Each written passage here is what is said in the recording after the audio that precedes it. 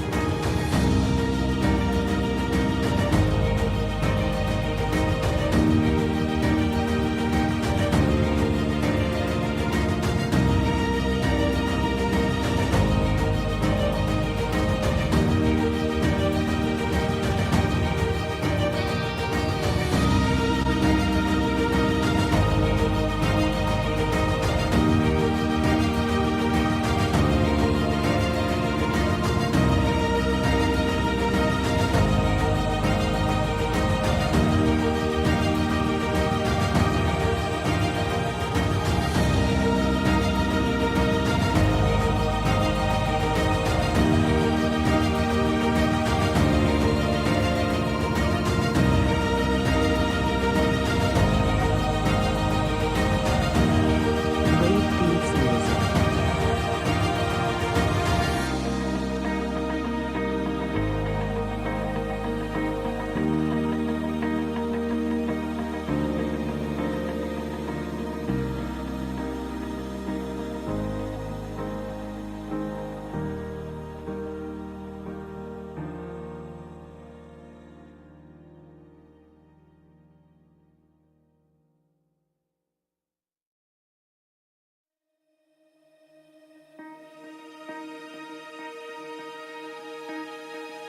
Wave beats music.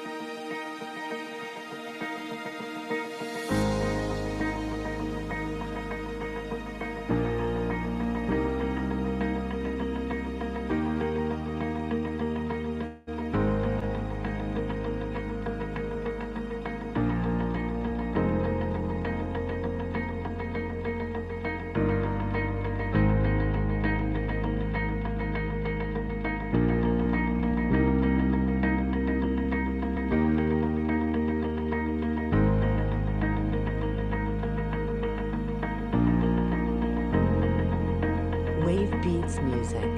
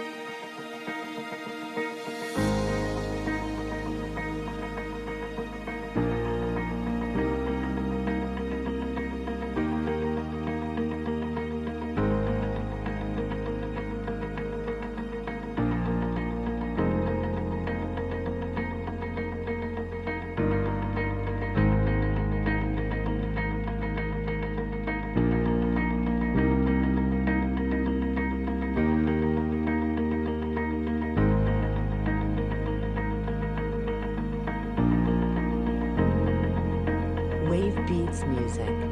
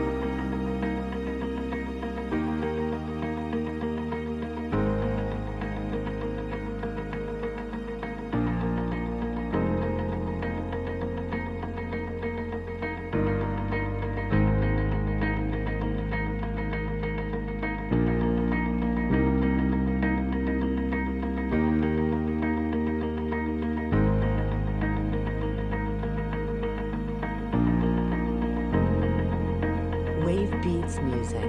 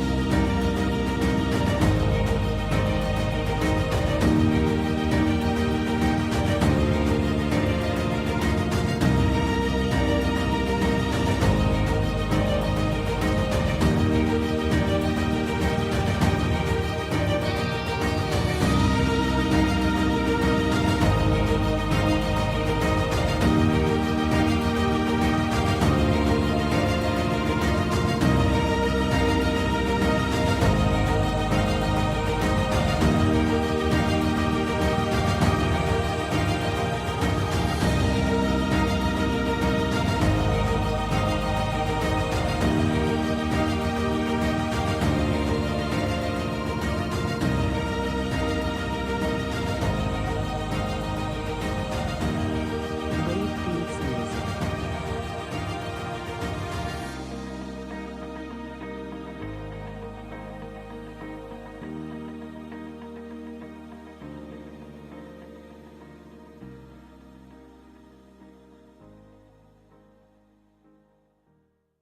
Majlis bersua kembali hari ini pada hari ketiga E-Colloquium Pendidikan Antarabangsa Pejabat Pendidikan Daerah Miri tahun 2022.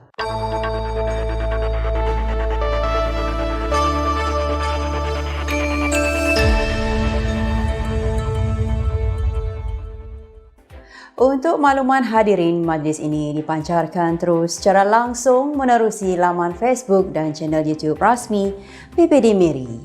Sementara itu, para peserta boleh mengimbas kehadiran melalui QR Code yang dipaparkan pada layar skrin.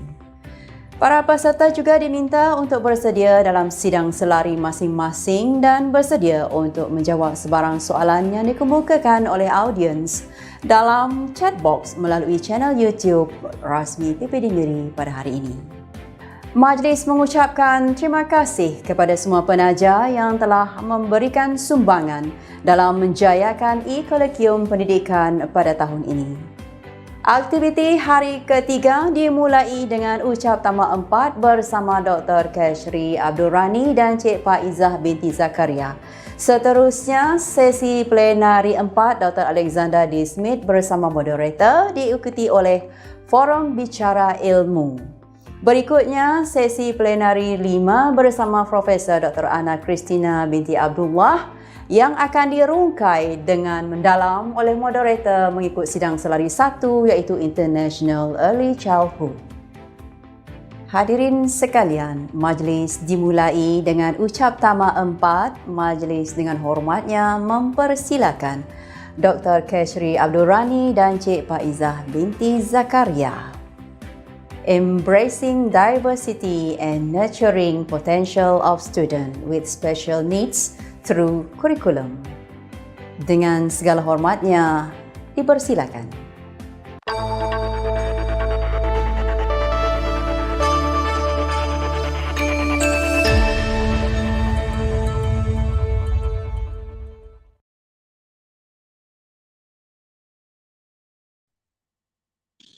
Hello, hi, very good morning to everybody attending today's slot.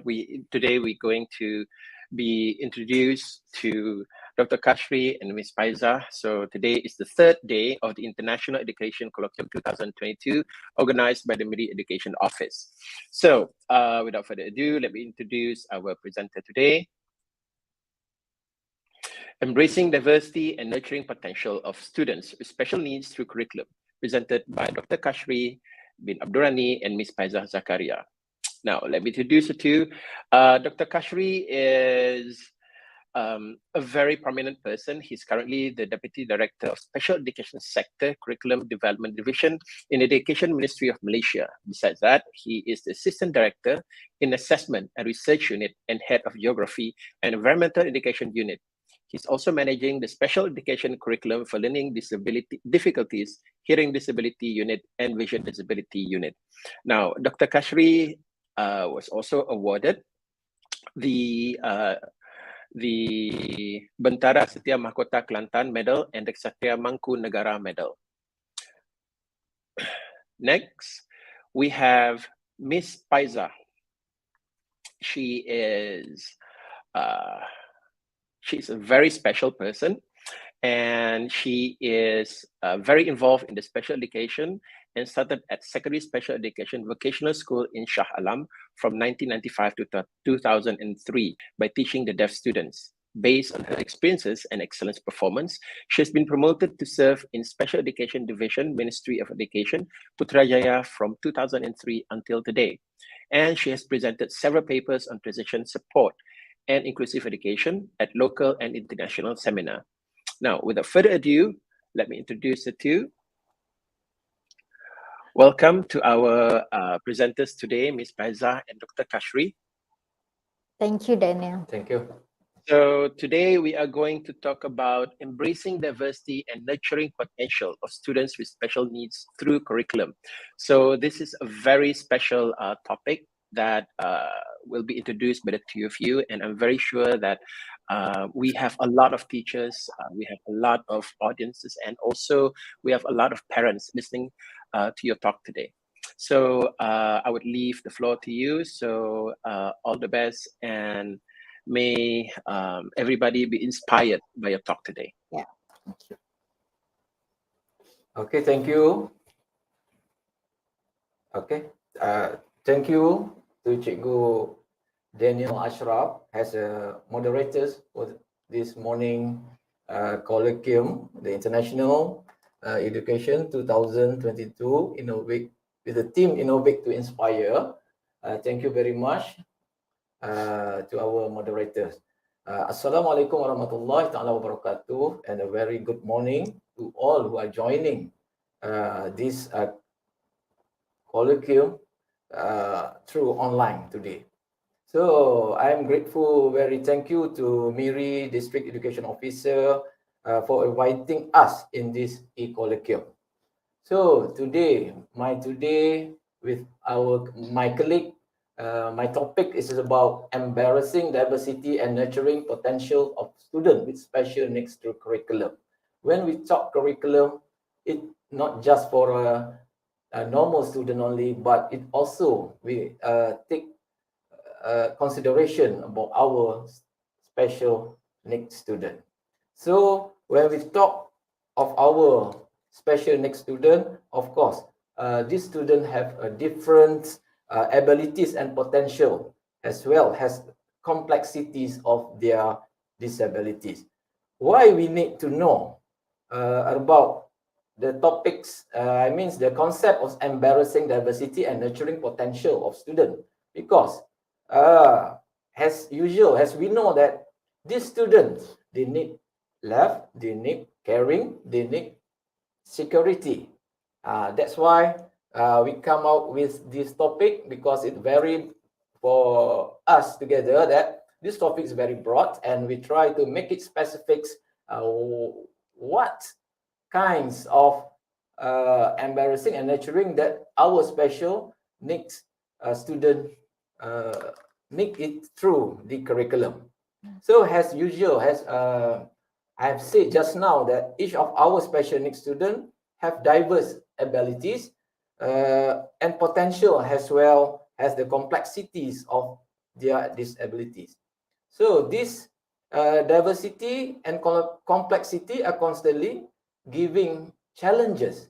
That means this student and the teachers also having a lot of challenges. How to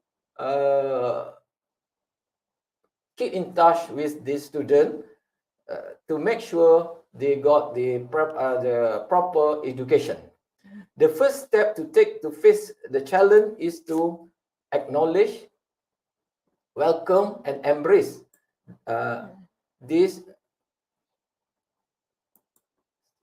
Wait, still this one. Oh, sorry, still the first one. In implementing curriculum, just now I mentioned that the curriculum, not just for the normal student, but also for the special needs student. So what we want to do here is we must, in implementing curriculum and establishing learning, we must aim as a teacher, as a curriculum developer, and also you all as teachers, we must aim to maximize the potential and minimize the barrier. That's the two words that we must make sure that we must maximize the potential. Because for me, for us here, that the special education student, they have their potential, and we try to find out what their potential.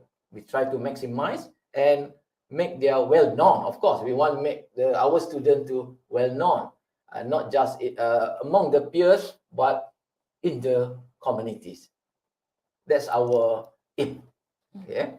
Learning process must be accompanied with intervention to strengthen our student readiness to acquire knowledge, skill, and value, as mentioned in the curriculum. So in the curriculum, what all the teachers know already about this. We focusing in knowledge, skills, and values. These are three component part that the student should acquire after leaving the school. Okay. School needs to embrace the diversity and together with school community. So here, what we see now is the community playing the major role, to make sure that what we have done can get the support, and to make sure that we need the togetherness. We need the collaboration with the communities that toward providing learning environment that can nurture our student potential.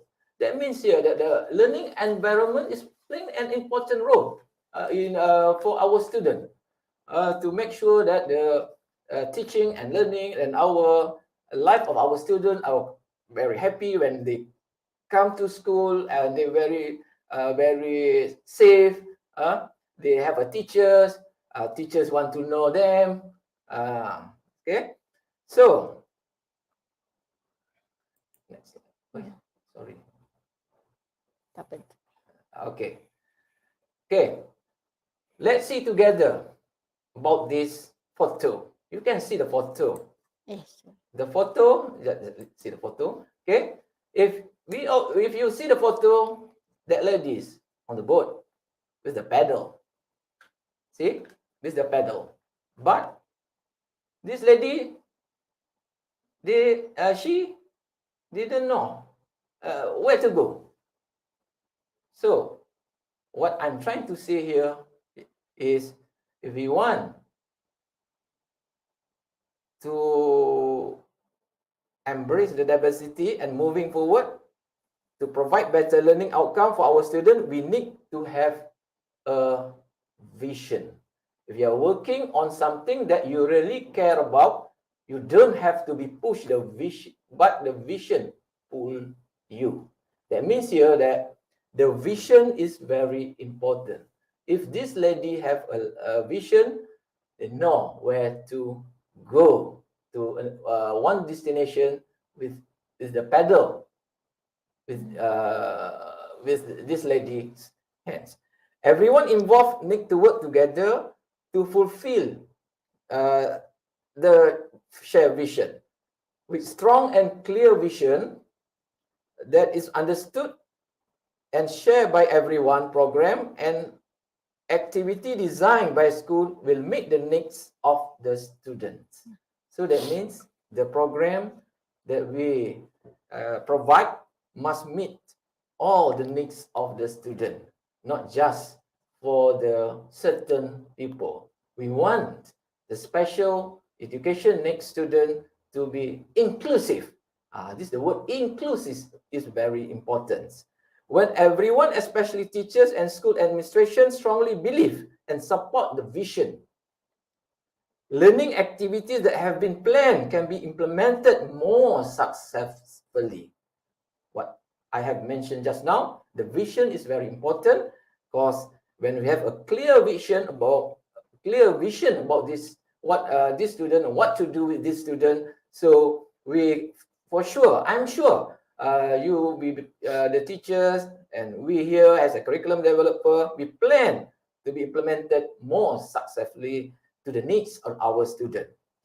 The vision share will push and pull everyone to work to achieve things that have been planned. As mentioned just now, when everyone understand, care, and share a same vision, the effort taken will not be burden but meaningful. This is very important. So here, if we have a vision, we can make sure all the learner provided with meaningful and high quality education. They need the high quality education to make sure that after they left the school, they can involve and get into the community. Okay, which one? Next. Okay, we'll go to the next slide. Okay, you see the next slide.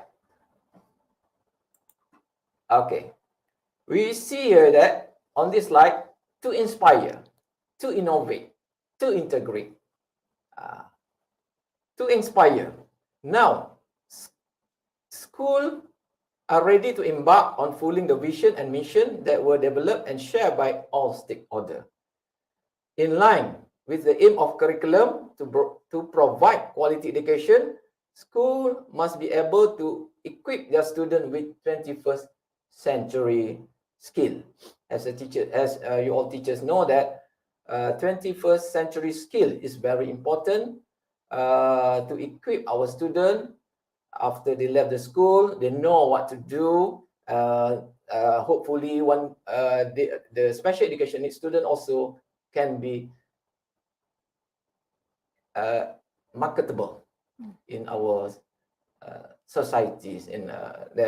Hopefully one day they also can be as an entrepreneur. That's our hope, but it can be achieved if we do something to our students. We equip them with the 21st century skill. It depends on the student. Sometimes they need the communication skill as an important skill. Okay, and the second skill, such as creativity and innovative thinking, is also important. And one, for sure, we must make sure that the collaboration at school, we must create the collaboration to make sure that this special education needs students know each other, know the teachers, and make a collaboration, make a friend, not just in school, but in the community after they left the schools. In line with the aim of curriculum to provide quality education, school must be able to equip their students with 21st century skill to make sure we must, of course, the curriculum move toward that. Okay, this 21st century skill, as I mentioned just now, will be able to prepare our students to be competitive and able to excel, not just locally, but hopefully one day the special education in Malaysia will go more internationally. That's our hope. Our special needs students should have the same opportunity to participate and actively involved in various activities, both local and international. So that means here, we must give the opportunities to our special education needs students to participate, to make they all be more inclusive. That's very important. Not just when we have activity, we just quick the student, segregated the student, but for us that we must, what we call it, we must make it together. Togetherness is very important. So here, schools needs to design learning activities that can build our special need competency to be independent learner and are inspired to innovate and improve their performance in life. So that means the learning activities, of course, as a teachers, as a curriculum developer also, like me and Chief Aiza will design what kind of curriculum, and of course, this curriculum will be planted by all the teachers, and at the ground level, the teacher, hopefully, the teachers, I'm sure here that all the teachers have designed a learning, a very good activity. What I see when I'm going down to the school, I saw so many effort have been done by the teachers to make sure the special education needs students have something. They have a knowledge, they have a skill, they have values. Thank you very much to our teachers. I'm very touching when I saw how the teachers keep in touch with the student to make sure the student learns something.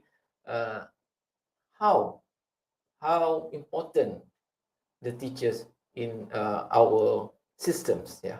Once our special needs students are confident, we need to build up the confidence among students, competent and inspire. They can participate and integrate themselves into the society successfully. So that means that, of course, we want to build up the levels of confidence. We also, as a normal human, we need confidence. When we go outside, we can talk to everybody. We can give ideas. That's we need we need to make sure the level of confidence of our student must be one of the objectives in the learning educations. Our student achievement will be part of success story of our curriculum. If I think this one, it's happened already. It's happened in the curriculum.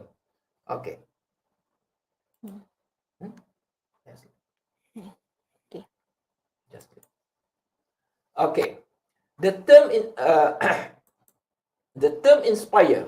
See, just now I mentioned the three keyword here: inspire, innovate, integrate. Inspire. Why want to inspire? Why want to innovate? Why we want to integrate?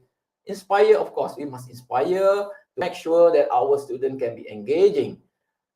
Inspire to make sure that they are sharing. To be when they inspire, to be motivate, values, desire, inspire by action. So the term inspire will be elaborated to present two situations here. That means two situations. What is it? To inspire and to be inspired. To inspire and to be inspired, it involves both situations where students are inspired and at the same time they can inspire other people. Yeah. The spirit of inclusive education is to get all people to respect each other.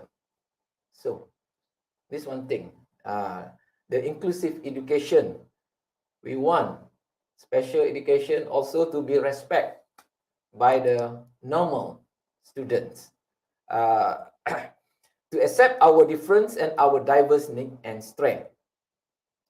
Inclusive classroom will create positive environment that can get all students, including special needs, to share, engage, and motivate each other to be better and excel in their life. In school, a student with special needs will inspire their typical peers and friend to be a special kind of person. So if this want to, in school, hopefully this can be done soon in Malaysian context. Being a special kind of person means that they have a strong empathy and values to be kind and extending their hands to help and assist their disabled peer. we hopefully that normal student and normal friends, they can help and assist their friend who are disabled persons. That we hopefully, but nowadays also it's happened. When we saw the blind person cross the road, then we try to assist them to cross the road. That we need that kinds of empathy, that kind of responsibilities, that kind of awareness to the new generation.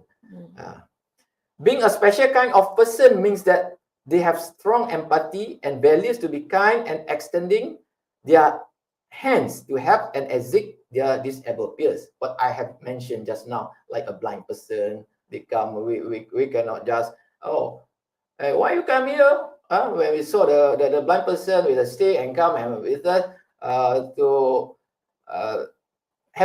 get a donation, and then sometimes we just call it halal it. Susah. Don't do like that. So sometimes it's happened in our society. It's very neglect for me. It's very, very, very frustrated for us lah. Because they have every human have their own fate. Is it? Nasib yang tak sama. Okay. Once of our special needs student and their typical peers and friends have built friendship and partnership, they will have experience and strength to innovate and solve problems together on their own. Okay. This partnership and friendship will help all students to integrate, to help each other and learn from each other and do well. So here we need the integration, not just integration the subject, but integration among the peers is very important. Students integrate to help each other and learn from each other and do well. So that means inspire, innovate, integrate. They are interrelated each other. When we inspire, of course, when God inspire in our we call it in our heart, in our soul. So we can innovate, and of course, lastly, we must integrate to make sure that all the students, either they all special education or normal student, they must be inclusive. Okay.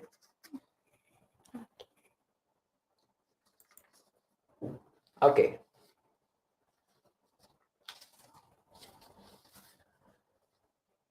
Diversity classroom.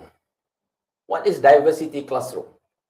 Diversity in the classroom helps students develop social awareness, which help them appreciate. Okay. Diversity classroom, appreciate different perspective. See? Different perspective and draw stronger conclusion. That's why we must know that diversity classroom is very important. It improves critical thinking skill and encourage academic confidence. Curriculum prepare all students with knowledge, skill, and value in various areas through many subjects.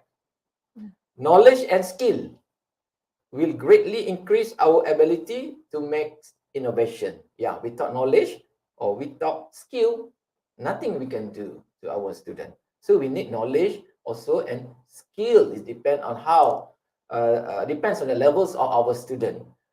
Okay. However, to inspire individual to innovate, individual need to have a set of mind, thinking, and values so that they can be strong in characters and value. That means we just mentioned just now about inspire. When we inspire, that means we have the strong in character and value. In nurturing our special needs student potential, learning activity must embed social intervention in the curriculum. That we insist in our curriculum. So I think the teachers have done it very well, especially in embedded the social elements in the curriculum among our students. Okay, so special education curriculum provides flexibility as described in the Special Education Regulation 2013. So in this context, for the special education, when we talk about special education, we cannot deny about the flexibility in teaching, flexibility in giving the different kinds of material. It depends on what kinds of special education needs that we teach it. So make sure that we cannot say that, oh, the curriculum is very high, it's very difficult. How to be flexibility? We must finish the curriculum. That's not the point. The point is for the special need education, especially for the low functioning,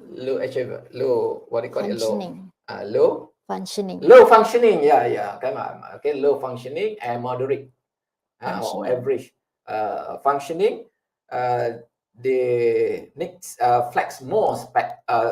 flexibility.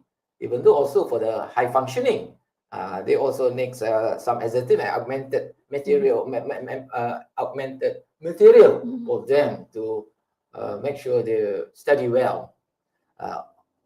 So this one it depends how we take care.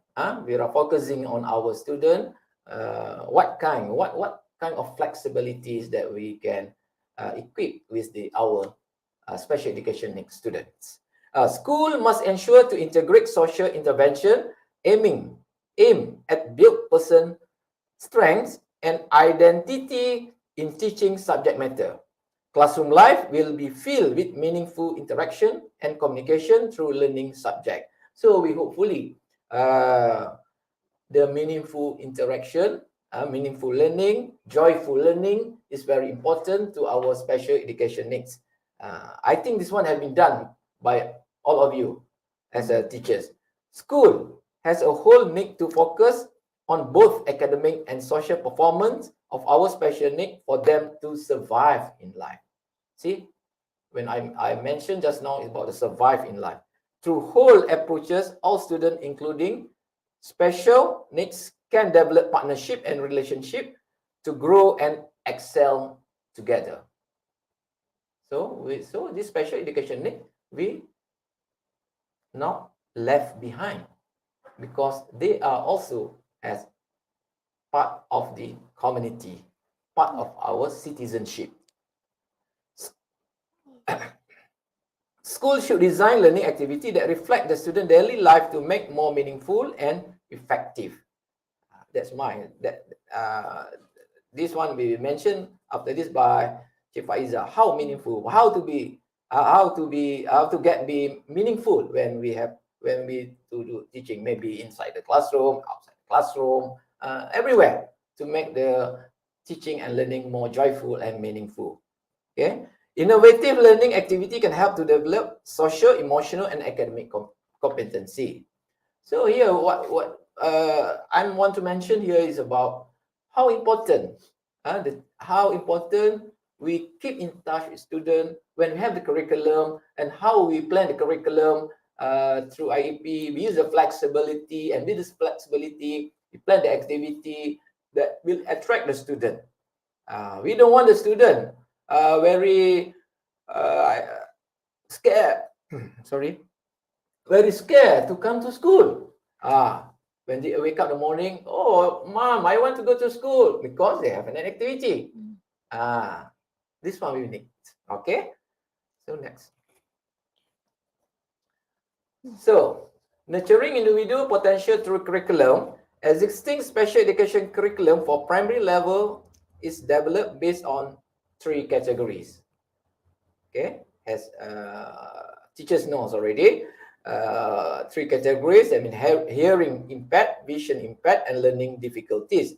The focuses are for academic skill, self-care skill, and social skill. Okay, these skills are embedded across the subject available in the curriculum.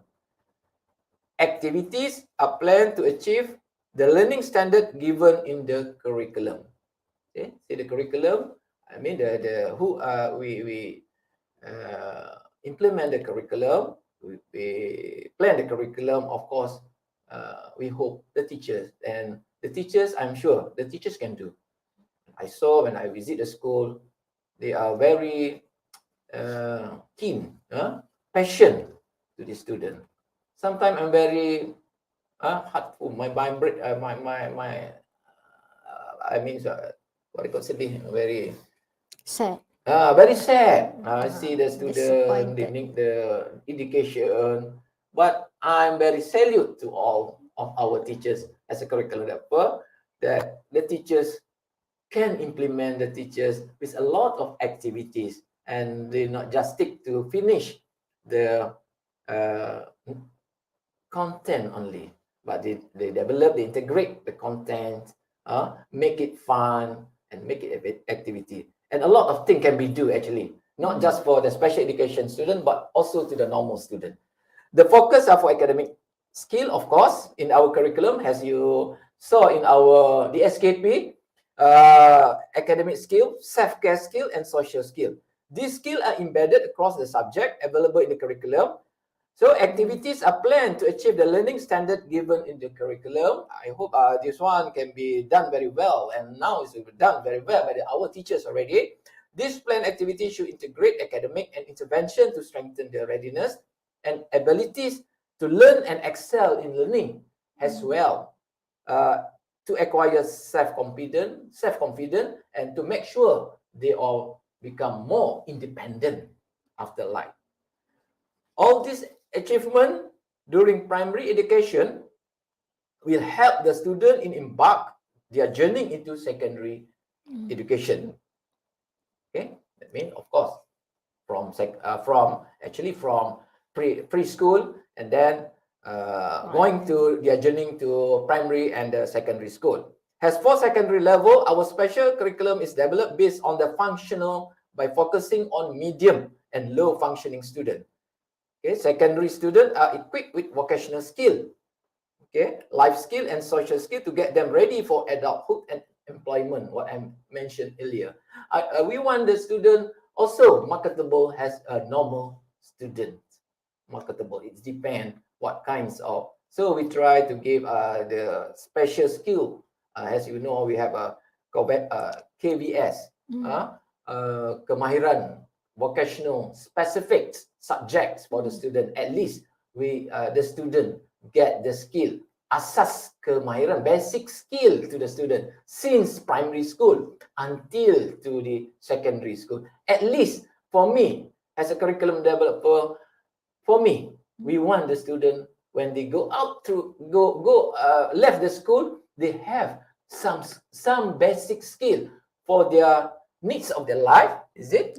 And then maybe if they have a little bit much more skill, they can be an entrepreneur, can have their father and mother who have their business, and also can be marketable in the market.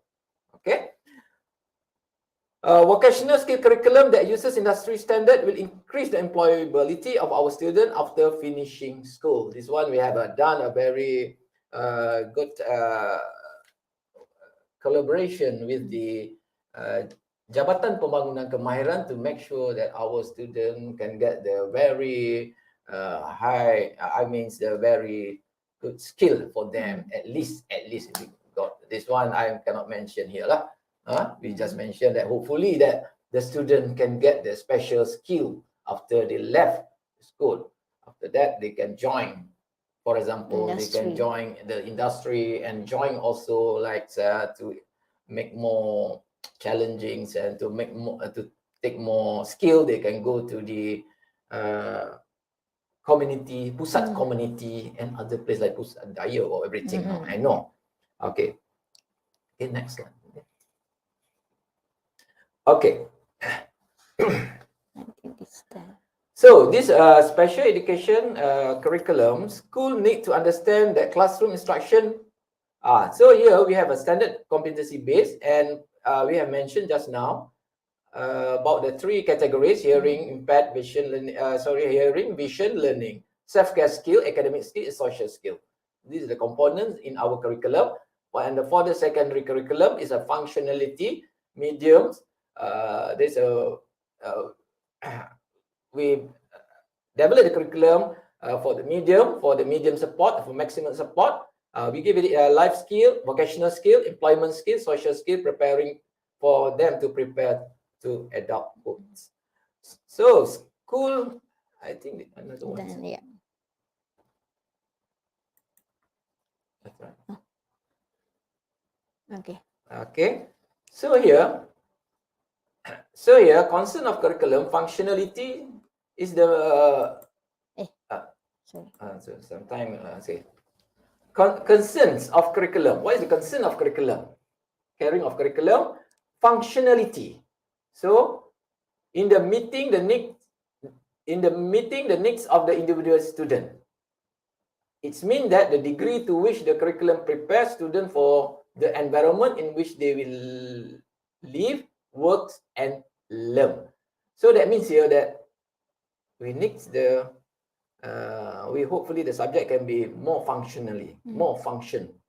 So school need to understand that classroom instruction need to aim for student competency to carry out their daily living and prepare students for the environment in which they will live, work, and learn. In terms of inclusive education, especially involving high functioning students who are able to go for academic performance, school need to do enhancement to the teaching and learning strategy to ensure the student success. Okay. Enhancement can be done based on intervention strategy and goal agreed in the individual IEP, individual education plan.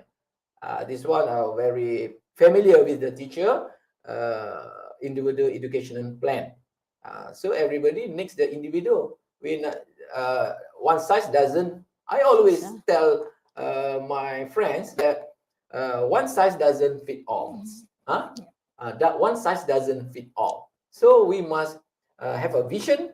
What I mentioned just now, the mission, and then we must know the student. Each of the students of a special education need what they need, because they have a different abilities, different kind of student, different kind of need.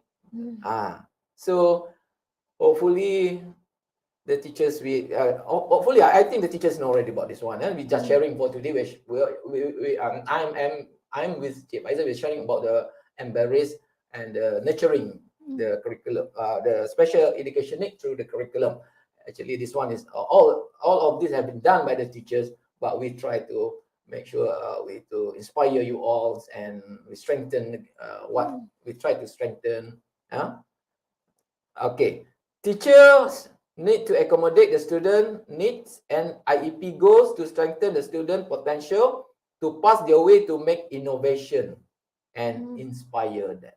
That's why the themes for 3 days colloquium, innovate to inspire, is relate to our special education need student. I think that's all from me. As this presentation, the keynote will continue by Cik Faizah. Thank you, Doctor. So now, Cik Faizah, you ready? Yeah. Yes. Okay. So now you may continue. Yes. Please. Okay. Okay. Thank you, Daniel. So I will try to make a short and not so long explanation. So for my part, looking at the themes of this colloquium, innovation to inspire, when I discuss it with Dr. Kashri, so this theme is quite heavy actually. So when we want to talk about curriculum is straightforward. We are talking about subject. Yeah. So how can the subject, we can use the subject to inspire, and also we want our student to be inspired. they can inspire people, and at the same time they be inspired by teachers themselves in the classroom. So here we try to actually our talks, we are trying to inspire our teachers to do more for our students, to make sure our students also themselves will be inspired and they can do a lot more in terms of what we want in the 21st century skill. We want them to be able to communicate efficiently. Then also they can solve problem. They can make decision on their own. This is the aim of our curriculum itself. And then inside the curriculum, in terms of implementation, we in the document, the curriculum document, we actually emphasize teachers to always integrate intervention and also try to focus on the social outcomes, not so much on the academic side, but also balance the activity to aim for social outcomes. So what I'm trying to say, teachers and educators, especially in special needs education, must move towards looking at disability as an impairment, which is more towards a medical model or model. So we try to move to more social model, looking at the perspective that disability is a diversity and we should not be intimidated by it, and we should not make it difficult. It is, or it's very hard subject when you say, oh, disability, so many type of disability, and it will be a challenge, but we need to put that challenge aside and try to look at more a positive way. So in teaching the special needs, we must remember that our student, actually our special needs student, need support, and of course to be inspired, they need love. So teacher must have an open mind and must have an open heart to accept the diversity among our students. So curriculum actually provide different perspective through subject, many subject, mathematics, languages, social subject, all have a specific purpose. But actually for our students, this subject will help them grow, will help them be prepared and be more confident in to be a community or a part of the community. Okay. So they need to be aware of themselves, have self-awareness and self-reflection, so they can improve themselves through learning in the classroom. So that is what we mean by meaningful learning. Meaningful learning, we want the learning activities to be more functional.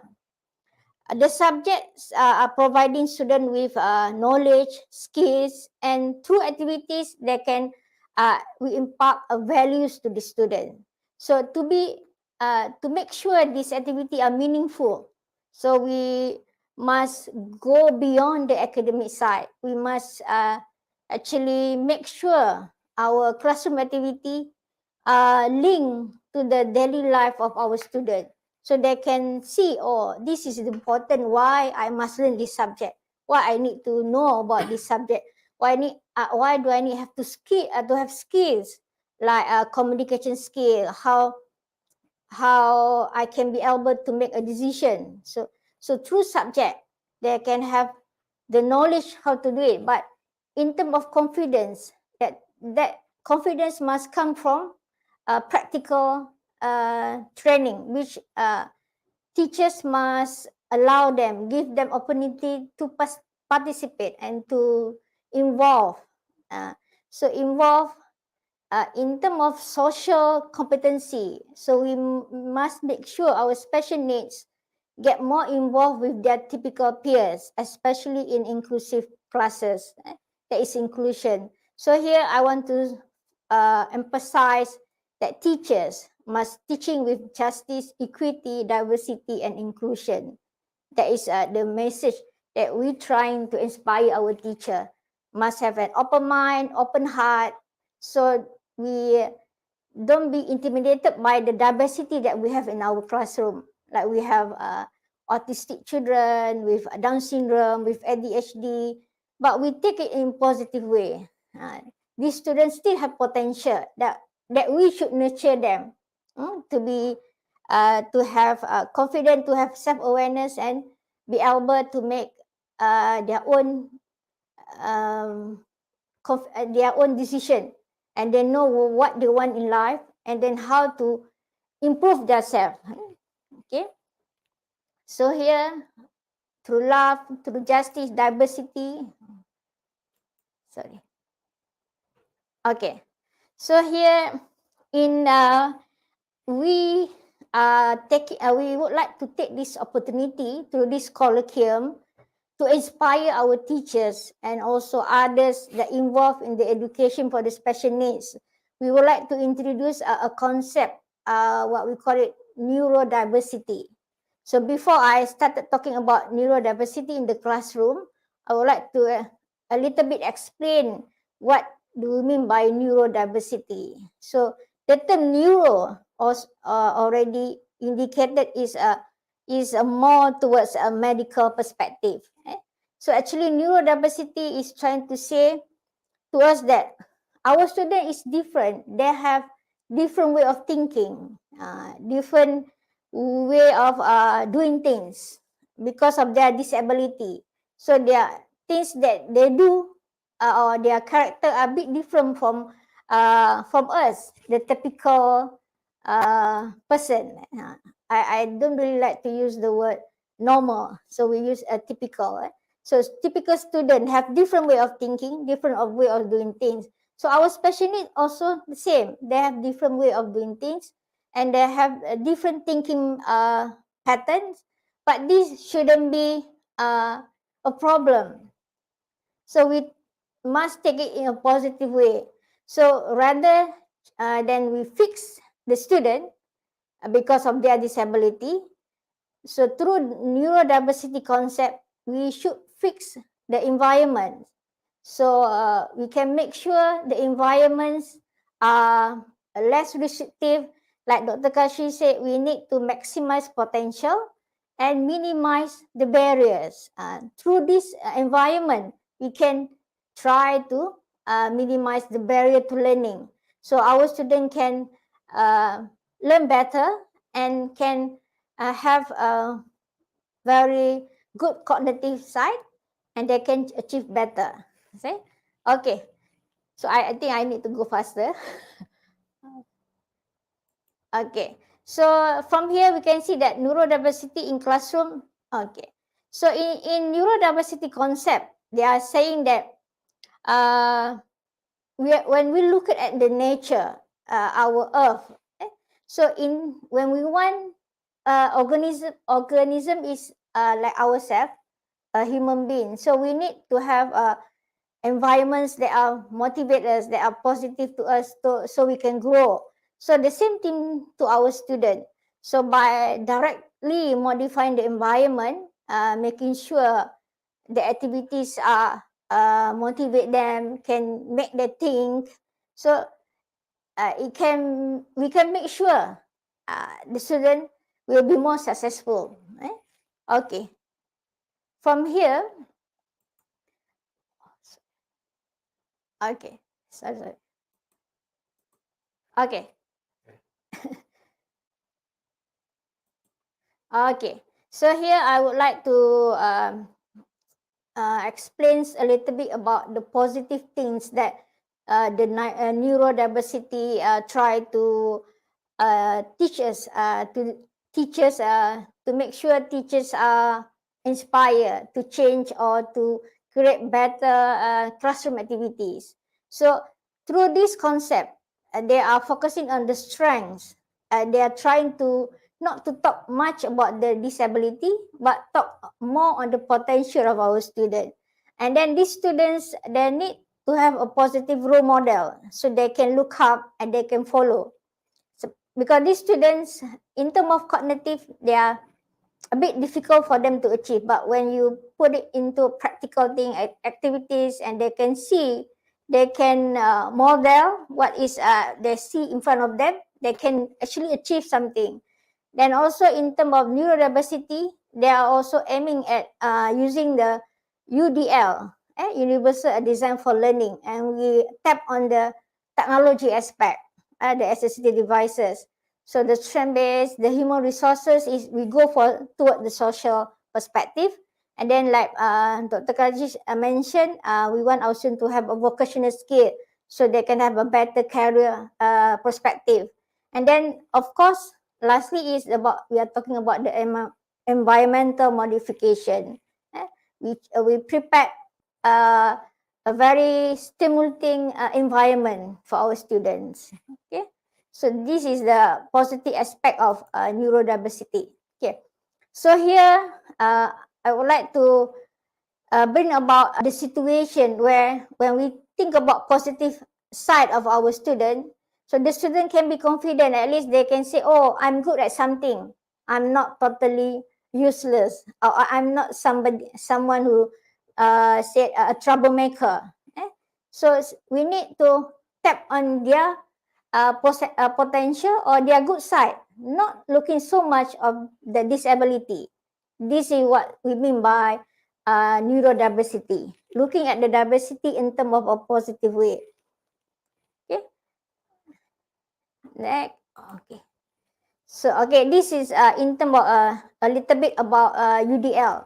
So UDL is just a term that explaining all the infrastructure, our equipment or our activity must be open, not only for the special needs, at the same time it can give the benefit to our typical student. So this is what we mean by universal design. We try to give to help to assist our student to be able to achieve more. Like for my hearing impaired student, so when they use ABP, alat bantu pendengaran, or the assistive devices, they can hear, so they can learn better. That is why we try to use as much as we can the AAC, augmentative alternative communication. We use technology to help our students respond to the learnings in the classroom. Okay, okay here in terms of AAC, these are three examples. Because there are 8 aspects of neurodiversity, but here we just put in 3 examples. First is about we're talking about strengths, the positive potential of our student. If our students are visual learner, so we perhaps in terms of teaching the concept of more, less, or equal in mathematics, we can use pictures, and then we can also use positive role model. We try to show the student how their friends or their typical friends can do the math problem that been given to them, so they can follow, they can imitate. That's the second one. And the last one, I would like teachers to also understand the needs for assistive technology, or under UDL, Universal Learning Design. So we use software or any kind high-tech materials that can help students to give response. So like here, like student who without verbal communication, they still can give response through clicking the flashlight. It means when you say, when teacher want to express more, the concept of more. So if they understand more, they can click the lights. It means the student have given correct responses.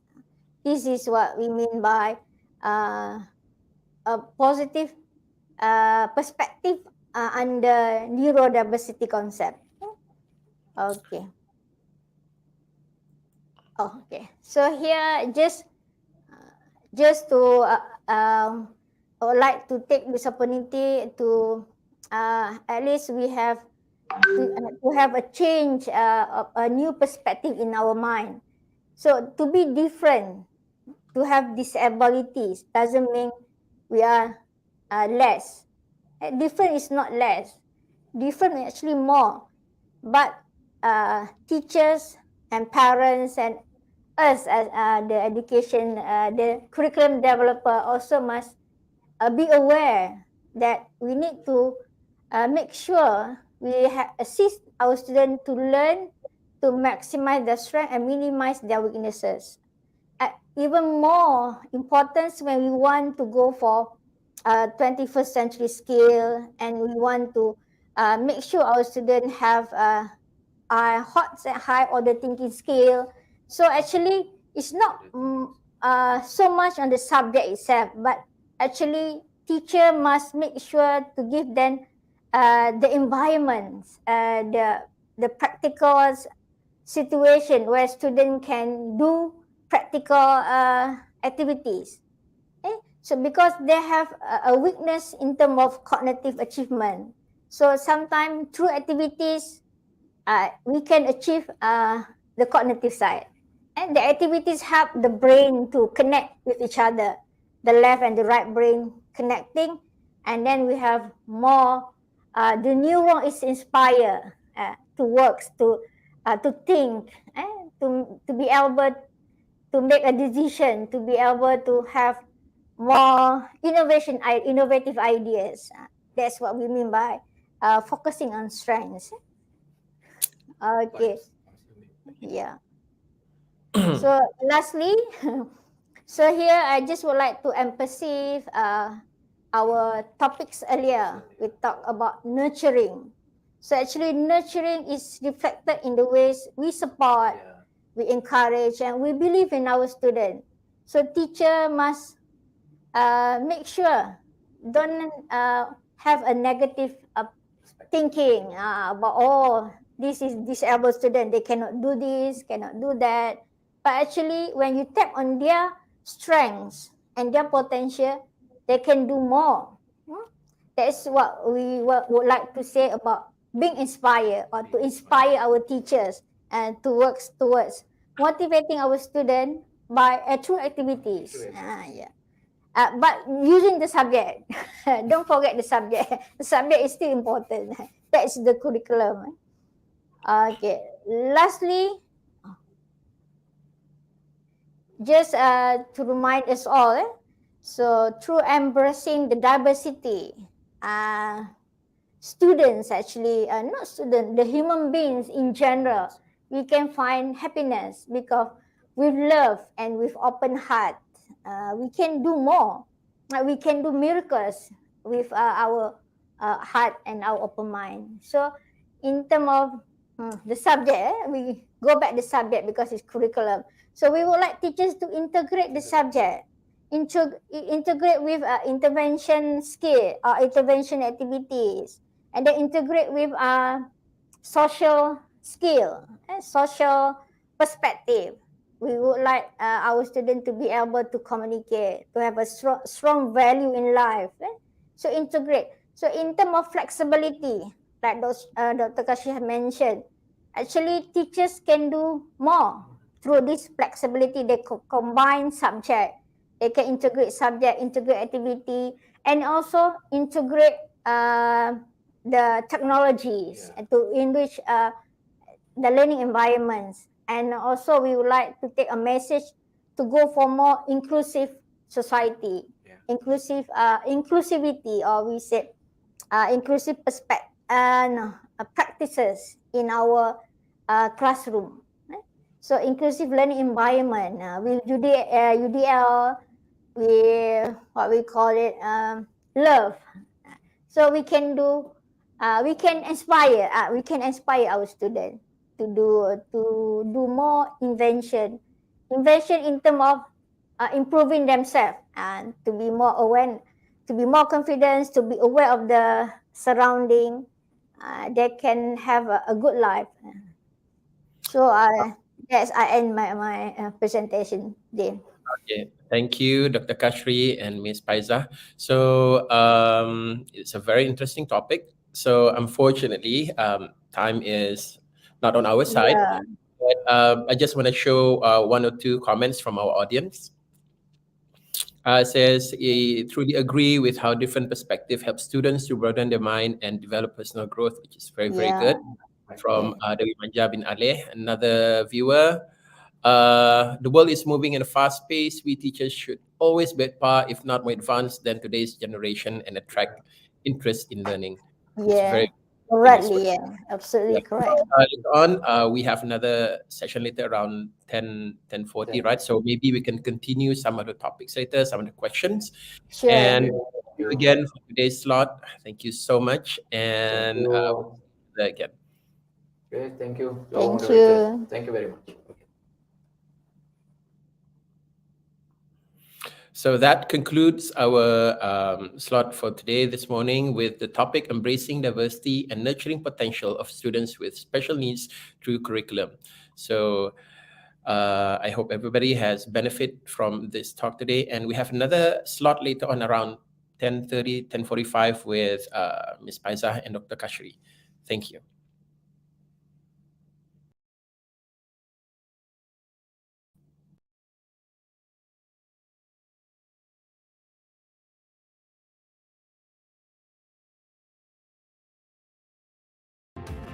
Majlis merakamkan ucapan terima kasih kepada Dr. Kashri Abdul Rani dan Cik Faizah binti Zakaria atas ucap tama itu tadi.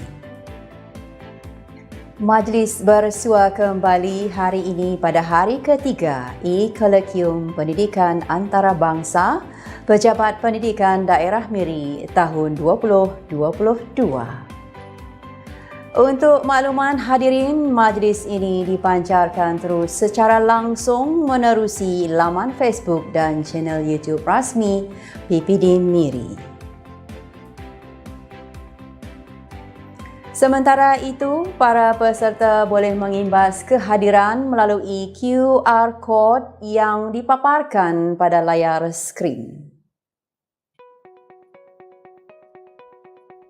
Para peserta juga diminta untuk berada dalam sidang selari masing-masing dan bersedia untuk menjawab sebarang soalan yang dikemukakan oleh audiens dalam chat box melalui channel YouTube rasmi PPD Miri pada hari ini.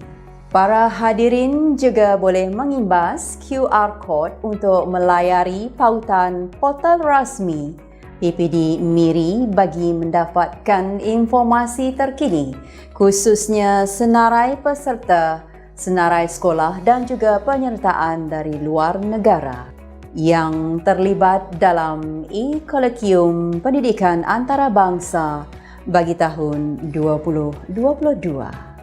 Majlis mengucapkan terima kasih kepada semua penaja yang telah memberikan sumbangan dalam menjayakan E-Colloquium Pendidikan pada tahun ini. Aktiviti hari ketiga dimulai dengan ucap tama 4 bersama Dr. Kashri Abdul Rani dan Cik Faizah binti Zakaria. Seterusnya, sesi plenari 4 Dr. Alexander D. Smith bersama moderator diikuti oleh forum bicara ilmu. Berikutnya, sesi plenari 5 bersama Profesor Dr. Ana Christina binti Abdullah yang akan dirungkai dengan mendalam oleh moderator mengikut sidang selari 1 iaitu International Early Childhood. Para hadirin yang dihormati, seterusnya kita beralih ke sesi plenari 4. Majlis mempersilakan Dr. Alexander D. Smith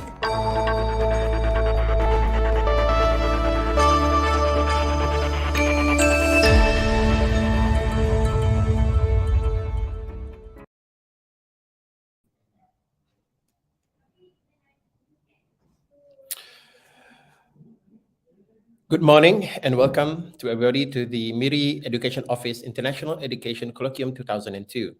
Today we're going to be on the second slot of day 3 with Dr. Alexander. But before that, let me introduce to you Dr. Alexander.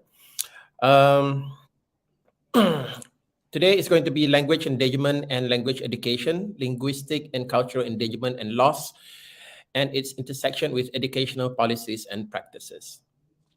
So this is Dr. Alexander Smith. And a bit about Dr. Alexander.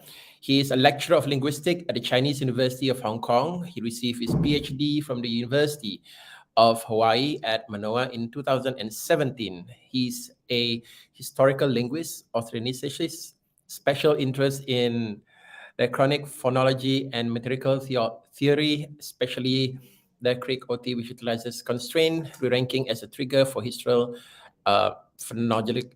phonological, I'm sorry, so difficult to pronounce it, but it's okay. We are going to invite Dr. Alex to actually introduce himself as well as talk about what he is going to present today. So I invite Dr. Alex. Hello, Dr. Alex. How are you? I'm good, thank you. So how's Hong Kong? It's very cold right now, actually. So, It's very cool. So you're in the office, right? yeah. Okay. So, but before that, I got to know from our previous conversation that you used to be in Sarawak. I was in Sarawak multiple times in 2014, 15, 16, and 17. But I haven't been there in a few years, most recently because it's impossible to travel there. But I spent a lot of time, especially in Miri and in upriver areas, traveling around to different areas in more rural areas of Sarawak. Yeah. Okay, good. So are you looking forward to come to Sarawak again? Because from our previous conversation, you said that you are going to work in Singapore soon. Yeah, I'm very much looking forward to getting back as soon as it's possible. Yeah. Okay. So now your topic about today's speech, not today's speech, I'm sorry, today's slot, you're going to talk about language and the endangerment of language. So can you please explain why is it important for us to preserve this endangered language? Yeah, I'm going to be talking about it a little bit in the presentation itself, but it has to do with how the number of languages that exist in the world, which is probably a lot more than people realize, and the fact that right now we're living through a sort of global linguistic extinction event. So we're going to be losing several thousand languages in our lifetime. And that's linked specifically to different types of policies that are implemented by countries, and those policies get implemented through educational systems and through other types of systems that have negative impacts, not just on linguistic diversity, but on other types of issues that indigenous people and minority populations are strongly affected by. So yeah, I'll be talking about all of that in the presentation. Okay, good. Thank you. So I leave the slot to you. So all the best and thank you so much. Yeah, thanks. Thanks everybody for coming. As it was mentioned, I'm a linguist, so I'm going to be taking a linguistic approach to this problem. But let's go ahead and get started. Few people realize it. Let me see, there we go.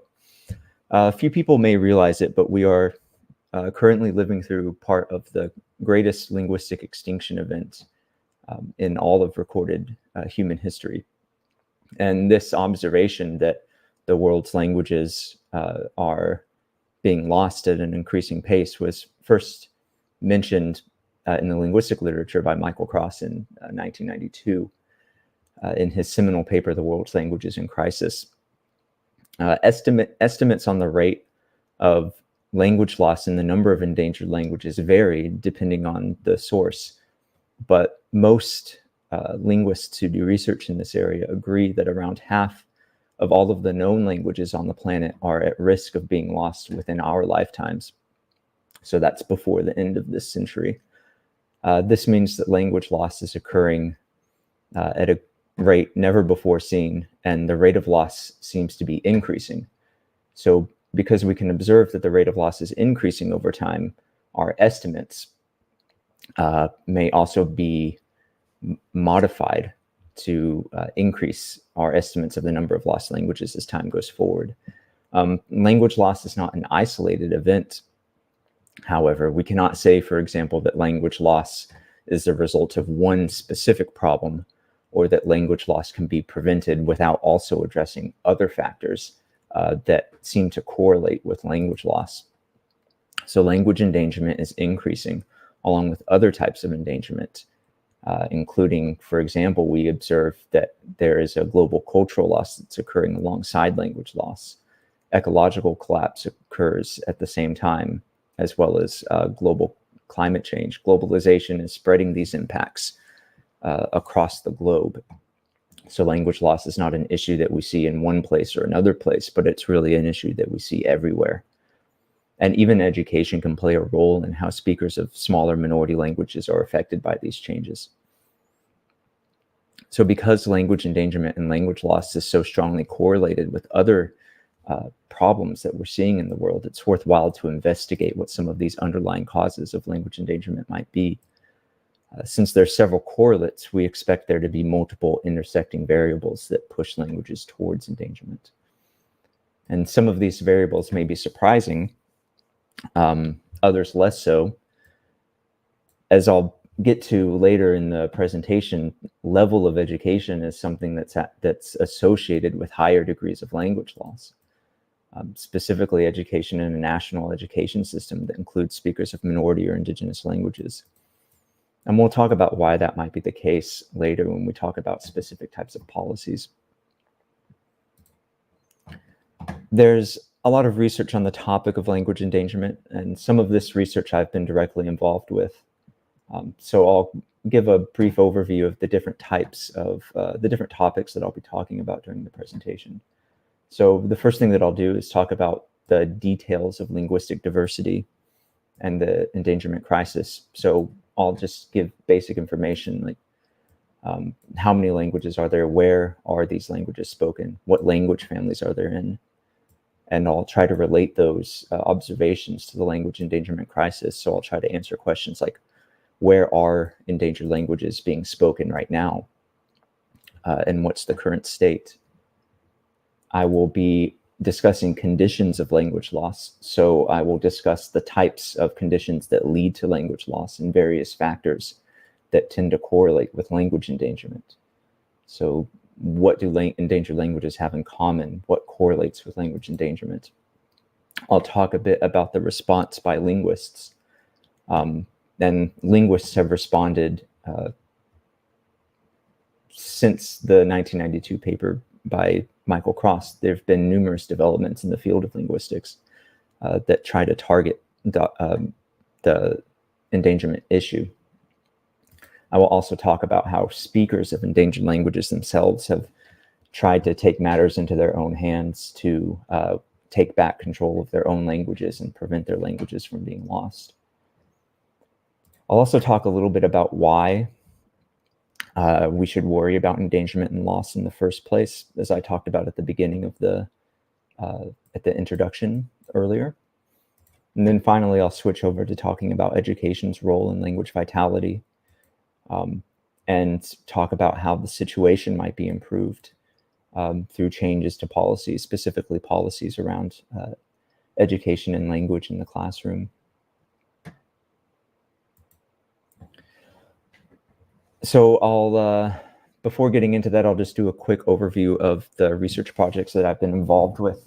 And I'm going to be taking a lot of the data that I used in my presentation from these projects. So there's something called the Endangered Language Project and the Catalog of Endangered Languages, which we started at the University of Hawaii that I was involved with while I was there.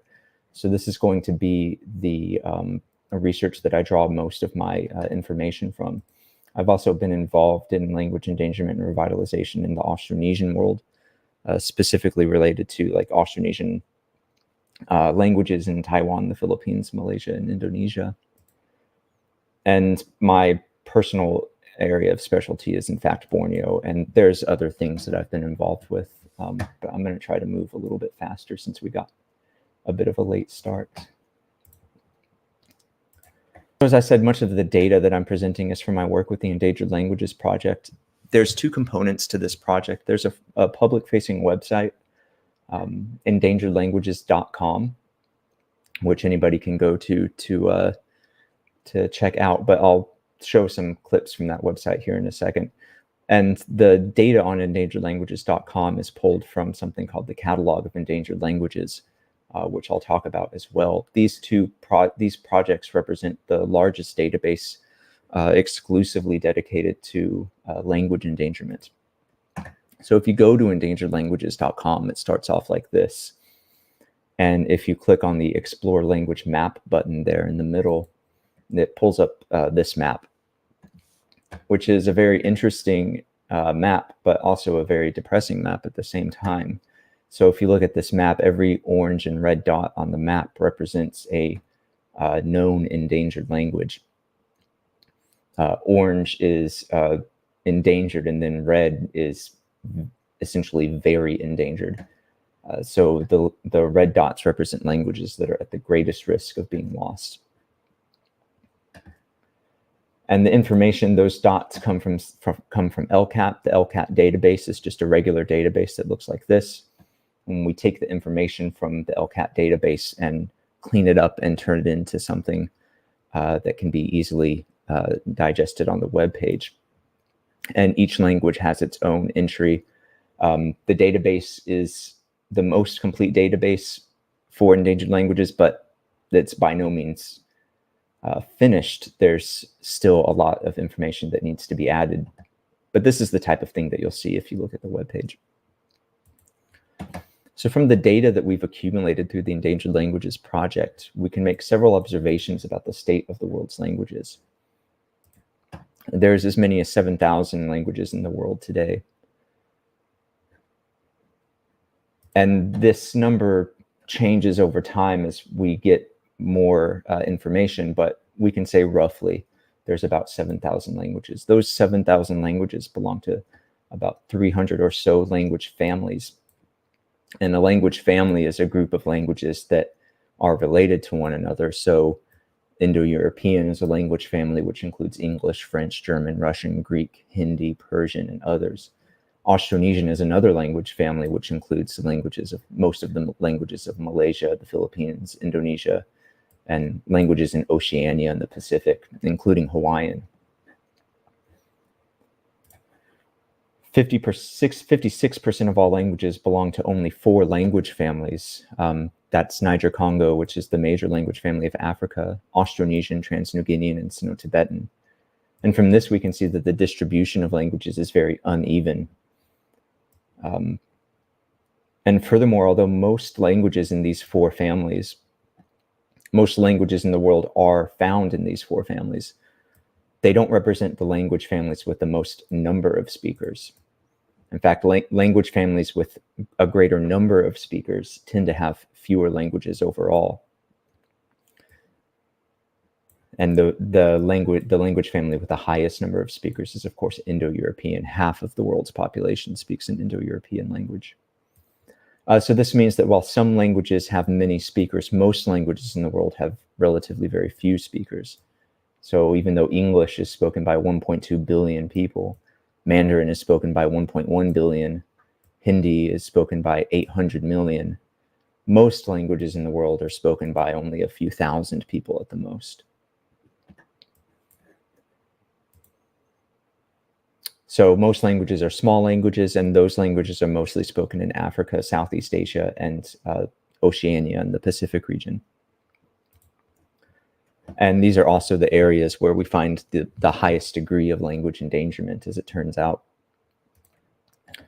So if we reference the endangered languages map from earlier, you can very clearly see that the areas of Africa, Southeast Asia, and the Pacific region are areas with the highest concentration of orange and red dots. And those dots are associated with specific languages. You can see Malaysia is right here. And this information, of course, is derived from LCAT. So it's of the information that exists on the world's languages and language endangerment levels, this is probably the most accurate information. So let's switch to talking about the conditions for language loss. Language loss occurs in communities that face multiple levels of linguistic and culture loss, that are socioeconomically disadvantaged much of the time, that are experiencing rapid cultural and lifestyle shifts. And sometimes these communities are specifically targeted by majority populations for forced assimilation and discrimination. And some of the things that occur alongside language loss that we have found highly correlate with language endangerment is a loss of indigenous land. That's probably the most important aspect. So as land is lost, language vitality decreases. Speakers of indigenous languages deal with the negative effects of extractive industries like logging and mining and things where outsiders have negative impacts on the health of indigenous land. They also face negative attitudes towards indigenous languages in general, and negative attitudes and stereotypes against indigenous people, economic pressures, and of course, urbanization, which tends to have very negative effects on the health of languages. So these issues weigh heavily on people who live in indigenous communities and speakers of minority languages. Some of these issues, like negative effects of negative attitudes towards indigenous languages, negative attitudes and stereotypes against indigenous people, are found in all aspects of life, and they can very easily make their way into the classroom, for example, either as products, specific products of policy, or as unconscious bias from educators themselves.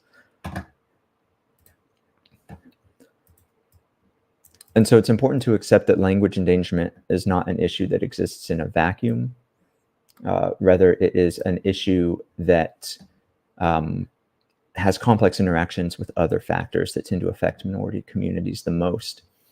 Language loss is not a singular issue, as I mentioned earlier, and it occurs because communities are affected by external forces.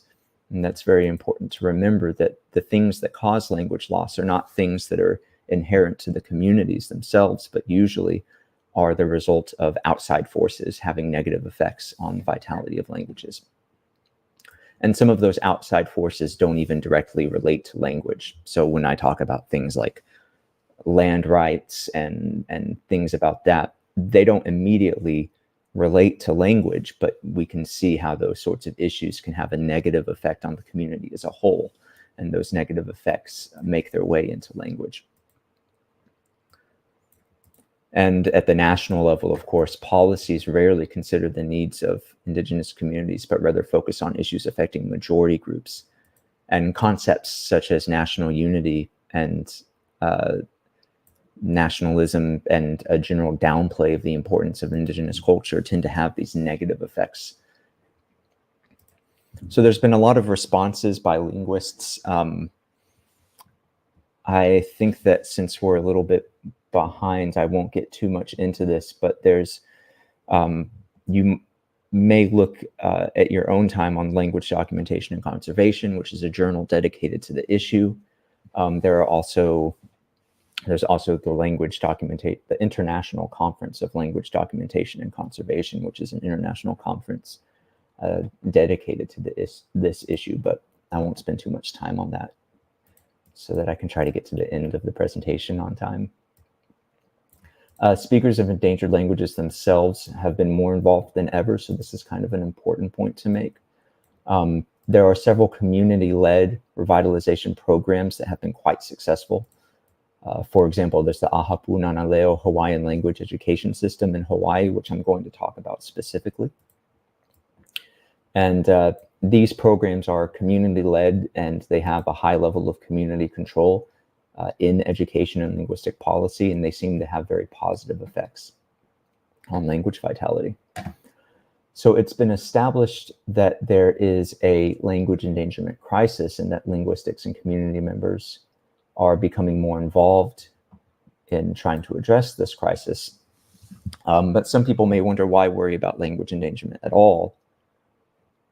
So despite the apparent gains in awareness of language rights, revitalization, and conservation, there tends to be a lot of pushback and a general lack of understanding, especially from non-linguists and those not familiar with the language endangerment crisis itself. And even in some cases, speakers of the endangered languages themselves may not see it as very much as a very big deal.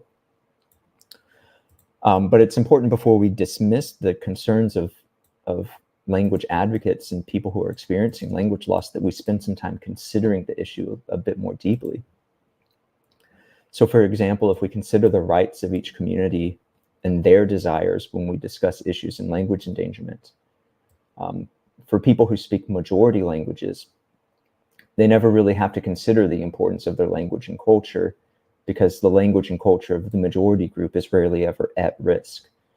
But speakers of indigenous languages and cultures have to constantly grapple with the position of their language in what is very often a hostile environment.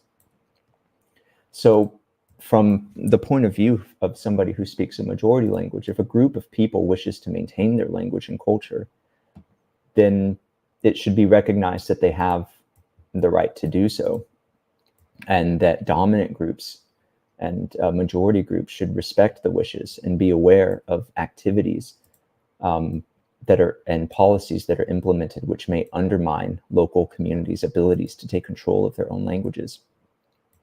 So communities have certain rights which should be expected, such as the right to maintain their culture and the right to maintain their language. In a more general sense, the issue of language intersects with issues of general human rights. People may say that linguistic unity is necessary for national unity.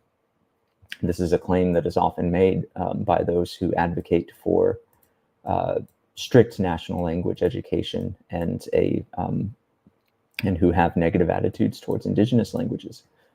But actually, research in the area finds that the opposite is true. Forced adaptation of a national language and suppression of indigenous and other minority languages results in disunity rather than unity, because the enforcement of a single national language in a multilingual nation ultimately involves the suppression of language rights in the minority communities, and the suppression of language and the suppression of language rights tends to lead to resentment rather than a sense of national unity. So the national unity argument is not supported by research. People say that isn't it just easier for everybody to speak the same language? And in a sense, it can be easier. Common languages, lingua francas, and national languages make wider communication easier. But national languages don't need to exist to the detriment of minority languages. It's not necessary to suppress minority languages in order for wider communication to take place. Bilingualism and multilingualism is common among humans, and it's the rule rather than the exception. So there's actually no need to push a monolingual or bilingual national policy, because research has shown that multilingualism tends to be good for language vitality, and multilingualism tends to be good for populations in general. So it serves no purpose to eliminate indigenous languages while promoting a lingua franca or a national language. People may say that language loss does not negatively affect people. Losing a language is not in itself harmful. But as I've talked about earlier, because language loss is so linked to other types of suffering and oppression, that we should be concerned when we see languages dying off at high rates. Since language loss is indicative of larger issues, if we see that our actions are contributing to language loss, then it's important to take steps to change those actions, because language loss, as I've mentioned, is indicative of wider issues of discrimination. And then the last thing that I'll talk about, some pushback that people sometimes get, is that minority languages have no economic value. But this is a disingenuous argument to try to equate linguistic and cultural heritage with economic value. And again, it's important to understand our own points of view on this. People who come from majority cultures and who speak majority languages very rarely, if ever, have to justify the existence of their language through economic metaphors. So what does one gain by demanding that speakers of minority languages justify the value of their cultures with economic terminology? The need to justify indigenous languages use itself is therefore a bit unnecessary. The whole point of all of this is to say that if people want to use their language, then they should be able to. So although some may try to minimize the importance of language, since it's intricately linked to culture and the well-being of people, of human beings in general. And so because of that, it's an issue that I think that we should all be concerned with. So let's transition now to research dealing with education and endangerment. So this graph, which may be a bit difficult to interpret, is from a very recent study, Broman and colleagues, which finds several global correlates with language endangerment. And some of these correlates, may seem a bit odd, like what does road density have to do with language endangerment? But that's just an indication of urbanization in general. But some of the other indicators, number of speakers, so languages with more speakers are less endangered. Number of nearby languages, so languages that are in linguistically rich areas are stronger overall. Endangerment levels of nearby languages, so if language endangerment is something that exists in one language, it's very likely that neighboring languages are also endangered. And then years of education, and this is the one that can be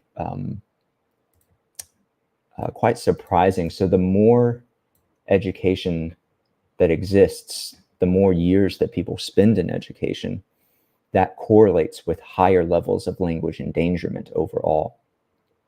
So education is globally associated with lower language vitality levels. And if you just look at this map, the blue lines at the top are correlations of education with language endangerment, and they are truly globally associated with lower levels of vitality. So this is a global issue and a global correlation that exists. The correlation between education and language endangerment does not necessarily imply that education itself is bad for language vitality. In fact, it may be that other causes of language loss are involved, not with education itself, but with specific policies and implementation of education in various countries. So we might ask ourselves, what languages are allowed in education? Is education mainly used to assimilate people to the dominant culture, or is it purely educational? Is there local control over educational policies, or is educational policy centralized? These questions impact how language interacts with endangerment. And I'll show this measurement of language endangerment that we developed at the Endangered Languages Project. This is something called the Language Endangerment Index. And the Language Endangerment Index is the result of research at the University of Hawaii that identifies several factors that specifically affect language vitality. This includes things like rate of intergenerational transmission, speaker number trends, as well as what I've put up on the screen here, which is domains of use of language. All categories are measured on a scale. Only 0 is considered safe, Levels 1 and 2 are languages that are at risk, and numbers 3 through 5 are different levels of endangerment, with 5 being the worst. So only 0 is considered safe, and according to the Language Endangerment Index, which, as I mentioned, is the result of research from the University of Hawaii, the use of language in education is directly associated with high linguistic vitality, and the absence of language in education is a measure of low linguistic vitality or endangerment. So if you combine this with previous findings, it suggests that it's not education itself that has a negative effect on linguistic vitality, but rather the languages that are used in education and policies about what languages may or may not be used, and not just language use, but also what languages are banned from education is something that has an important impact. So if education is taking place exclusively in a language that is non-native to the students, then we can assume that it will have a negative effect on the vitality of their home language. On the other hand, if education is allowed to take place in the home language of students, then that can be associated with long-term vitality of languages. So it is the use of language in education, not education itself, that impacts language vitality. And the implementation of education and educational policies may have negative impacts despite good intentions. So educational policies tend to fall into two categories. There's monolingual education, which is just the national language is the language of education. And then there's bilingual education, which in most countries means national language plus English, is bilingual education. Both policies towards language have damaging effects to the vitality of indigenous languages because they involve the forced integration into the national language. They tend to punish indigenous language use, contribute to negative attitudes towards indigenous languages. So indigenous languages are never found in the classroom, so it gives them less of a prestigious feeling. And it puts speakers of local languages at a disadvantage since they have to learn a non-native language as the only means to interact with national education. And both of these types of policies, monolingual education and bilingual education, are attested in the history of Malaysia, for example. But of course, not just Malaysia. This is a global phenomenon. So these policies are found in all countries. So a strong alternative to these types of traditional monolingual or bilingual policies would be a different type of bilingual policy or multilingual policy that allows local languages to be used as official or perhaps second or third languages in education settings. And there are some examples of where these types of policies have been implemented and where they've had positive results. And I'll talk about one of those now. I'll do my best to get through this. So the Aha Punana Leo is a Hawaiian education system that was established in the state of Hawaii and resulted in an increase in Native Hawaiian speakers at a time when Hawaiian was nearly extinct. And there's a lot of history with Aha Punana Leo that I'll talk about. So before the establishment of any schools, the founders of the program spent years and in fact decades lobbying the state government of Hawaii to overturn a ban on Hawaiian language education. So in the state of Hawaii, up until 1986, the Hawaiian language was banned from all official settings, including educational settings. So English was the only language that was allowed to be used at all in school. And so for much of the history of America and Hawaii, the Hawaiian language was just banned outright. Through the successful lobbying, which took many years to implement, the state finally overturned that ban on Hawaiian in the classroom in 1986. And so after that, after the successful lifting of the ban on Hawaiian in school, activists and community members went about creating the initial stages of a Hawaiian language program, which began with private preschool education and then eventually expanded to include public schools at the primary level. And once again, this was done through the successful lobbying of the state by activists and community members, and it took a very long time. A publicly funded primary level school was established where Hawaiian was preserved and taught, and in fact used in a classroom setting alongside English. Without the activism of the community, it's unlikely that the state would have ever taken steps to save the Hawaiian language. This was done because of the organization of community members. The program has been further expanded over time to include Hawaiian language at all levels of grade school, so primary and secondary schools, which are publicly funded and open to anybody in the state of Hawaii to attend. And the public funding is very important because it removes barriers to education, and it removes barriers to language use in educational settings. So Aha Punana Leo is widely considered to be one of the most successful language revitalization programs ever implemented.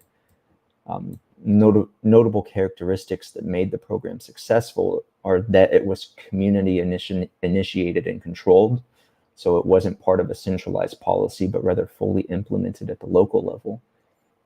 It integrates cultural and linguistic education.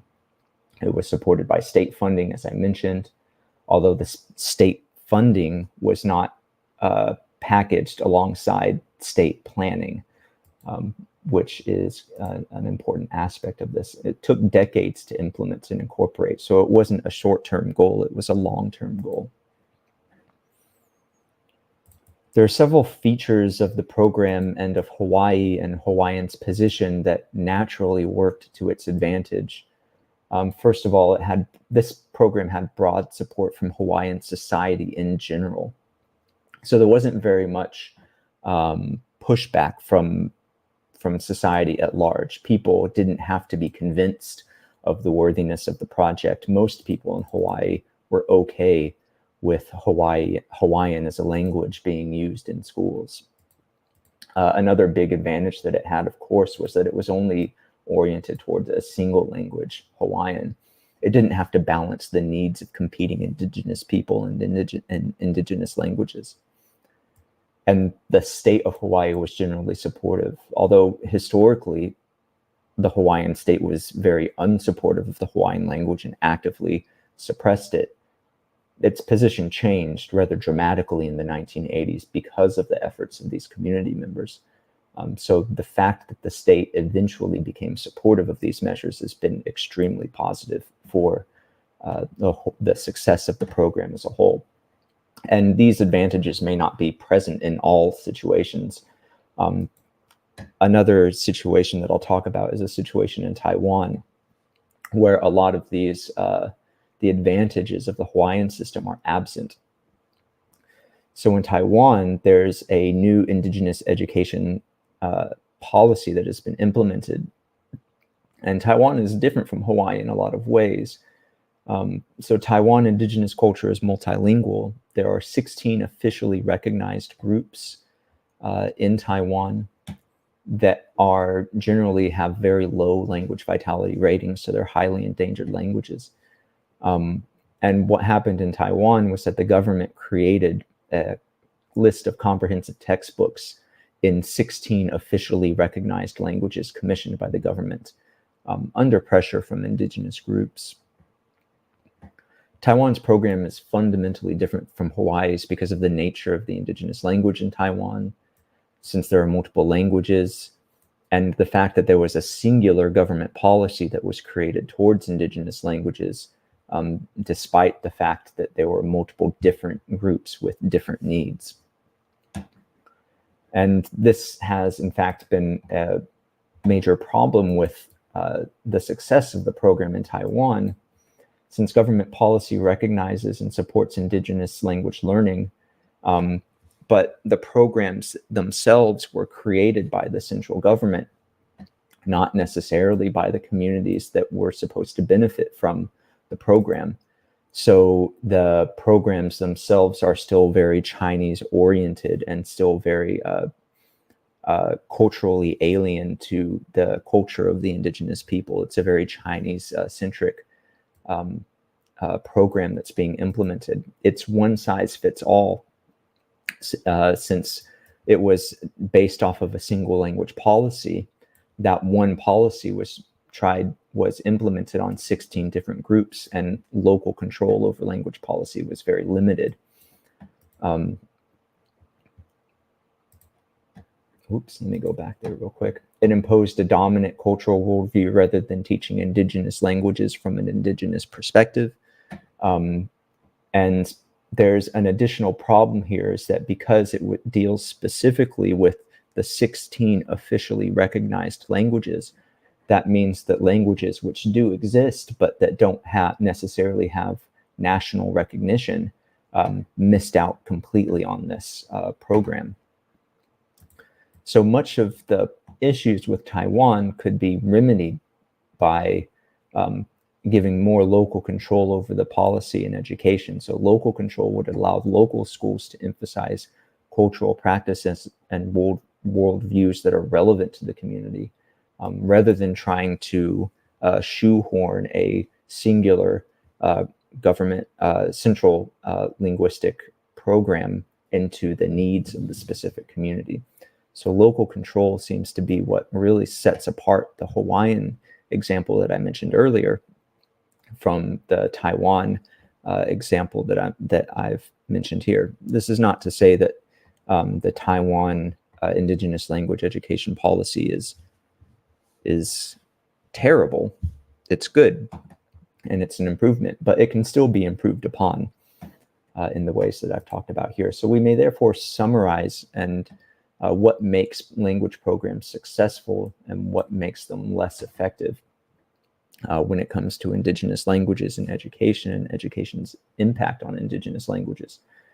So things that make them more successful is, of course, local community control and influence over the materials and educational policies, cultural as well as linguistic education, state funding, but not necessarily state interference on the language practices that are in the classroom, and long-term rather than short-term goals, and an eye towards long-term results. So you're not going to see immediate results, but if these programs are funded for a long enough time, then the results will show themselves. What hinders indigenous language education?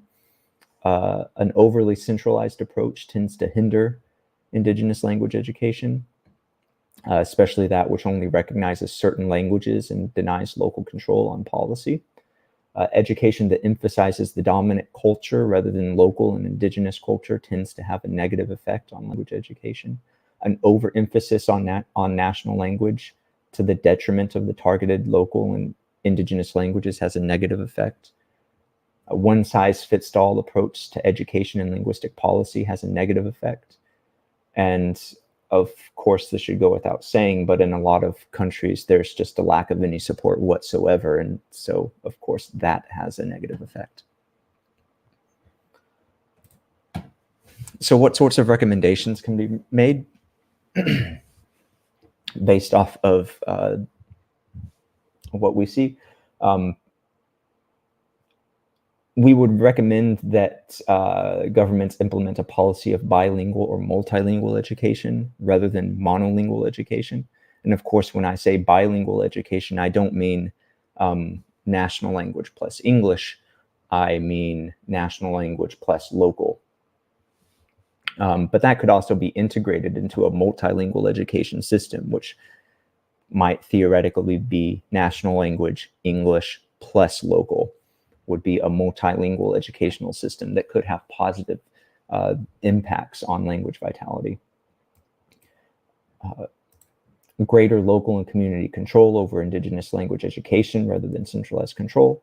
Recognize the rights of indigenous people to their own languages. So formal recognition of language rights would be a big step in the right direction. Cultural education as well as linguistic education. De-emphasize national language and acknowledge that the promotion of indigenous language use results in better outcomes both for individuals and for national unity. So these are the types of policies that would be supportive of indigenous language growth and vitality. But of course, not everybody is in a position to make these types of policy decisions. And especially when we're talking about educators. Many educators may find themselves working within a system that is hostile to indigenous languages and cultural preservation in general. And in this case, the best recommendation that can be made is that educators may offer support and directly advocate for the types of changes that have been outlined above, and that support for individuals and advocation toward to the state for these sorts of changes, as was seen in the Hawaiian example. If enough pressure is put on the state for a long enough period of time, then you can see that policies can eventually be influenced through community activism and lobbying of the state and support from educators themselves. So just a quick review and summary: language endangerment is a worsening global crisis. Language endangerment is correlated with other types of issues. Language endangerment is occurring alongside other global endangerment and extinction event. Education, among other factors, is correlated with increased endangerment levels. These are the policies that I just mentioned earlier. And I have a reference slide if anybody is interested in the references. And that's it for my presentation. Thank you very much.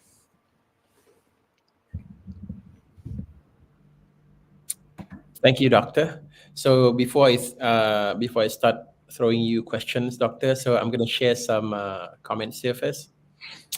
From Brian, he said that my language, Dosun Lotut language, is extremely endangered.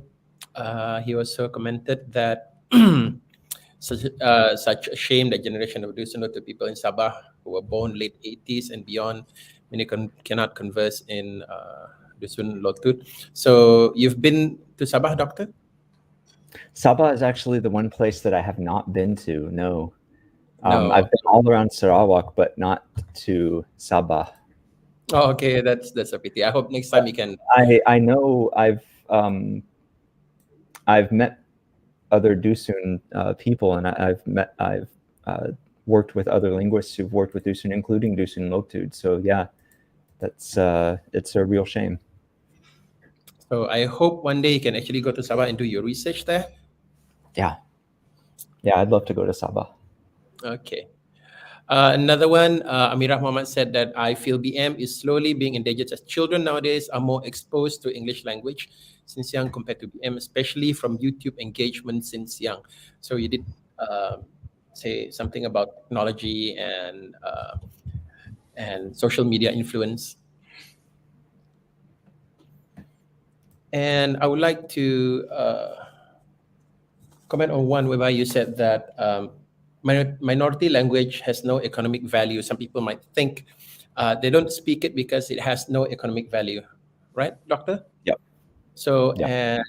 And you did comment saying that to speak the language, you don't have to have the language having an economic value to be using the language. Another one would be by Catherine Nelson. We need to be interested in the first language in order to preserve our native language. So maybe the first language is the native language, the mother tongue. And another one by our PPD, Sri Aman wrote density among factors to language endangerment. I guess the roads is an indication of modernization. So you believe modernization is one factor that causes language endangerment? Yeah, the roads correlate is a very interesting one. It's not to say that roads are bad or that roads shouldn't be built. But just like the education correlate, it's not that education is bad for languages, but sometimes the way that education is implemented can be bad for languages. And so with increased road density, the biggest correlate there is between languages that are spoken in dense urban areas versus languages that are spoken in more rural areas. So if there's a small minority language that's territory is being overtaken by an urban environment, usually that urban environment is more the dominant culture and the dominant language. So it's very difficult for small minority languages to survive if they're surrounded by a dense urban environment that is itself dominated by the majority language. So that's sort of the reason that there's a correlation between road density and endangerment. Yeah. Okay, thank Not you, that, not Doctor. that roads are bad. Yeah. So another one is by Margaret. She said emphasis on the indigenous languages is important to prevent language endangerment. It has to start in school. So can you comment on that? Yeah. So this is why I advocate for more local control on what languages are used in the classroom. Of course, the reality of the situation is that education is almost always dictated by the national government or the state government, and there's a lot of clashing ideologies and clashing interests there. But at the very least, in local environments, it should be up to the local community to use their own language in the classroom if they want to. So if we're talking about schools that are in specific villages, for example, that speak a specific language, there shouldn't be policies prohibiting the use of the local language in school. And there shouldn't be policies that dictate only the use of the national language in that sort of environment. So if local communities are given control over whether or not they want to use their language in school, starting from an early level, primary school, for example, then yeah, that in itself would have a very positive impact. Because most policies right now about what language is being used in the classroom in Malaysia, I believe that the policy now is that all topics are taught in BM, and just the fact that you're not even allowed to use the local language if it's more convenient if you're in a local setting is very detrimental to the health of languages. So yeah, right there, just giving the option would be a huge step in the right direction. And if you look at Aha Punana Leo, the Hawaiian program that was very successful, the very first thing that they had to do, and it took many years to accomplish this, was to just make it possible, to make it legal to use local languages in the classroom environment. So yeah, that's the first step for sure. Okay, thank you, Doctor. And Margaret was very happy there. She said, very good, thank you. Okay. So just one more question, Doctor, from me. Okay, yeah. After your presentation, after you explain to the audience about your topic today, so you have actually reached out to a bigger audience. And by reaching out to a bigger audience, what do you hope to achieve from this? Language endangerment and all of the issues that surround it these are topics that all linguists know about. This is one of the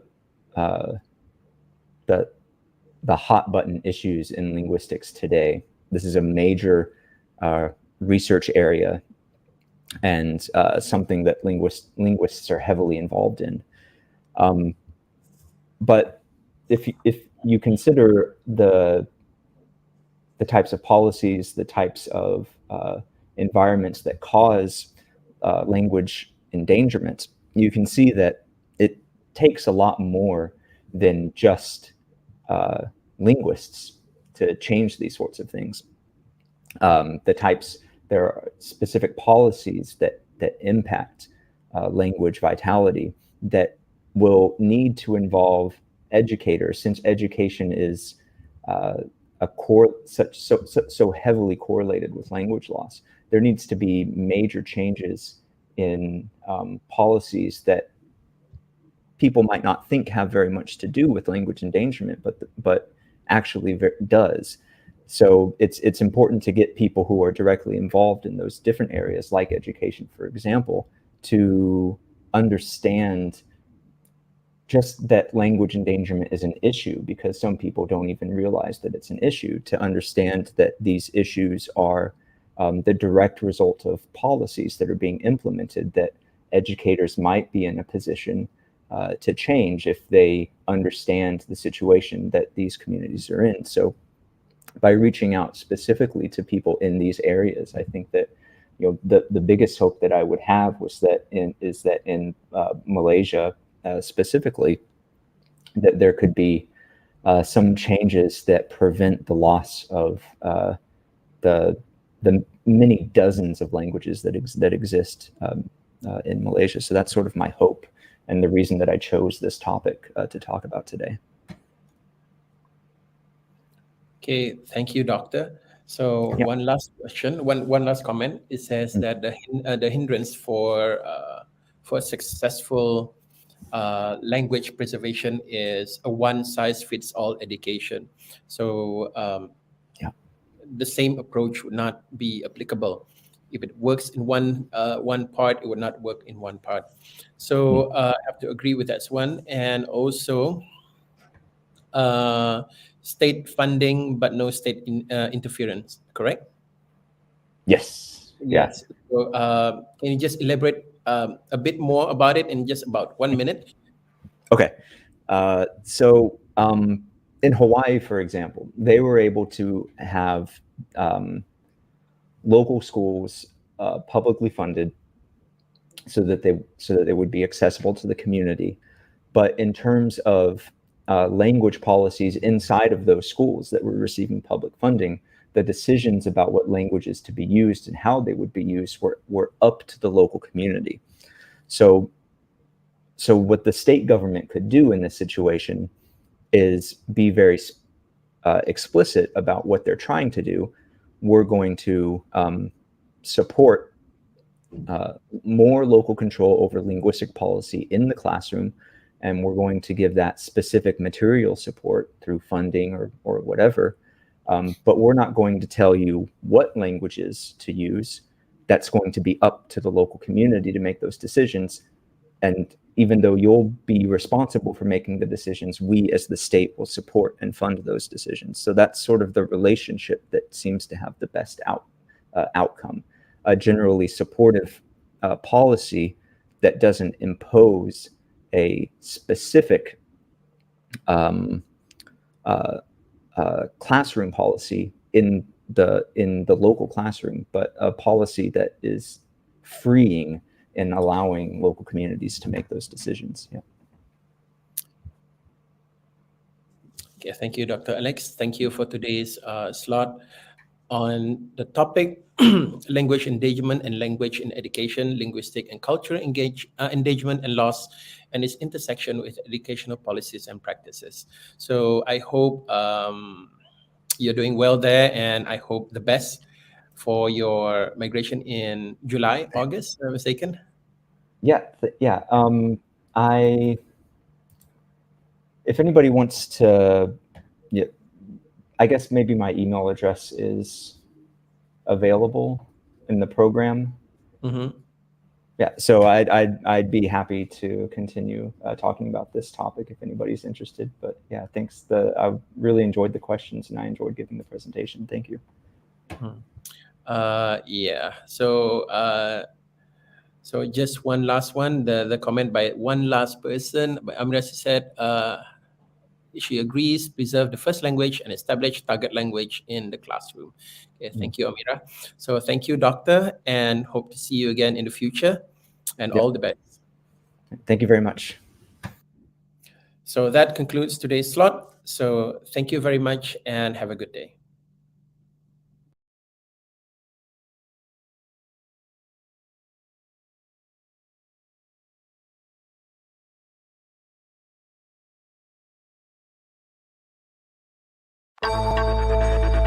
Momen belum hujung bulan lagi, tapi korang buka akaun tinggal RM50 je. Apa nak buat RM50 ni?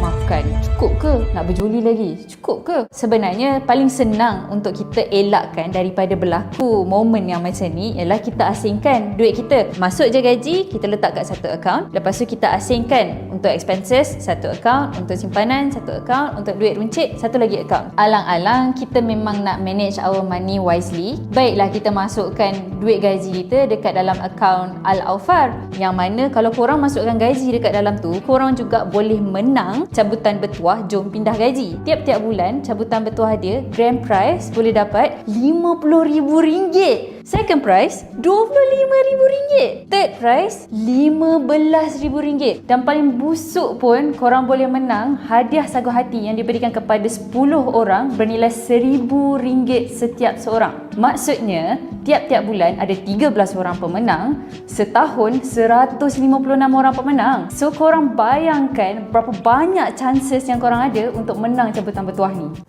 Menarik kan? So nak buka akaun ni simple je. Korang pergi je branch Bank Islam yang terdekat, ataupun sekarang ni semua online. Korang just pergi dekat www.vao.bankislam.com.my. Kat situ korang fill in all the details. Tulis kat situ korang nak buka akaun Al-Awfar. Lepas tu submit. Nanti korang pergi ke branch yang terdekat untuk ambil kad korang. Bila dah buka akaun Al-Awfar, korang pergi dekat HR company korang, cakap je nak tukar akaun gaji daripada bank yang dulu kepada akaun Al-Awfar Bank Islam yang baru ni. Last step yang korang kena buat, korang cuma perlu inform Bank Islam sama ada call 0326900900 atau pergi branch yang terdekat yang korang dah menggunakan akaun Al-Awfar korang ni sebagai akaun gaji. Dari situ, pegawai bank tu boleh register nama dan akaun korang untuk cabutan bertuah jom pindah gaji ni tiap-tiap bulan. Sebenarnya, jom pindah gaji cuma salah satu cabutan bertuah yang ada dalam akaun Al-Awfar. Dalam masa yang sama, korang boleh menang banyak lagi hadiah yang lain. Antaranya, hadiah RM1,000,000, package umrah dan macam-macam lagi. Untuk tahu lebih lanjut, boleh layari www.bankislam.com.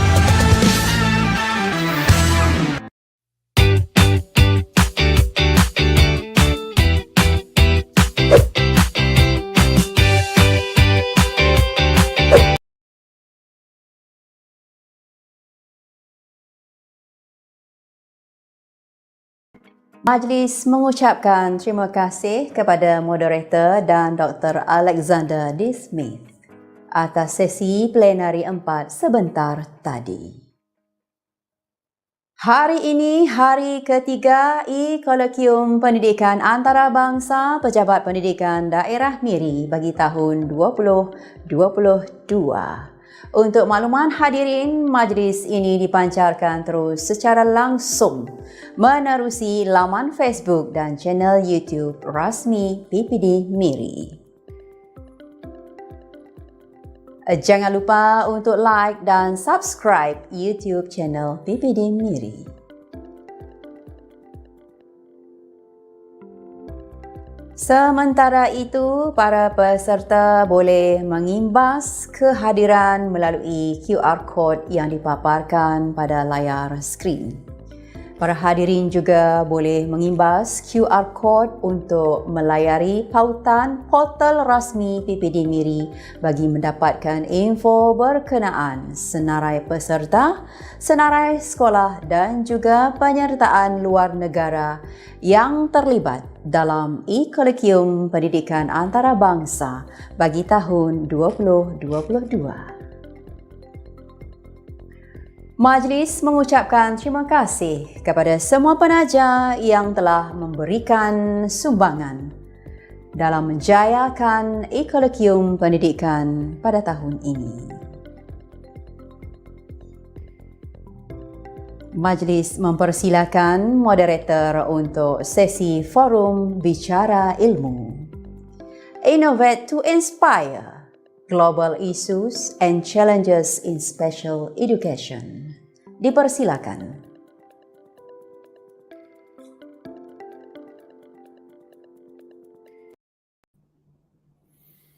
Assalamualaikum dan selamat pagi dan selamat datang kepada hari ketiga dan juga sesi ketiga pada hari ini, iaitu International Education Colloquium 2022 organised by Media Education Office. Jadi pagi ini kita sekali lagi bersama dengan Dr. Kashri dan juga Cik Paizah yang sudah bersedia bersama kita untuk tajuk hari ini, iaitu isu dan cabaran dalam pendidikan khas.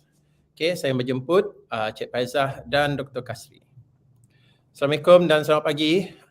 Waalaikumsalam. Waalaikumsalam dan selamat pagi. Selamat pagi semua. Jadi hari ini pagi ni kita santai-santai sikitlah doktor dengan Cik Paizah. Banyak isu kita nak bincang juga hari ini. Jadi boleh dengar? Boleh, Okey. boleh. Boleh. Baik. Jadi tajuk kita pada pagi ini adalah isu dan cabaran dalam pendidikan khas. Betul, doktor? Betul. Betul. Dan saya difahamkan doktor dan juga Cik Paizah sudah lama dalam bidang pendidikan khas ini dan juga dalam bidang yang melibatkan kurikulum dan juga kemahiran yang banyak membantu membina kurikulum untuk guru-guru dan juga membantu pelajar-pelajar kita. Betul? Ya. Baik. Jadi sebelum tu boleh tak saya mohon panel untuk menceritakan tentang apa itu isu dan cabaran dalam pendidikan khas, terutamanya sekali dalam dunia global sekarang. Okey. Dr. Kashri. Baik. Bismillahirrahmanirrahim. Assalamualaikum warahmatullahi taala wabarakatuh dan selamat pagi. Sekali lagi kita berjumpa pada pagi ini untuk sesi yang kedua, bual bicara dalam International Education E-Colloquium Innovate to Inspire bagi tahun 2022. Terima kasih tuan moderator. Jadi sebagaimana yang kita tahu bahawa dalam arus pendidikan ini, apabila kita bercerita tentang cabaran ni dia sangat banyak cabaran. Okay? Jadi cabaran ini dia melihat dari perspektif yang sangat besar. Sebagai contoh kita lihat hari ini bahawa kita dengar bahawa hari ini dunia penuh dengan cabaran, apatah lagi dalam keadaan VUCA world hari ini, ya. Dalam dunia VUCA dari artinya di sini ialah dalam keadaan volatile. Artinya kalau dekat sini saya boleh katakan keadaan hari ini keadaan yang tidak menentu. Bermaksud dia tidak menentu apa saja perubahan dalam pendidikan, sama ada pendidikan untuk umum atau pendidikan khas sekalipun, ada perkara-perkara kadang-kadang kita tak menentu boleh berlaku. Okey, dalam dunia pendidikan kita, cabaran-cabaran ini. Begitu juga bila sebut you, saya perjelaskan you. You di sini ialah keadaan uncertainties. Kita juga tak pasti. Mengapa kita tak pasti? Okay, kita tak pasti kadang-kadang ada perubahan-perubahan baru dan kita tak jangka apa yang berlaku dalam pendidikan kita, dalam pengajaran kita, dalam kehidupan normal kita. Cara kita nak menangani masalah-masalah yang berlaku dalam dunia pendidikan, terutamanya dalam pendidikan khas dan juga mungkin juga bukan pendidikan khas. Okey. Dan perkara yang ketiga ialah berkaitan dengan kompleksiti, bahawa kita hari ini kita lihat bahawa cabaran hari ini adalah dunia kita adalah keadaan yang begitu kompleks. Okay? Banyak keadaan yang berlaku. Okay? Jadi keadaan yang kompleks ini bermaksud ialah akibat daripada pelbagai faktor dalam membuat keputusan utama, dunia tanpa sempadan atau borderless world. Okay? Menyebabkan sukar untuk kita membuat satu keputusan. Ini adalah antara cabaran kita lah. Dan dari segi prinsip VUCA itu tadi, kita kena faham ya aspek yang ini. Dan keempatnya, of course kita kata dari segi ambiguous. Ambiguous ini adalah kabur, kekaburan kita, ya, kekaburan tentang makna sesuatu peristiwa itu yang menyebabkan kita tidak ada satu jawapan yang tepat, ya, Cik Pak Izzah, ya. Kita tidak ada satu jawapan yang tepat. Jadi seperti mana yang saya katakan tadi bahawa buka ni memberi satu cabaran besar kepada para pendidik. Kerana kerana kita tidak dapat mengawal. Artinya kita tidak dapat mengawal sepenuhnya persekitaran kita. Malah kita perlu menghadapi evolusi ni. Evolusi. Jadi apa begitu juga perubahan yang berlaku dalam pendidikan khas. Okay? Di mana sebagai contoh tuan-tuan dan puan-puan, kita ada banyak mata pelajaran yang ada. So macam mana kita nak menghadapi perkara-perkara ini, ya? Sebab tadi kita bercerita pagi tadi adalah tentang kita kena ada prinsip flexibility. Tapi bagaimana flexibility hendak dilaksanakan? Jadi sehubungan dengan itu, bagi pandangan kita lah, pandangan kita semua di sini, saya yakinlah, Cik Pak Izzah, kita yakin, guru-guru kita pun tahulah, walaupun penuh dengan cabaran, saya di sini, kami berdua di sini yakin bahawa guru-guru sendiri boleh menangani cabaran-cabaran itu. Okey. Cabaran ni memang banyak dia, tuan moderator kita, ya. Jadi cabaran-cabaran itu, maka kalau kita kata tadi V, kita kata V adalah satu yang tak menentu, U ialah tak pasti, kemudian keadaan A ambiguous, tak jelas, satu kabur, C kompleks. Maka macam pagi tadi kita sebut bahawa oleh itu dalam hal ini, bagi cabaran-cabaran ini, maka kita perlu ada satu vision.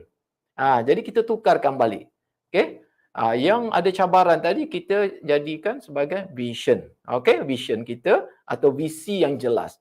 Yang kemudian yang U tu, kalau dia tak pasti, uncertainties, kita jadikan dia sebagai kita sendiri kena faham, memahami apa dia.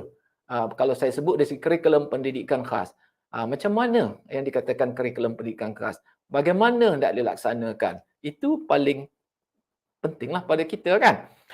Seterusnya, kalau kita kata kompleks, dia kabur. Sehubungan dengan itu, kita sendiri kena memahami. Cik Faizah, dari segi kita sendiri kena ada kejelasan. So kita tukar kepada clarity, kejelasan.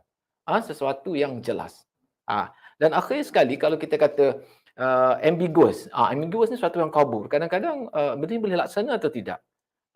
Program ini boleh laksana atau tidak. Kemahiran ni boleh buat atau tidak budak ni. Kita kabur. Oleh itu kita perlulah satu yang kita kata A itu agile. Agile maknanya di sini kita perlukan ketangkasan kita. Tangkas, kita kena cepat bertindak.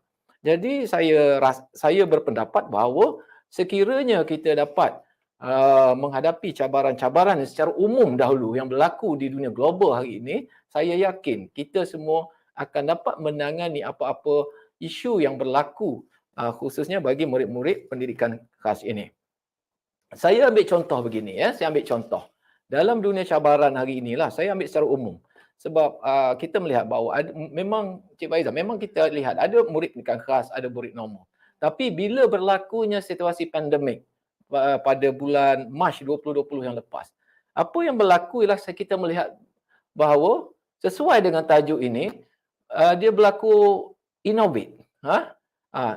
Maknanya dia inspire dulu lah, kan, dia innovate, dia akan innovate. Saya melihat di sini dari kacamata saya sebagai seorang penggubah kurikulum, berlaku perubahan-perubahan yang dibuat. Satu cabaran terutama apabila berlaku pandemik, sekolah ditutup. So banyak kalau kami di kurikulum ni kami melihat bahawa masalah kita lihat macam mana kurikulum ini nak diajar. Bagaimana cabaran cikgu-cikgu kita nak mengajar murid MBK kita di rumah. Ini lagi satu cabaran. Tapi alhamdulillah saya melihat bahawa guru-guru apabila berlakunya pandemik itu sendiri, pandemik itu menyebabkan para pendidik kita, malah saya sendiri mula memikirkan bagaimana kita nak membantu guru-guru ni di peringkat kementerian.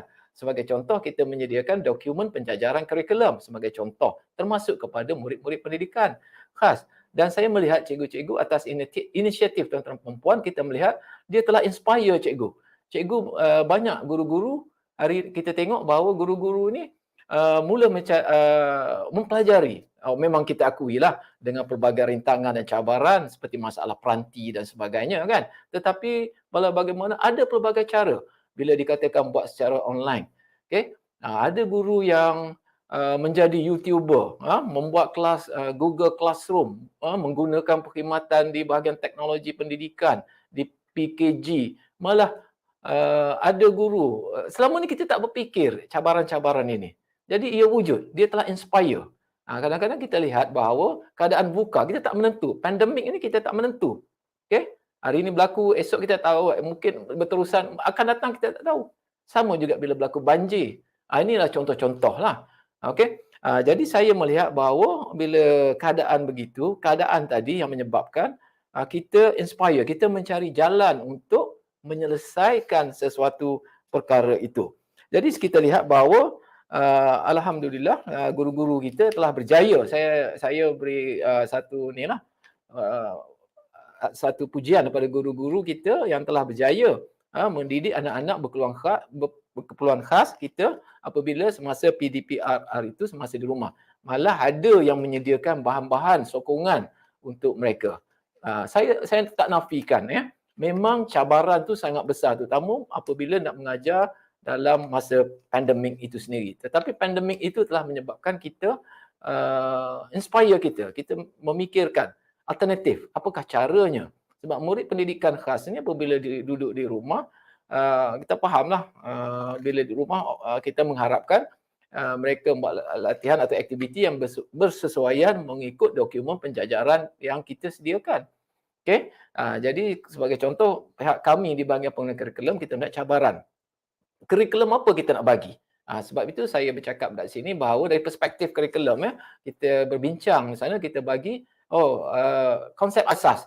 Konsep asasnya kita bagi kandungan asas saja untuk dihabiskan di rumah. Mengapa kandungan asas? Sebab kandungan asas itu membolehkan murid membuat aktiviti-aktiviti yang bersesuaian lah dengan bantuan. Misalnya memasak, okey? Memasak, menyediakan pakai menggosok dan sebagainya lah mengikut tajuk-tajuk yang sesuai.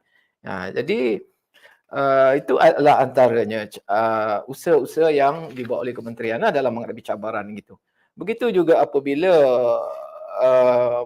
pandemik itu berterusan, maka sebagaimana yang kita sedia maklumlah bahawa pihak KPM sendirilah dalam cabaran ini, cabaran ini saya secara umum pendidikan khas dan bukan pendidikan khas telah melaksanakan, kita semualah guru-guru semua telah melaksanakan KPM Perkasaku pada 30 Ogos 2021 yang lepas. Jadi dalam hal ini pihak kementerian sendiri pun berusahalah bersama dengan tuan-tuan dan puan-puan ya memikirkan apakah cara kaedah bagaimana nak selain nak menghabiskan kandungan asas kurikulum, kandungan pelengkap, kandungan tambahan. Kita juga pada semasa KPM Perkasaku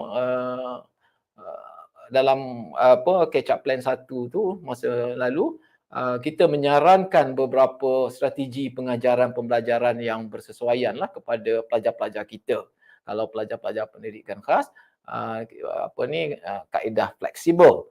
Okey, dan saya melihat bahawa kalau kita mengajar cabarannya, kalau kita mengajar secara kaedah rutin harian biasa tanpa membuat integrasi dalam pendekatan kita secara pendekatan bersepadu seperti mana yang dikatakan tadi oleh Cik Pak Izzah tadi, maka dia akan jadi pembelajaran itu tidak menyeronokkan. Jadi salah satu cabaran. Jadi kalau kita nampak di sini ialah bagaimana untuk menjadikan pembelajaran itu sangat bermakna, menyeronokkan, kita kata joyful learning, meaningful learning, yang itu satu cabaran.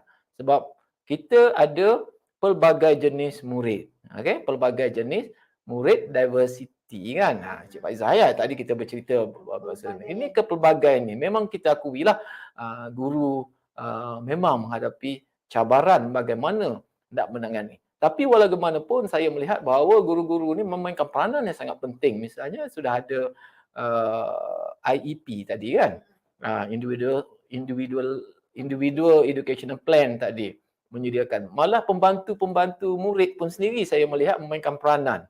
Okay? Semasa dalam bila buka sekolah tu, yang murid-murid lain dalam penggiliran, tapi murid-murid pendidikan khas telah hadir ke sekolah. Ini juga cabaran. Cabaran sebab peringkat awalnya kita lihat ramai di kalangan ibu bapa ni tak yakin menghantar anak-anak mereka, anak-anak MBK. Okey, tidak yakin. Saya pernah pergi ke sekolah bertanya guru-guru kenapa tak yakin.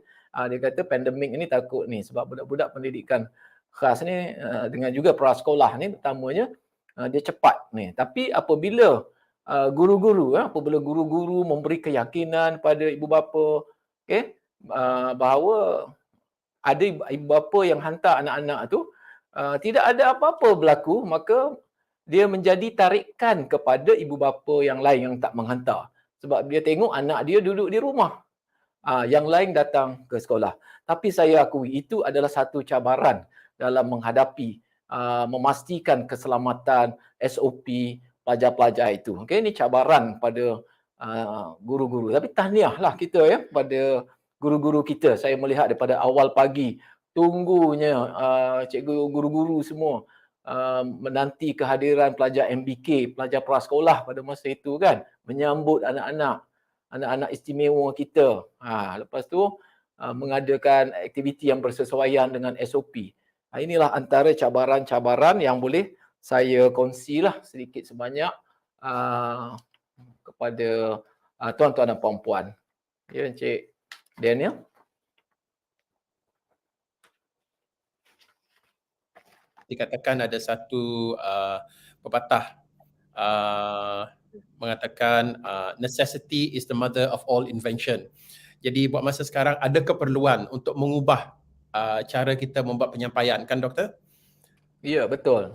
Jadi apabila ada keperluan disebabkan oleh pandemik ini, maka wujudlah satu penjajaran yang baru untuk guru-guru kita ikut seperti PDPR, bukan sahaja untuk pelajar-pelajar biasa tapi juga pelajar-pelajar berkeperluan khas ni. Terima kasih doktor. Jadi saya nak bertanya kepada Cik Faizah mengenai isu dan cabaran juga Cik Faizah. Kita ada sekolah rendah dan juga sekolah rendah, dua peringkat yang berbeza. Tetapi ramai yang tidak tahu adakah peringkat yang berbeza itu sangat besar ataupun tidak.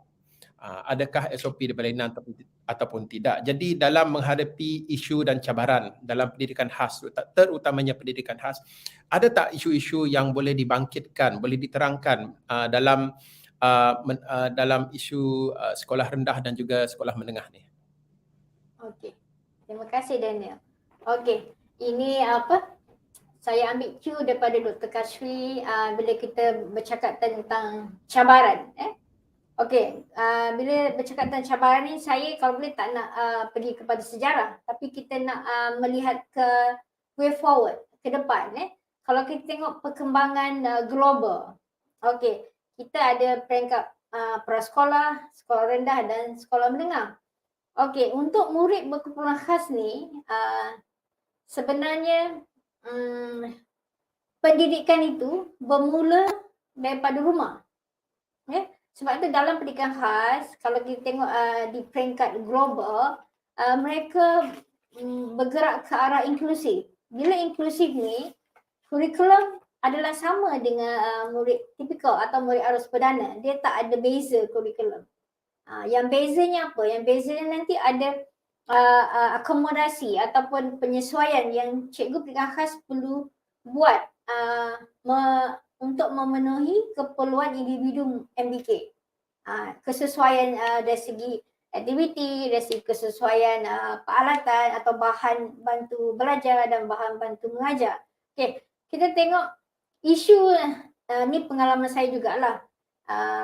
Daripada apa yang saya alami dan apa yang saya belajar murid berkeperluan khas yang berada di peringkat sekolah rendah, mereka ni sebenarnya menghadapi satu gap, satu jurang di mana kesediaan mereka untuk belajar ni kurang.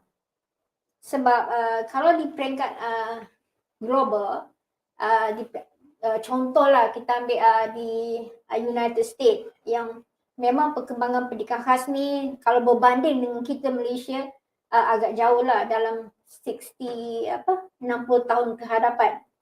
So mereka telah mengalami proses ini terlebih awal di mana sebelum MBK masuk ke sekolah rendah, sebenarnya MBK ni perlu melalui satu proses iaitu yang kita panggil intervensi awal. So bila ada intervensi awal, mereka masuk ke sekolah, mereka dah ada satu kesediaan dari segi mereka punya emosi, tingkah laku. So itu membantu mereka untuk memahami pembelajaran dengan lebih baik, dengan lebih berkesan. Tapi kita Malaysia memang kurang dari segi murid sebelum masuk sekolah dia tidak menerima intervensi awal. Ini yang orang kata sistem yang tak ada dekat Malaysia. Itu kita tak ada sistem yang tadi Dr. Kashim mention IEP ataupun RPI. RPI ni dalam sekolah. Tapi sepatutnya sebelum sekolah ada satu lagi iaitu saya tak tahu kat Malaysia nama apa.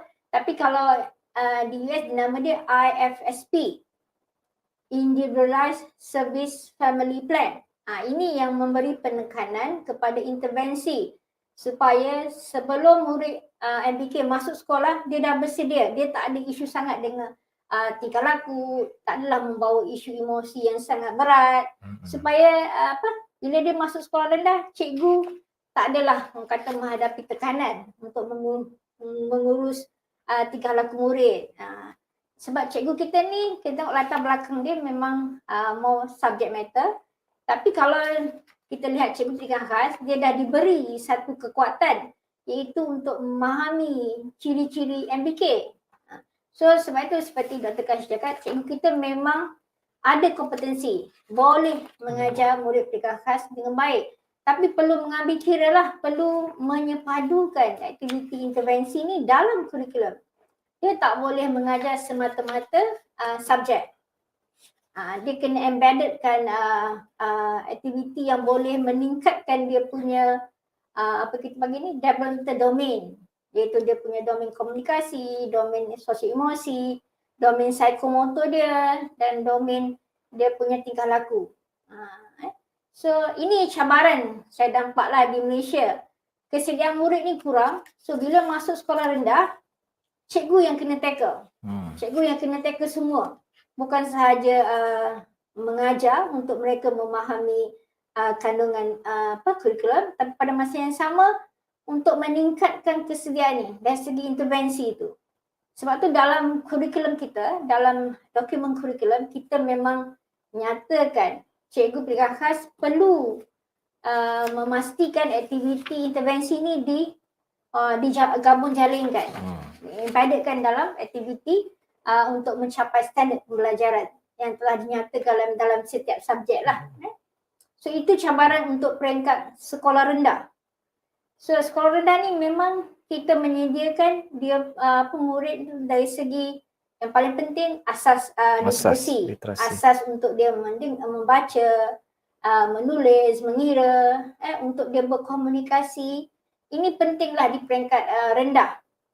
So dengan kita dasar kerajaan sekarang di mana kita dah tak ada UPSR tapi kita ada pentaksiran bilik darjah.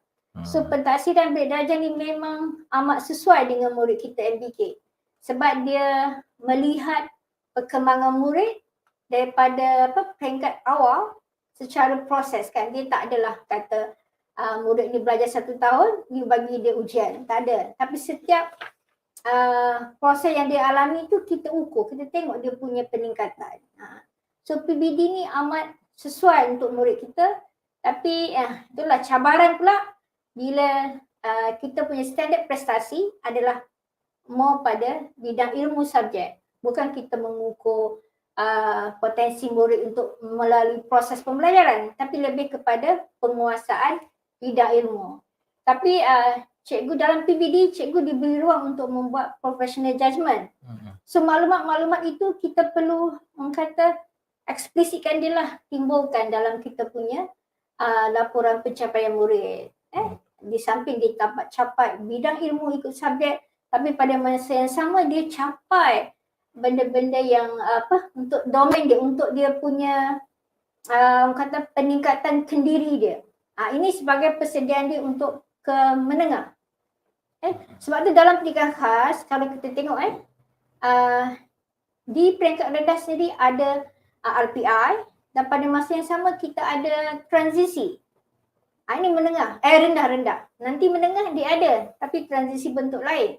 Tapi transisi bentuk rendah ni more pada untuk membantu dia dari segi kekuatan diri dia untuk berdikari, dan kita nak dia boleh mampu menjadi independent learner. Dia boleh belajar secara kendiri. Terutama contoh dengan dengan isu pandemik ni kan. Dengan penjajaran kurikulum, dengan keadaan parents yang tak ada pengetahuan dan ilmu untuk mendidik, tapi murid kita ni perlu ada kekuatan diri dia untuk belajar sendiri, menjadi independent learner, tapi dia boleh sentiasa rujuk kepada guru. Guru tu memang sentiasa ada, tapi kekuatan murid kita ni untuk dia tahu apa dia nak, dia perlu kuasai, dan bagaimana dia nak dapat kemahiran itu, apa dia perlu buat. Itu yang dengan pandemik ni lah kita nampak benda ni lagi penting. Cikgu perlu mampu memastikan murid kita tu ada kompetensi atau kemahiran untuk menjadi seorang pelajar yang independen. Ini yang betul lah dari matlamat E-Colloquium ini. Innovate to inspire. Untuk inspire murid kita supaya dia ada kekuatan diri dia untuk menghadapi dunia sekarang dan untuk survive dengan dunia teknologi kan. Kalau dia tak ada kekuatan, dia tak dapat menggunakan pemikiran dia HOTS ataupun high order thinking skill, jadi dia rugilah. Ini rendah kesediaan diri lah, lebih kepada peningkatan keupayaan diri dia. Okey, bila kita pergi menengah pula, menengah pula cabaran dia lain pula. Menengah ni kita nampak cabaran untuk murid kita ni bergerak untuk menghadapi dunia remaja dan untuk menghadapi kedewasaan. Ini dulu bagi saya lah. Lepas tu baru kita fikir orang kata yang pekerjaan ni, kebolehpasaran. Tapi untuk menengah ni, kita bukan hanya bertumpu kepada dia punya skill dalam kemahiran vokasional untuk pekerjaan, tapi pada masa yang sama, kita nak dia ada kekuatan untuk menghadapi dunia kedewasaan dia dalam berkeluarga. So nanti dia akan bina keluarga dia sendiri. Kalau tak ada kekuatan ini, tapi hanya boleh bekerja tapi tak pandai jaga keluarga, macam mana kan? Itu untuk menjadi ahli masyarakat yang proaktif, yang ada memberi sumbangan yang positif. So untuk peringkat menengah ni, kita memang dua benda ni lah, soft skill dan juga kemahiran vokasional. Kita tak tinggal lah. Walaupun nampak gayanya sekarang ni, kita dah lebih nampak vocational tu. Kita tak nampak sangat soft skill tu, tapi ada. Sebab dia banyak kita embedded kan. Semasa latihan di bengkel, kita galakkan murid untuk berkomunikasi. Bila dia keluar untuk latihan industri, dia bersama dengan komuniti. Itu yang kita cuba semarakkan dalam peringkat menengah lah. So murid kita, tapi pada masa yang sama, kita jangan lupa walaupun kita nak vocational, tapi kita tahu murid kita ni ada yang keupayaan kognitif dia bagus. So dia boleh pergi untuk SPM dan dia boleh melanjutkan pelajaran mereka ke peringkat yang lebih tinggi. So dua ni memang, laluan ini memang ada di sekolah. So tapi cabaran untuk memastikan apabila tamat sekolah, mereka ni boleh berdikari, mampu untuk orang kata survive dalam dunia atau dalam industri yang memang very kompetitif. So itu cabaran di peringkat menengah lah.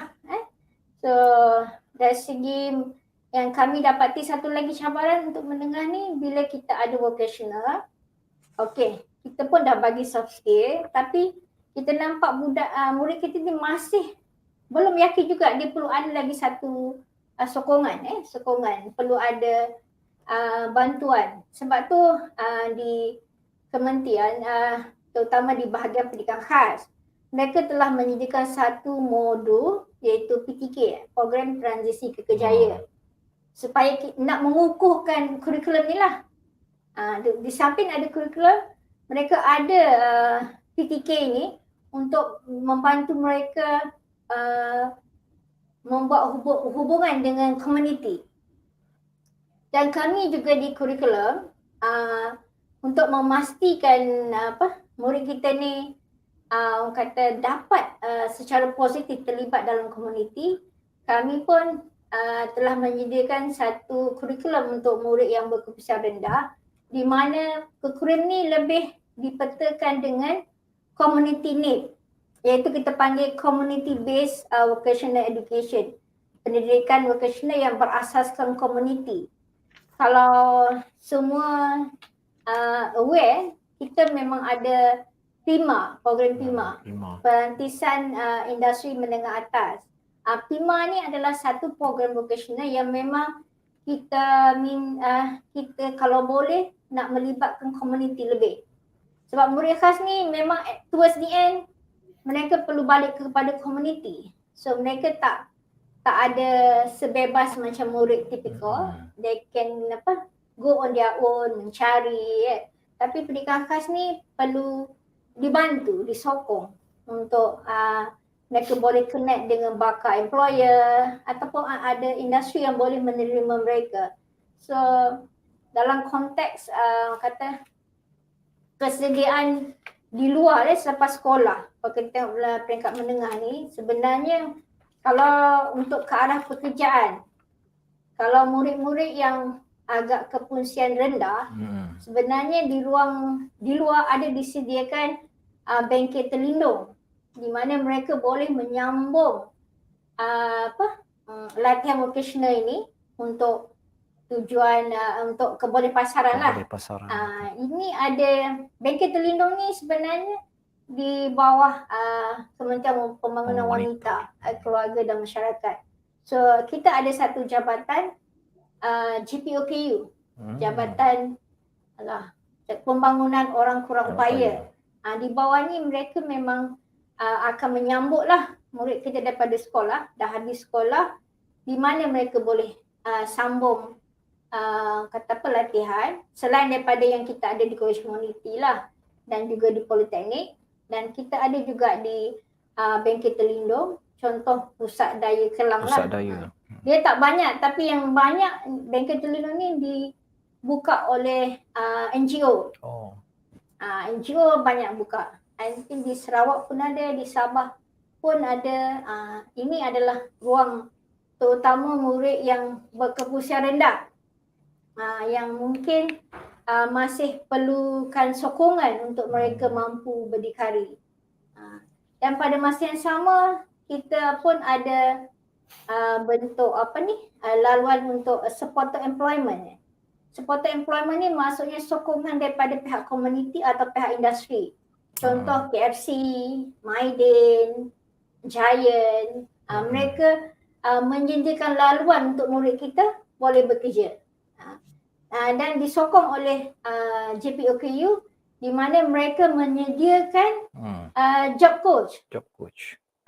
Job coach ni membantu dari segi membuat job matching, untuk membantu pihak employer memahami bagaimana untuk mengurus murid kita ni yang ada isu tingkah laku, yang ada isu emosi. Itu yang kita adalah di Malaysia ni, sistem ini ada. Seperti mana bekas anak murid saya lah daripada vocational Shah Alam. Mereka bekerja di kilang Toyota. So dalam masa bekerja tu pihak kilang meminta kami cikgu untuk turun dan membantu untuk syarikat memahami keperluan MBK ni. Sebab budak murid pekat ni dia kalau dia tak ada kawan, kan dia seorang-seorang, tendensi dia untuk dia tak ada kerja ikut suka hati dia. So jadi syarikat tak nak benda ni berterusan, dia minta kami turun untuk memahamkan pekerja yang pengurus lah, bagaimana untuk mengatasi atau mengurus murid MBK ini. So sistem ini ada, cuma mungkin belum meluas kot. Sebab itu kita pun ke arah untuk memastikan murid Kemahiran. kita ni ada kompetensi dalam kemahiran, dan kita tidak adalah kata tidak ada standard. So kita ambil standard industri, kita guna kurikulum daripada Jabatan Pembangunan Kemahiran. Itu CJ Kemahiran Malaysia. Maknanya banyak usaha juga kita buat, Cik Pak Zia, ya. Usaha yang kita buat sebenarnya. InsyaAllah lah. So mungkin saya berhenti di situ dulu, Daniel kok. Kita sambung. Itu yang saya boleh cakap lah dari segi pengalaman saya dan Kashri kami di kurikulum dan bagaimana kami melihat operasi di sekolah lah. Terima kasih Cik Faizah, dan saya suka juga bahagian di mana Cik menyatakan supported employment ni tadi ya.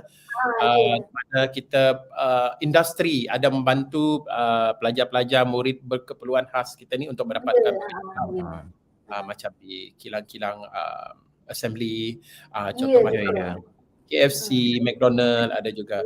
Dan banyak membantu juga sebenarnya sebab kita nak pelajar-pelajar kita ni ada masa depan. Kita nak anak-anak kita ada masa depan, urus diri sendiri.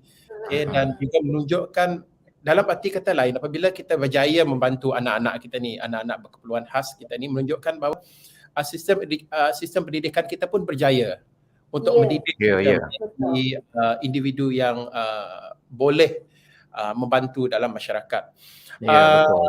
Saya juga nak menarik perhatian kepada doktor jugalah, sebab dalam keynote doktor tadi, doktor mengatakan perlunya 21st century skills. Betul doktor? Betul lah. Okey, betul.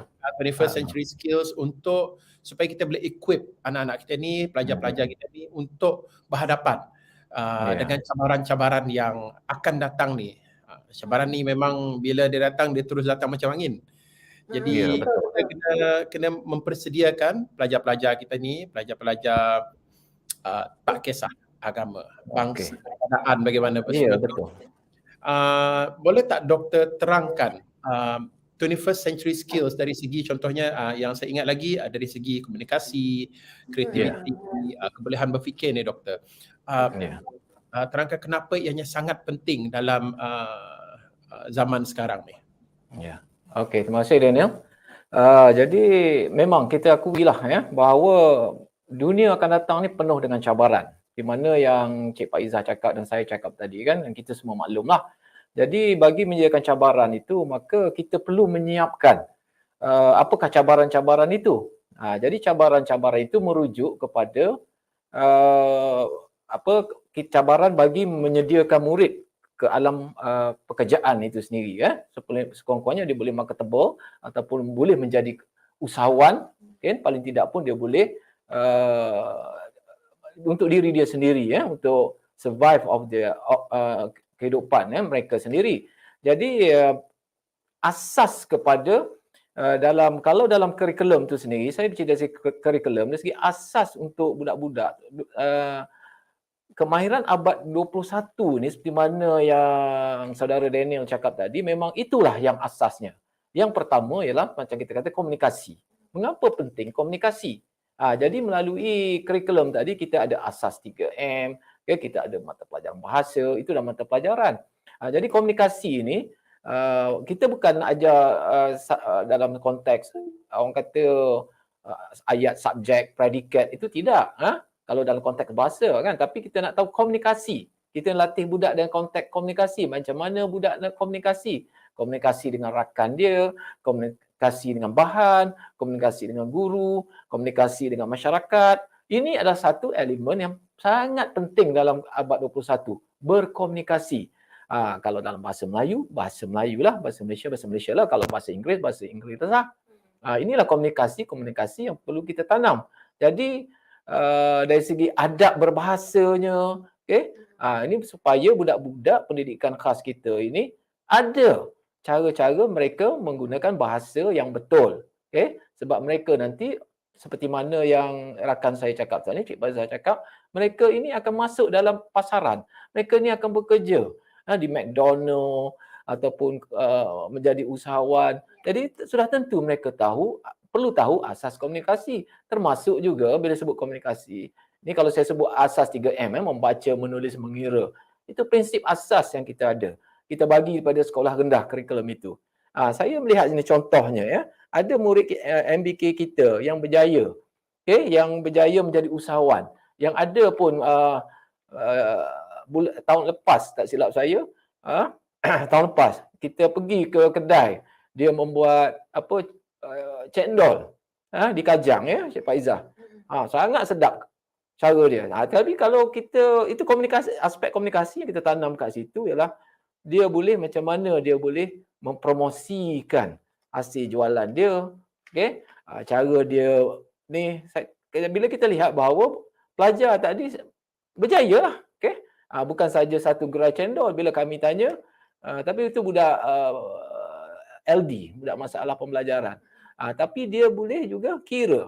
Kalau kita tak bagi dia peringkat awal, ilmu berkaitan kira-kira sebagainya, orang beli cendol, katakanlah cendol tu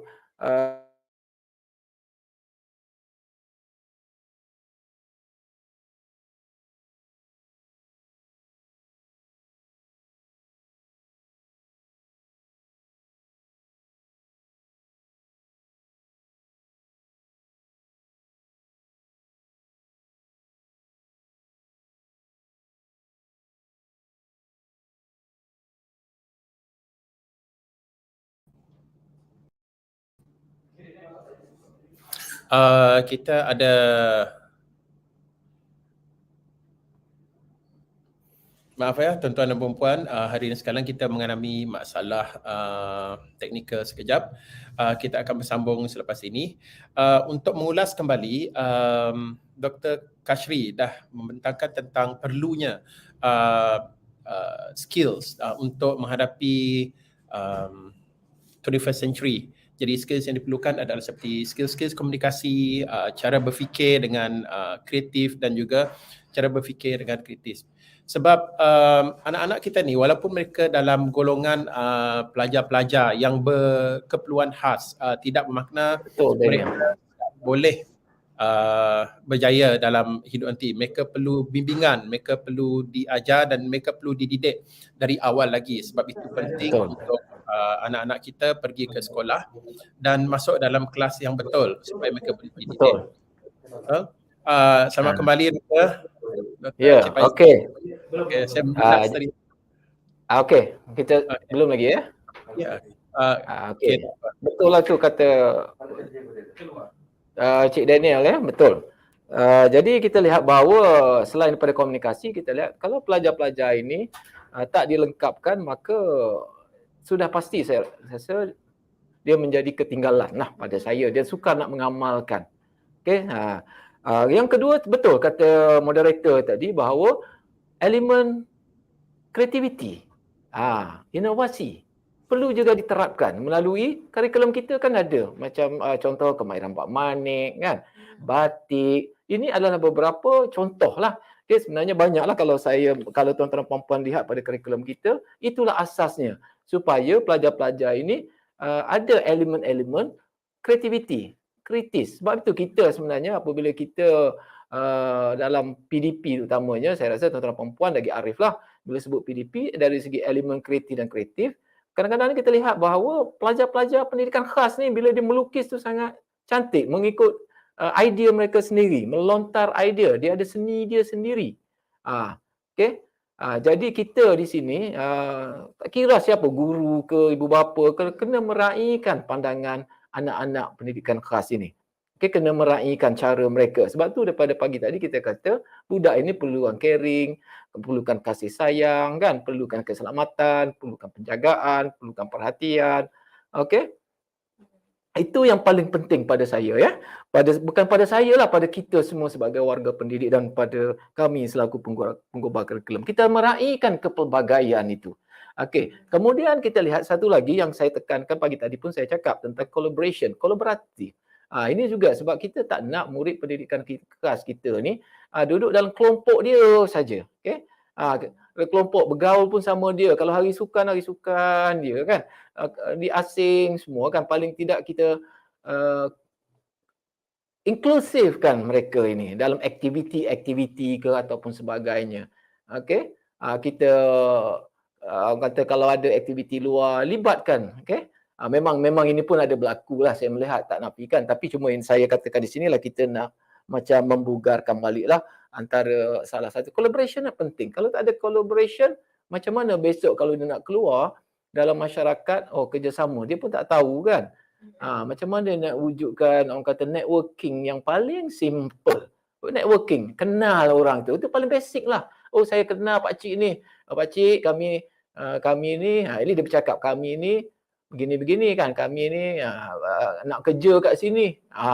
Dia kenal. Tak adalah orang kata dia duduk di rumah semata-mata sehingga penghujungnya kita tak nak generasi orang kata kalau sebut MBK kan, tuan-tuan perempuan, murid-murid berpeluang khas, kita nampak mereka ni hanya cari derma saja kan, duduk dengan minta. Kita tak nak macam tu. Jadi sebab kita nak ke marketable, macam kata Cik Pak Izzah tadi, hasrat KPM. Kita nak budak-budak ini, terutama di PPKI tu kan, PPKI, sekolah vocational, bila dia keluar nanti dia ada pasaran.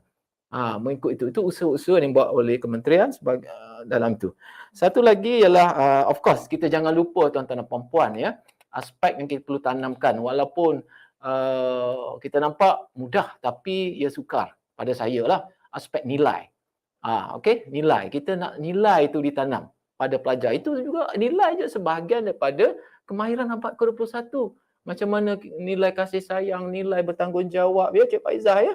Nilai hormat menghormati. Malah hari Isnin tak silap saya, kita ada dilancarkan juga sebagai contoh Sekolahku Sejahtera oleh YBMK Menteri yang baru lepas.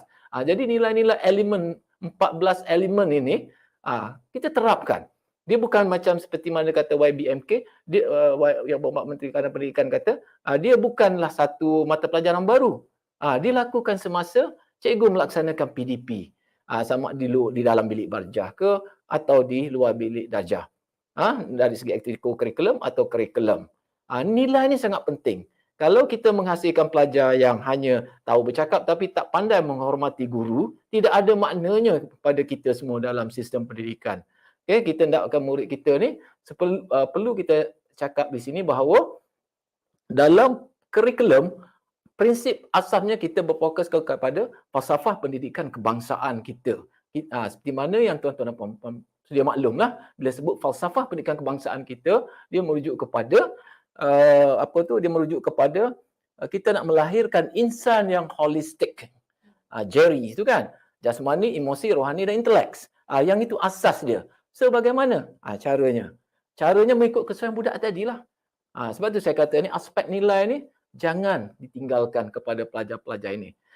Di samping itu tak nafikanlah kesediaan-kesediaan lain macam dikatakan rakan saya tadi. Kita kata apa tadi? Kita kata soft skill kena ada kan. Dari segi teknologi, itu perubahan-perubahan yang perlu kita nak tak nak perlu mendepaninya mengikut kesesuaian budak lah. Kita bercakap 4IR. Kita tak boleh kata budak pendidikan khas ni tak boleh 4IR. Robotik. Apa dia tahu? Internet of Things. Apa dia tahu? Kita tak boleh cakap macam itu. Kita mengikut bila sebut 4IR, mungkin juga teknologi yang paling asas pada mereka. Bila kita melihat bahawa kreativiti budak pendidikan khas ni juga sangat tinggi. Terutama kalau tuan-tuan dan puan-puan tengok macam mana dia buat robot.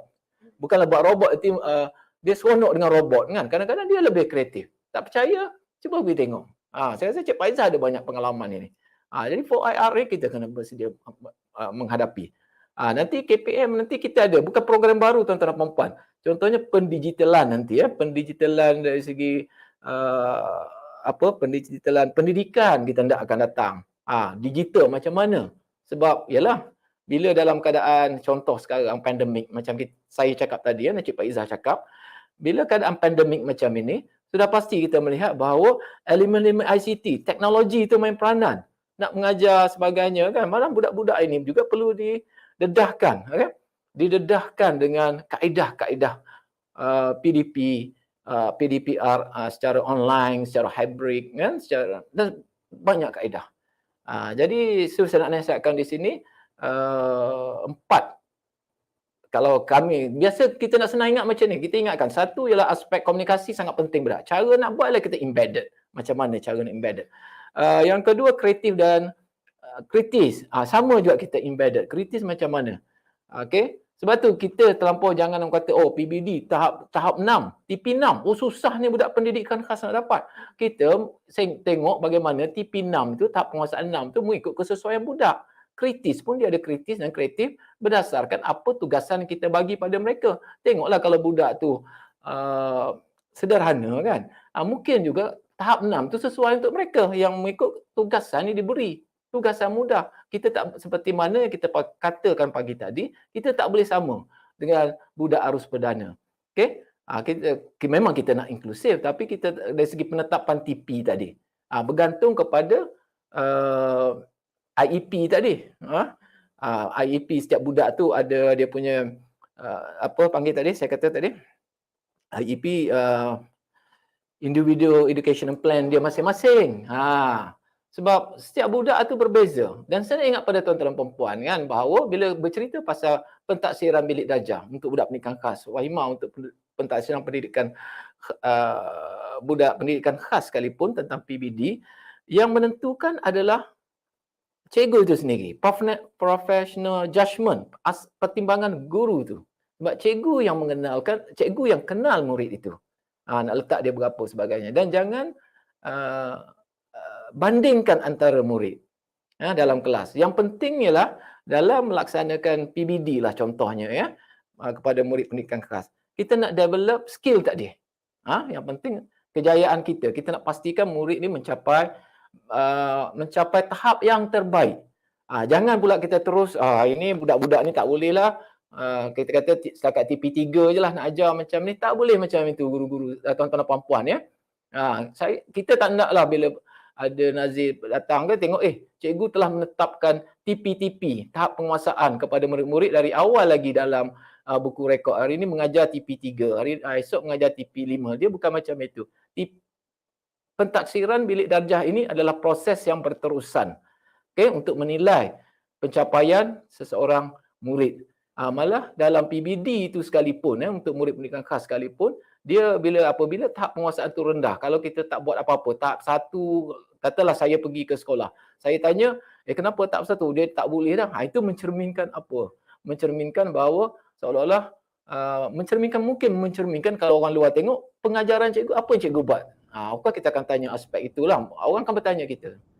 So yang penting ialah pada saya lah, yang penting ialah jadikan pembelajaran tu senang saja cikgu kan. Mungkin saya cakap pengalaman kami pun guru juga ya. Ialah menjadikan pembelajaran tu menyeronokkan. Pelajaran yang bermakna, pelajaran mendalam dan pelbagaikanlah bukan saja dalam bilik dia tapi di luar bilik darjah. Katalah kita mengajar contoh kan. Saya rasa tuan-tuan, saya malu nak cakap pada tuan-tuan dan perempuan ya, sebab kita malu dia dah pergi lebih hebat. Mengajar tajuk haiwan lah. Kalau kita mengajar budak-budak pendidikan khas ni, dia konsep abstrak tu susah nak sampai. Betul tak Cik Daniel kan? Betul. Sukar nak dapat. Abstrak. Kalau mengajar tu artinya mungkinlah mengajar haiwan berkaitan haiwan. Mungkin kalau kita bawa kucing dalam kelas. Contohlah Cik Daniel bawa kucing. Bawa kucing, kita pegang kucing budak-budak kan. Dia tu tak abstrak dia, kucing ada 4 kaki, dia pun tengok 4 kaki. Bulu kucing adalah halus sebagainya. Saya rasa itu kaedah cikgu lebih arif lah. Pelbagai kaedah cikgu. Yang penting ialah jangan bagi dia satu yang complicated, satu yang kompleks pada budak-budak. Budak-budak ni dia berdasarkan pengalaman dia, pengalamian dia, apa yang dia lihat. Itu saja dari saya lah. Saya nak tambah sikit, Daniel. Boleh. Saya suka soalan Daniel tadi. Kenapa orang kata HOTS ni ataupun pemikiran abad ke-21 ni, kemahiran abad ke-21 penting untuk murid pendidikan khas. Cuma di sini kalau boleh saya mohon cikgu jangan ingat HOTS ni, high order thinking skill ataupun kemahiran abad ke-21 ni maksudnya murid kita ni perlu perlu mahir bercakap, perlu mahir berkomunikasi, perlu perlu apa orang kata have mind yang Tinggi, tajam. yes. Tak ada. Tak ada. Sebenarnya untuk pendidikan khas ni yang paling penting adalah kekuatan diri dia untuk mengetahui apa yang dia perlu sebenarnya dan apa yang dia perlu buat untuk dia baiki diri dia atau untuk dia tingkatkan lagi potensi dia. Kita paling mudah lah di peringkat sekolah rendah.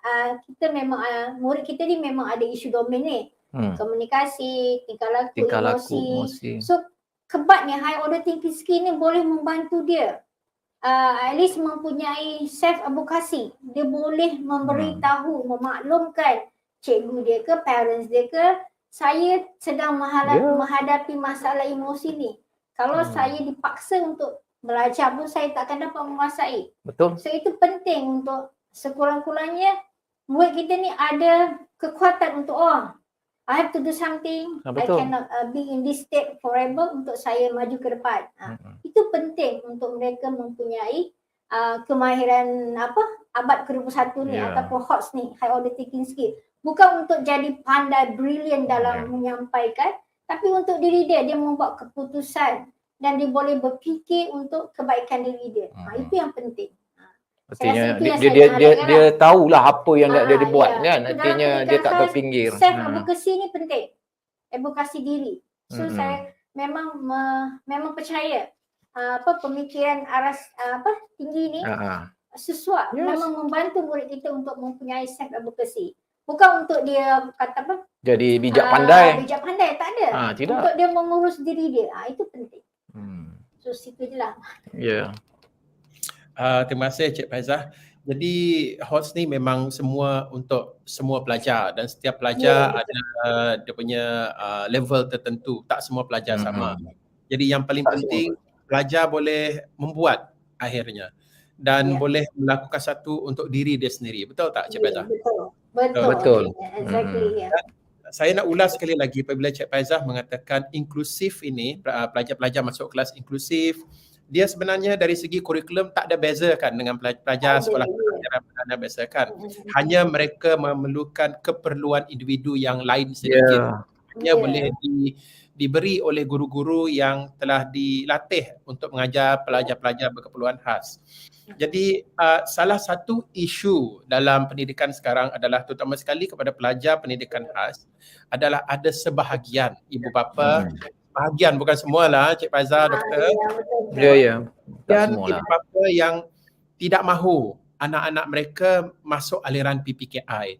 Jadi boleh tak Puan Faizah, Dr. Kashri memberi sedikit nasihat kenapa perlunya mereka masuk kepada aliran PPKI? Sebab semua ni latihan vocational, 21st century thinking, nilai-nilai, semuanya tidak boleh menjadi kalau anak-anak mereka tidak diberi didikan yang betul. Betul? Jadi hanya untuk menasihatkan sahaja kenapa mereka perlu diberi pendidikan yang betul. Okey, saya bagi sikit ya. Jadi apa yang penting kat sini ialah nanti mungkin Cik Faizah boleh sambung Cik Faizah ya. Yang penting di sini kita kena beri kepercayaan kepada ibu bapa. Okey, malah KPM tu sendirilah, Kementerian Pendidikan Malaysia sendiri macam kami sendiri kena beri kepercayaan apakah program-program yang kami tawarkan. Malah cikgu-cikgu sendiri kena buy in. Sebab tu saya kata kat sini bahawa kita kena buy in hati ibu bapa tadi supaya dapat menarik minat ibu bapa supaya menghantar pelajar-pelajar yang sekiranya mereka ada anak-anak istimewa ini ke program PPKI. Okey, itu pandangan saya lah, kita kena buy in dulu. Kita kena jual dulu. Melalui banyaklah dengan persatuan PIBG. Okey, banyak caralah. Okey. Saya minta Cik Faizah jugalah kalau ada pandangan. Sebenarnya apabila kita melihat program PPKI ini sebenarnya PPKI ini memang kita sasarkan sebenarnya untuk ke arah inklusif. Itu adalah PPKI ini boleh dikatakan inklusif paling asas, iaitu inklusif locality, penempatan dia. Dia berada bersama dengan murid lain, murid tipikal dalam satu sekolah, di mana kita berharapkan ada orang kata penyepaduan, integrasi bukan dari segi dia sama diri dia. Dia should be blended dengan murid tipikal tu, murid normal. Dan bersama-sama, cikgu pun sama. Sepatutnya tak ada pengasingan. Tapi itulah, dalam kita masih ada tendensi untuk segregate. Apa sebenarnya memang nama integrasi, tapi seperti mana yang doktor punya pembentang awal tadi kan, kita untuk integrate, kenapa? Untuk mereka boleh ada ruang belajar bersama, grow bersama dan membaiki untuk maju bersama. Maju bersama. Sebenarnya untuk PPKI ini sebenarnya kita pun bermatlamat untuk memberi benefit tu kepada murid normal. Sebab sekurang-kurangnya mereka mengetahui, dapat belajar untuk menghargai atau menerima rakan-rakan mereka yang special ini, meraihkan kepelbagaian. Itu sebab itu penting PPKI. Saya pun faham ada juga parent yang dia tak nak anak dia dilabelkan kan, dilabelkan sebagai autism ke apa. Tapi sebenarnya tujuan KPM melabelkan ni sebenarnya bukan untuk mengatakan dia ni cacat. Tak ada. Sebenarnya tujuan untuk memudahkan kita memberi bantuan, memberi sokongan. Dengan bila kita dah labelkan tu yang kita dapat memberi allowance murid khas. So at least dapat menyediakan intervensi dengan RPI tu. So insyaAllah dengan ada zero reject policy, masuklah walaupun tak ada PPKI pun cikgu arus perdana pun sepatutnya memahami ini anak istimewa. Kena whole school approach ya. Ya, the whole school approach kena terima. So tak ada masalah PPKI ni insyaAllah. Dalam PPKI ni sendiri ada kepelbagaian juga. Kalau parents merasakan anak dia nak anak dia mengikuti akademik, ada anak dia boleh ambil SPM, memang ada ruang di PPKI, tak ada masalah. Tak semestinya untuk kemahiran vocational. So di situ dan maksudnya PPKI ini menyediakan banyak laluan. Kalau macam pendidikan berada di sekolah pendidikan khas, dia tak ada sangat orang kata inclusivity itu sebab dia bersama dia. Tapi di PPKI kita boleh go for akademik berfungsi dan kita boleh pergi untuk social. Ini penting untuk murid khas ni.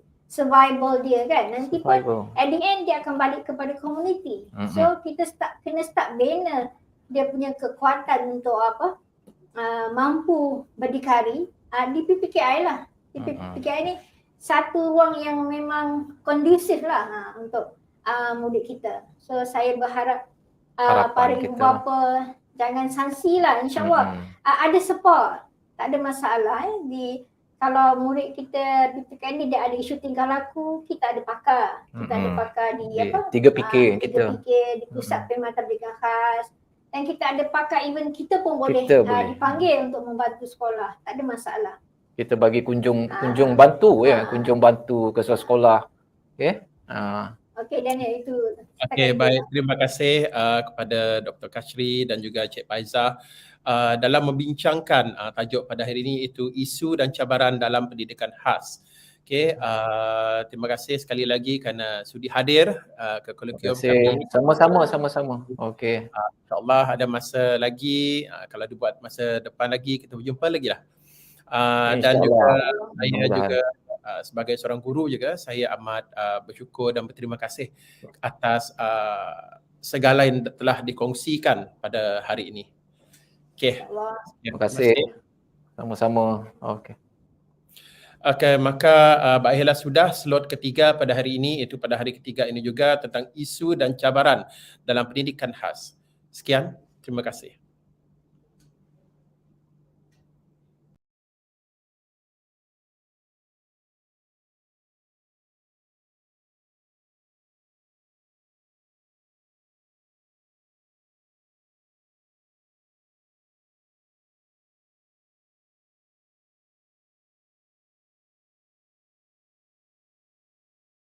Kini sesi pembentangan diteruskan lagi mengikut 4 sidang selari, iaitu yang pertama International, Special Education, Early Childhood, Tesl and Extra.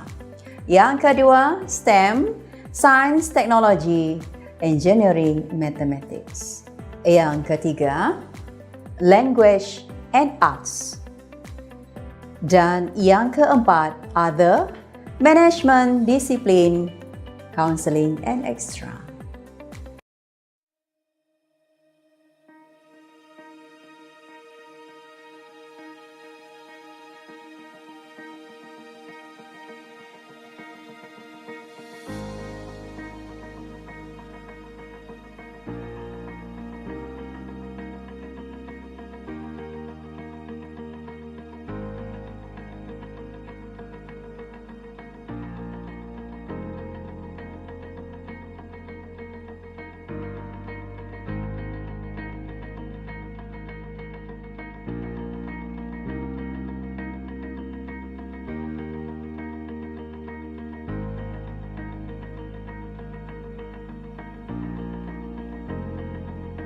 Wave Beats Music.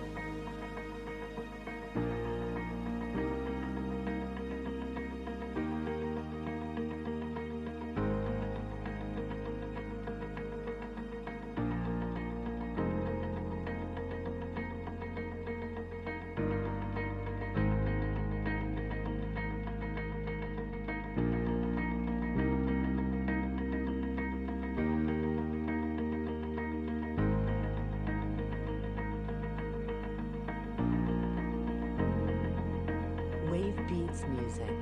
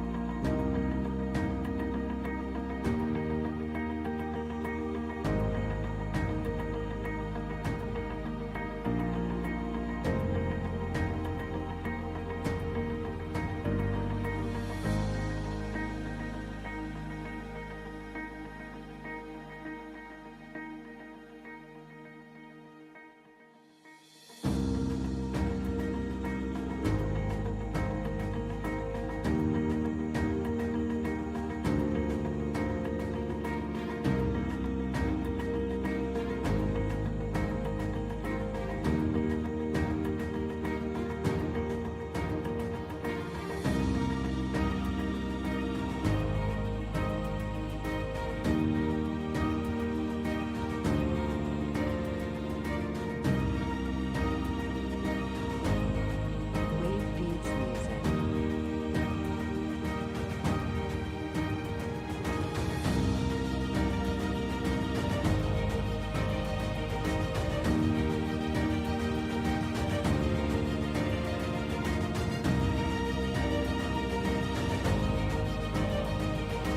Wave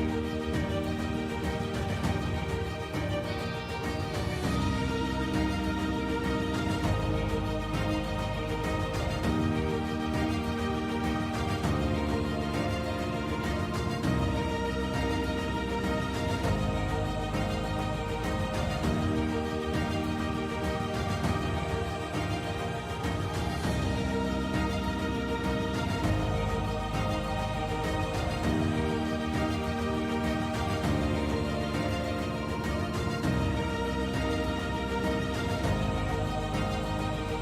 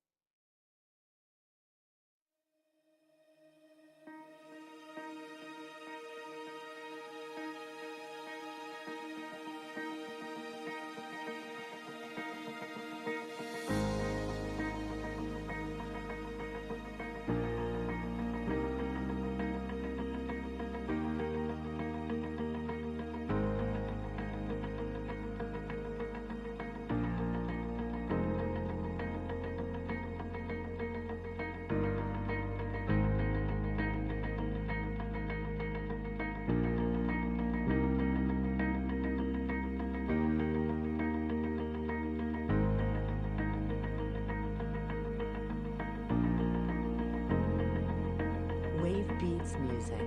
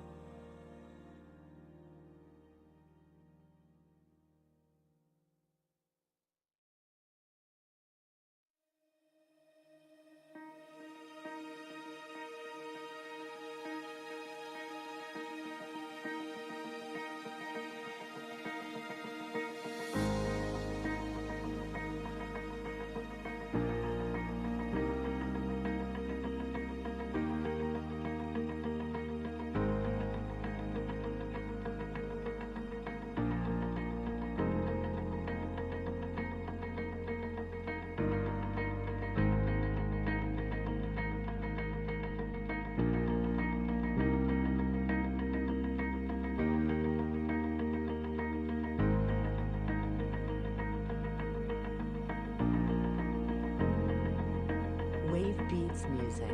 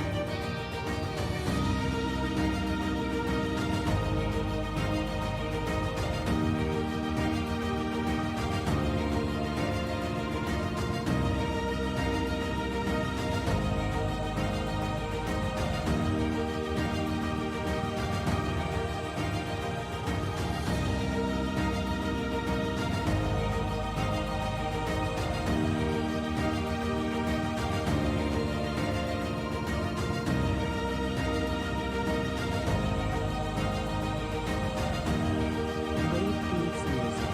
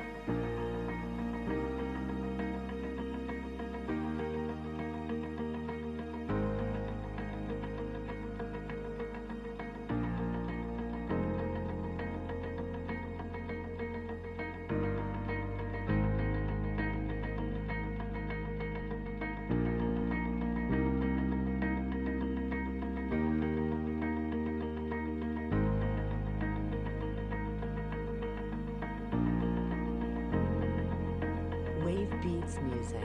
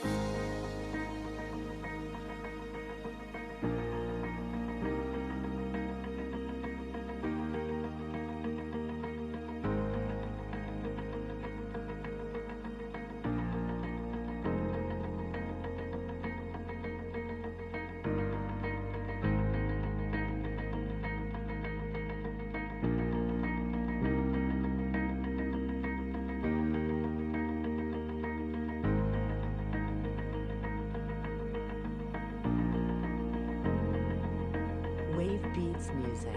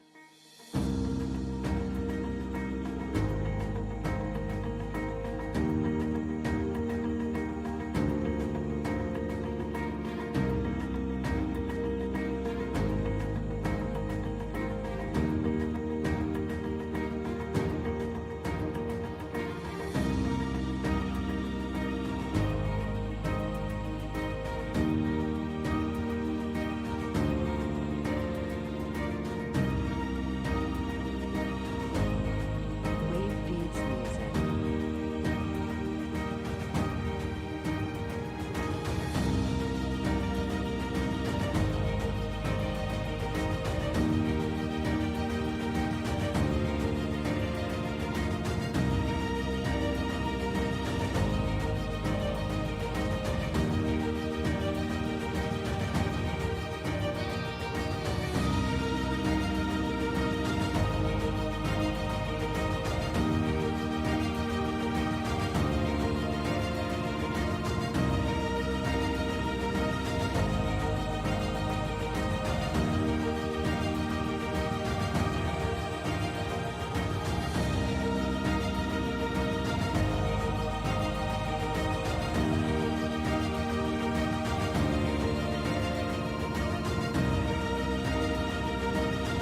Wave beats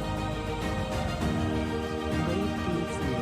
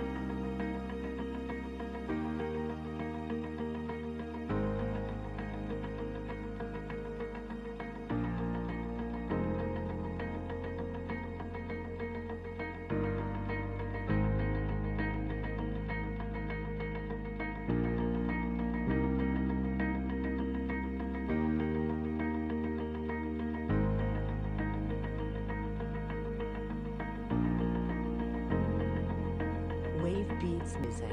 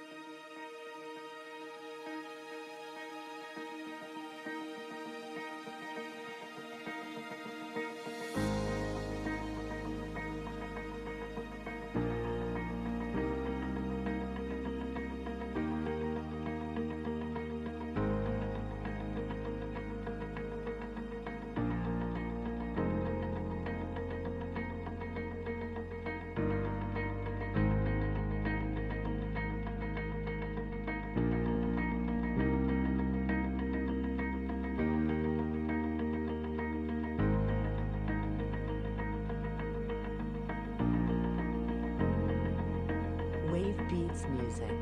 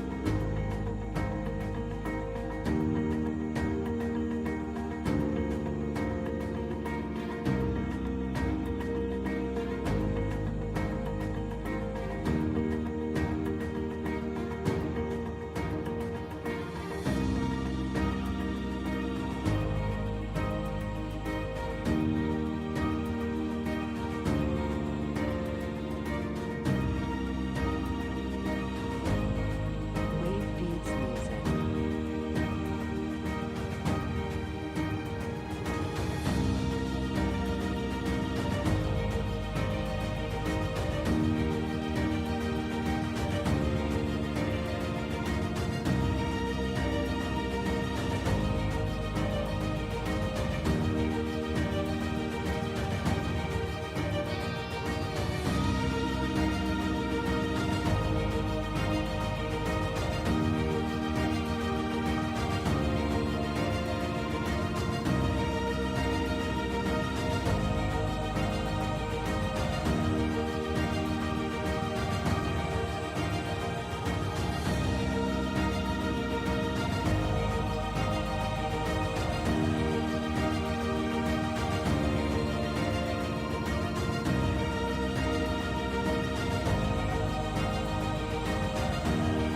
Wave beats music.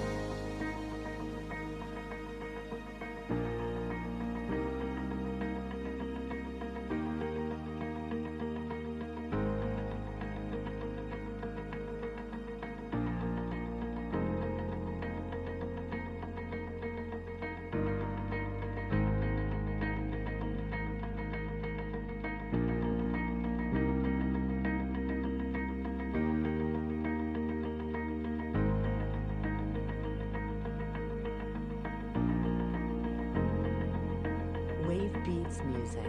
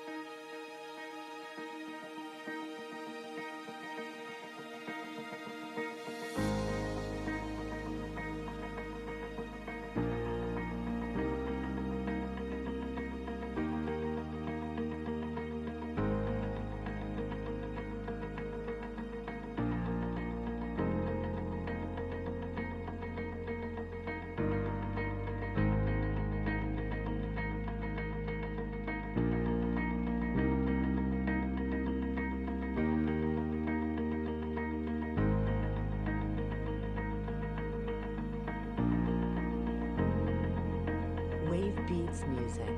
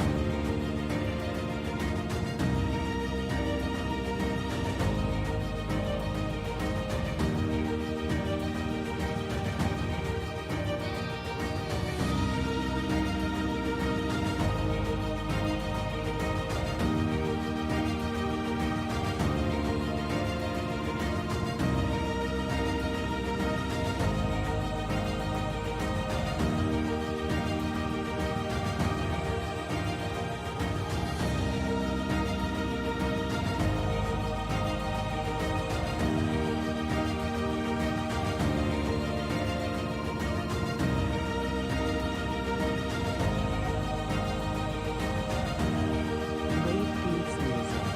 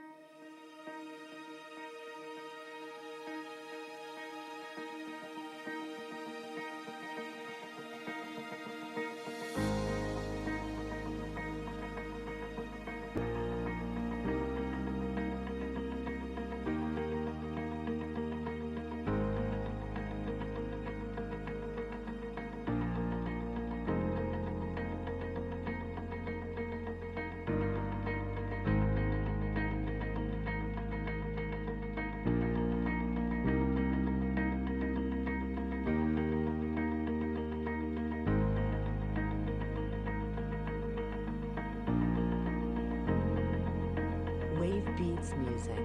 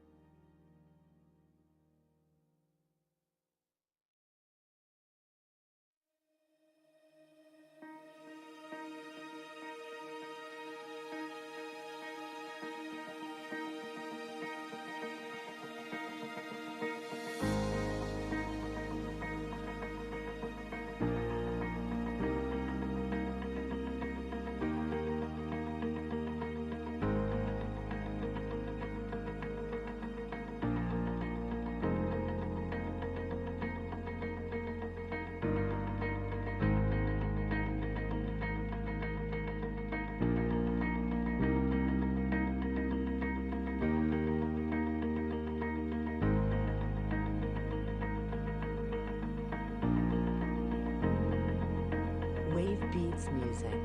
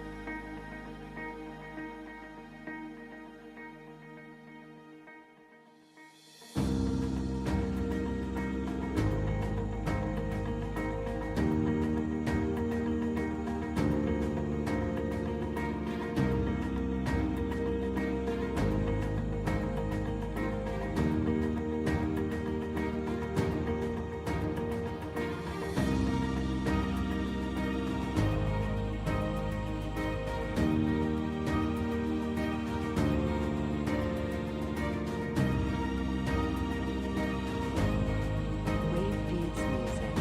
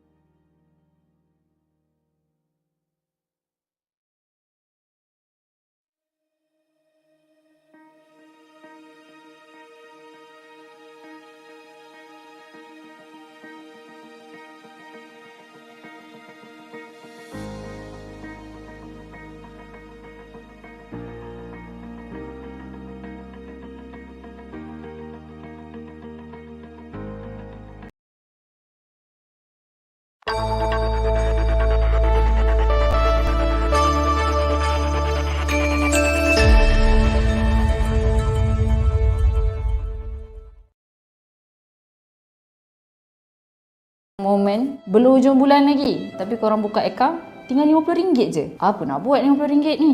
Makan cukup ke? Nak berjuli lagi cukup ke? Sebenarnya paling senang untuk kita elakkan daripada berlaku momen yang macam ni ialah kita asingkan duit kita. Masuk je gaji, kita letak kat satu akaun. Lepas tu kita asingkan untuk expenses satu akaun, untuk simpanan satu akaun, untuk duit runcit satu lagi akaun. Alang-alang kita memang nak manage our money wisely, baiklah kita masukkan duit gaji kita dekat dalam akaun Al-Awfar, yang mana kalau korang masukkan gaji dekat dalam tu, korang juga boleh menang cabutan bertuah jom pindah gaji. Tiap-tiap bulan cabutan bertuah dia grand prize boleh dapat RM50,000. Second prize RM25,000. Third prize RM15,000. Dan paling busuk pun korang boleh menang hadiah sagu hati yang diberikan kepada 10 orang bernilai RM1,000 setiap seorang. Maksudnya tiap-tiap bulan ada 13 orang pemenang, setahun 156 orang pemenang. So korang bayangkan berapa banyak chances yang korang ada untuk menang cabutan bertuah ni. Menarik kan? So nak buka akaun ni simple je. Korang pergi je branch Bank Islam yang terdekat, ataupun sekarang ni semua online. Korang just pergi dekat www.vao.bankislam.com.my. Kat situ korang fill in all the details. Tulis kat situ korang nak buka akaun Al-Awfar. Lepas tu submit. Nanti nanti korang pergi ke branch yang terdekat untuk ambil kad korang.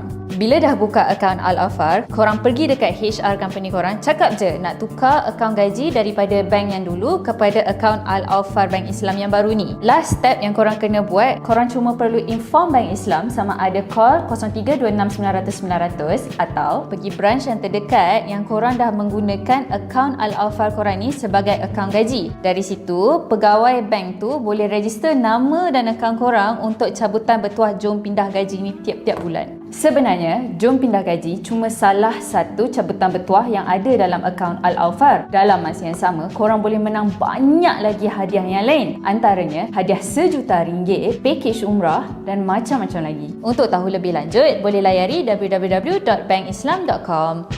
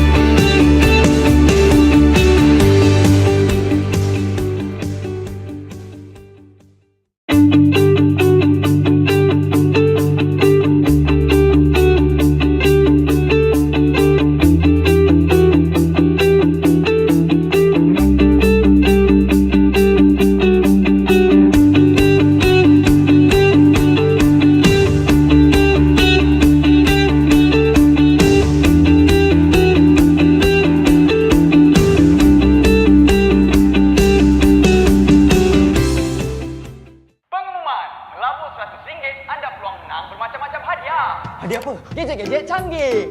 Wah. Lagi? Hadiah percutian di tempat menarik. Atau pakej menunaikan umrah. Alhamdulillah. Kau juga boleh menang kereta mewah. Wow. Dan paling gempak, kau boleh menang RM1 juta, bro. Wow, ini sudah lebih.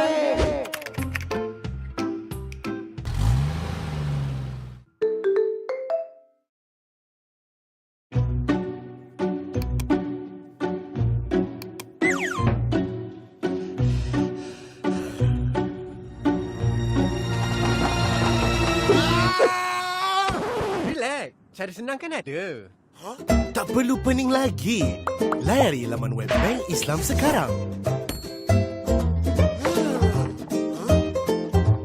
Lebih cepat, lebih jimat.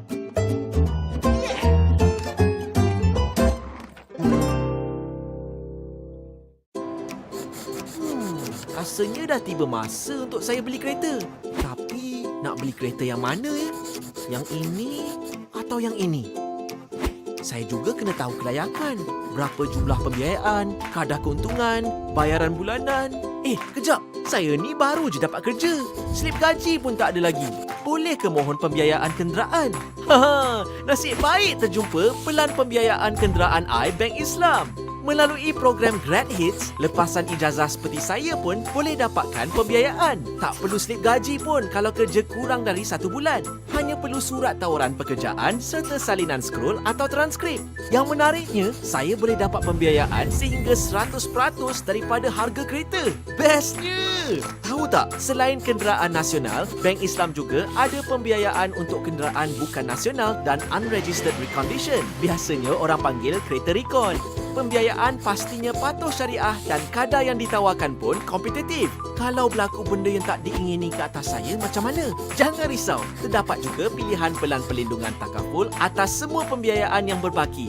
Wah, patutlah ramai yang pilih Bank Islam. Nak lebih info lagi, layari easyaccess.bankislam.com.my dan masukkan maklumat anda. Bank Islam akan hubungi anda semula atau imbas kod QR ini dan layari www.bankislam.com. Saya tak perlu risau jika kekurangan tunai dalam dompet. Lebih mudah dan pantas bila guna kad debit I untuk berbelanja di mana je. Kad debit ini ringkas. Bila saya menggunakannya, jumlah yang saya bayar akan ditolak terus daripada baki dalam akaun simpanan. Tapi pernah juga bila nak bayar, duit dalam akaun pula tak cukup. Nasib baiklah saya ada kad kredit I Bank Islam. Dengan kad kredit I Bank Islam, saya terus boleh membuat apa-apa perbelanjaan. Penggunaan kad akan ditolak dari jumlah pembiayaan. Setiap bulan, saya akan terima penyata kad kredit I. Saya hanya perlu semak transaksi yang disenaraikan dan bayar baki penyata sebelum atau pada tarikh matang. Kenapa saya pilih kad kredit I Bank Islam? Sebab tiada charge keuntungan berganda. Dan jika bayar penuh baki penyata, saya takkan dikenakan charge keuntungan langsung. Kalau saya membuat pembayaran minimum atau kurang daripada penyata kad bulanan, charge keuntungan hanya dikira berdasarkan amount principal yang telah digunakan. Yuran tahunan juga akan dikecualikan bila guna kad kredit I minimum 12 kali dalam setahun. Dengan True Rewards, saya dapat mata ganjaran True Points apabila berbelanja dan saya boleh tebus pelbagai barangan dan voucher yang ditawarkan. Apabila buat pembelian runcit RM1,000 ke atas, saya boleh melanggan pelan ansuran transaksi runcit RSVP yang mana saya boleh memanjangkan tempoh bayaran ansuran pada 6 bulan ke, 9 bulan ke dan lebih lagi. Ada banyak lagi kemudahan kad kredit I Bank Islam ni. Pengeluaran tunai, pindahan baki dan pelan perlindungan takaful percuma. Menarik kan?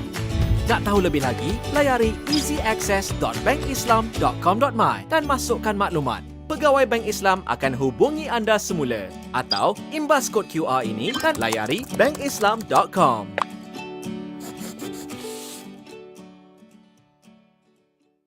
Anda berminat memiliki rumah? Apabila dah beberapa tahun bekerja, saya pun bercita-cita nak ada rumah sendiri. Selain memikirkan jenis rumah, lokasi dan harga, saya juga runsing memilih bank yang menawarkan pembiayaan yang sesuai.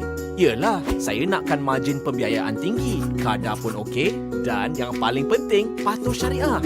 Nasib baik saya jumpa pelan pembiayaan rumah by TI Bank Islam. Bank Islam menawarkan pembiayaan pada kadar kompetitif dan pastinya patuh syariah. Saya juga boleh dapat pembiayaan sehingga 100% melalui skim rumah pertamaku. Syoknya! Lagipun, sebagai kaki tangan kerajaan, saya boleh memohon pembiayaan bersama pasangan melalui skim Bank Islam LPPSA untuk memiliki rumah idaman yang lebih mahal. Hanya bawa surat tawaran daripada LPPSA ke cawangan Bank Islam. Senang kan? Selain itu, ada juga pelan pembiayaan semula rumah Wahdah I. Pelan ini sesuai untuk anda yang ingin dapatkan lebihan tunai dengan membiayai semula rumah mengikut harga pasaran semasa. Dengan duit lebih ni, anda boleh buat pelbagai rancangan kewangan seperti penyelesaian hutang, pelan persaraan, kos pendidikan atau perubatan, mengubah suai rumah dan lain-lain lagi. Terpulanglah pada anda. Sudah tentu, banyak kelebihan dengan pembiayaan rumah Bank Islam. Margin pembiayaan menarik, tempoh pembiayaan panjang selama 35 tahun atau sehingga umur 70 tahun, tiada lock-in period, tiada penalti untuk penyelesaian awal, tiada yuran pemprosesan, tiada elemen compounding, tiada charge tersembunyi. Nak tahu lebih lagi, layari easyaccess.bankislam.com.my dan masukkan maklumat. Pegawai Bank Islam akan hubungi anda semula atau imbas kod QR ini dan layari bankislam.com. Pernah tak anda buat kesilapan dalam merancang kewangan? Saya pun sama. Semakin banyak duit, semakin banyaklah komitmen beranak-anak. Macam bayaran kos pendidikan, pinjaman koperasi atau hutang-hutang lain dengan kadar keuntungan yang tinggi. Setiap komitmen ini kadarnya berbeza-beza. Setiap bulan kena bayar satu-satu. Leceh tak? Jangan risau. Gabungkan semuanya dalam pelan pembiayaan peribadi I Bank Islam. Melalui pelan ini, anda boleh satukan semua komitmen tadi pada kadar kompetitif. Kadar yang dikenakan pun jadi satu dan nak buat pembayaran pun senang. Pastinya lebih jimat, lebih mudah. Dengan pembiayaan peribadi iBank Islam, anda boleh mohon amaun pembiayaan sehingga RM300,000 dan tempoh pembiayaan sehingga 10 tahun. Pandai-pandailah rancang ikut bajet sendiri. Yang menariknya, ada pilihan pelindungan takaful atas baki pembiayaan dan anda tak perlukan garantor. Bukan itu saja, anda juga boleh sertai macam-macam kempen yang diadakan untuk pelanggan Bank Islam. Wah, banyaknya hadiah. Jadi, rancanglah kewangan anda dengan bijak bermula hari ini. Ingat, apabila gagal merancang, kita merancang untuk gagal. Nak tahu lebih lagi, layari easyaccess.bankislam.com.my dan masukkan maklumat. Pegawai Bank Islam akan hubungi anda semula atau imbas kod QR ini dan layari bankislam.com.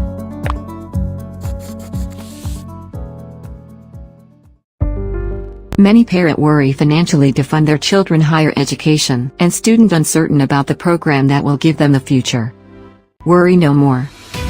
At KLT we offer up to 100% scholarship, and the programs offer are what the industry needs.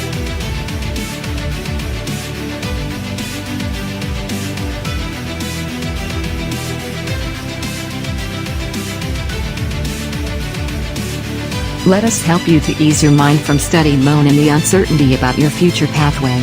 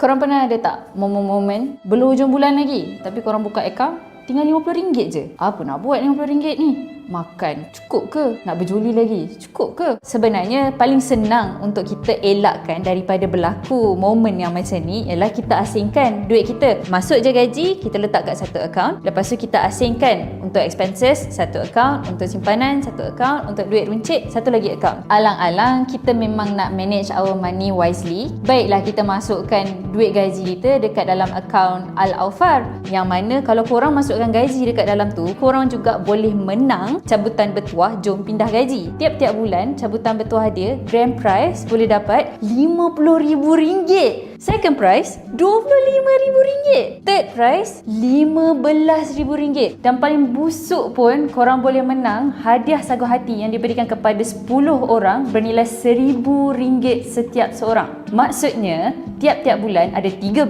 orang pemenang, setahun 156 orang pemenang. So korang bayangkan berapa banyak chances yang korang ada untuk menang cabutan bertuah ni.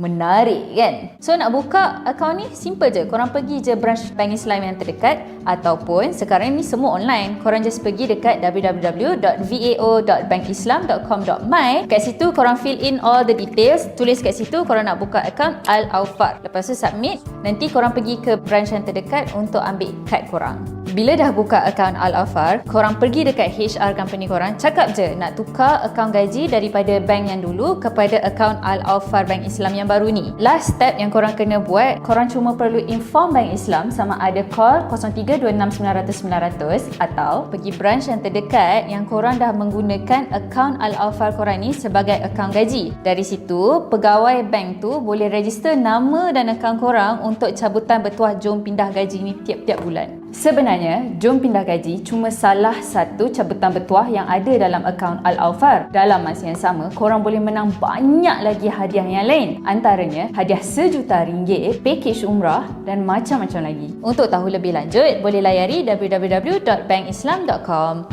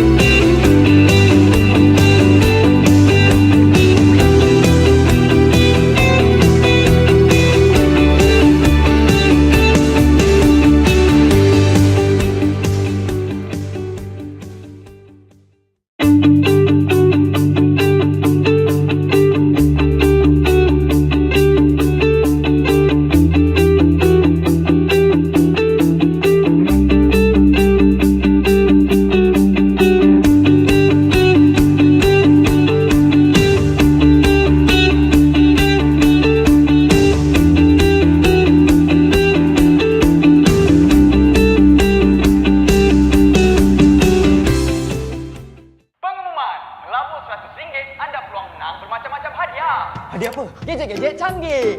Wah. Lagi, hadiah percutian di tempat menarik. Atau pakej menunaikan umrah. Alhamdulillah. Kau juga boleh menang kereta mewah. Wow. Dan paling gempak, kau boleh menang RM1 juta, bro. Wow, ini sudah lebih.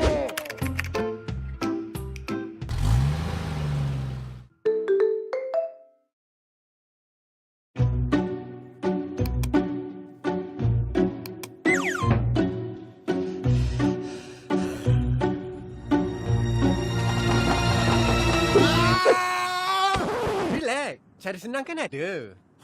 Tak perlu pening lagi. Layari laman web Bank Islam sekarang.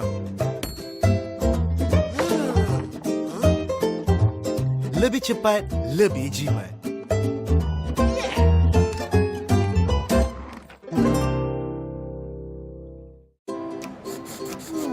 Rasanya dah tiba masa untuk saya beli kereta. Tapi nak beli kereta yang mana ya? Yang ini atau yang ini? Saya juga kena tahu kelayakan, berapa jumlah pembiayaan, kadar keuntungan, bayaran bulanan. Kejap. Saya ni baru je dapat kerja. Slip gaji pun tak ada lagi. Boleh ke mohon pembiayaan kenderaan? Nasib baik terjumpa pelan pembiayaan kenderaan Bank Islam. Melalui program Grad Hits, lepasan ijazah seperti saya pun boleh dapatkan pembiayaan. Tak perlu slip gaji pun kalau kerja kurang dari 1 bulan. Hanya perlu surat tawaran pekerjaan serta salinan scroll atau transkrip. Yang menariknya, saya boleh dapat pembiayaan sehingga 100% daripada harga kereta. Bestnya! Tahu tak, selain kenderaan nasional, Bank Islam juga ada pembiayaan untuk kenderaan bukan nasional dan unregistered recondition. Biasanya orang panggil kereta recon. Pembiayaan pastinya patuh syariah dan kadar yang ditawarkan pun kompetitif. Kalau berlaku benda yang tak diingini ke atas saya, macam mana? Jangan risau, terdapat juga pilihan pelan pelindungan takaful atas semua pembiayaan yang berbaki. Wah, patutlah ramai yang pilih Bank Islam. Nak lebih info lagi, layari easyaccess.bankislam.com.my dan masukkan maklumat anda. Bank Islam akan hubungi anda semula atau imbas kod QR ini dan layari www.bankislam.com. Saya tak perlu risau jika kekurangan tunai dalam dompet. Lebih mudah dan pantas bila guna kad debit AIB untuk berbelanja di mana je. Kad debit ini ringkas. Bila saya menggunakannya, jumlah yang saya bayar akan ditolak terus daripada baki dalam akaun simpanan. Tapi pernah juga bila nak bayar, duit dalam akaun pula tak cukup. Nasib baiklah saya ada kad kredit Bank Islam. Dengan kad kredit Bank Islam, saya terus boleh membuat apa-apa perbelanjaan. Penggunaan kad akan ditolak dari jumlah pembiayaan. Setiap bulan, saya akan terima penyata kad kredit Saya hanya perlu semak transaksi yang disenaraikan dan bayar baki penyata sebelum atau pada tarikh matang. Kenapa saya pilih kad kredit Bank Islam? Sebab tiada charge keuntungan berganda. Dan jika bayar penuh baki penyata, saya takkan dikenakan charge keuntungan langsung. Kalau saya membuat pembayaran minimum atau kurang daripada penyata kad bulanan, charge keuntungan hanya dikira berdasarkan amount prinsipal yang telah digunakan. Yuran tahunan juga akan dikecualikan bila guna kad kredit minimum 12 kali dalam setahun. Dengan True Rewards, saya dapat mata ganjaran True Points apabila berbelanja dan saya boleh tebus pelbagai barangan dan voucher yang ditawarkan.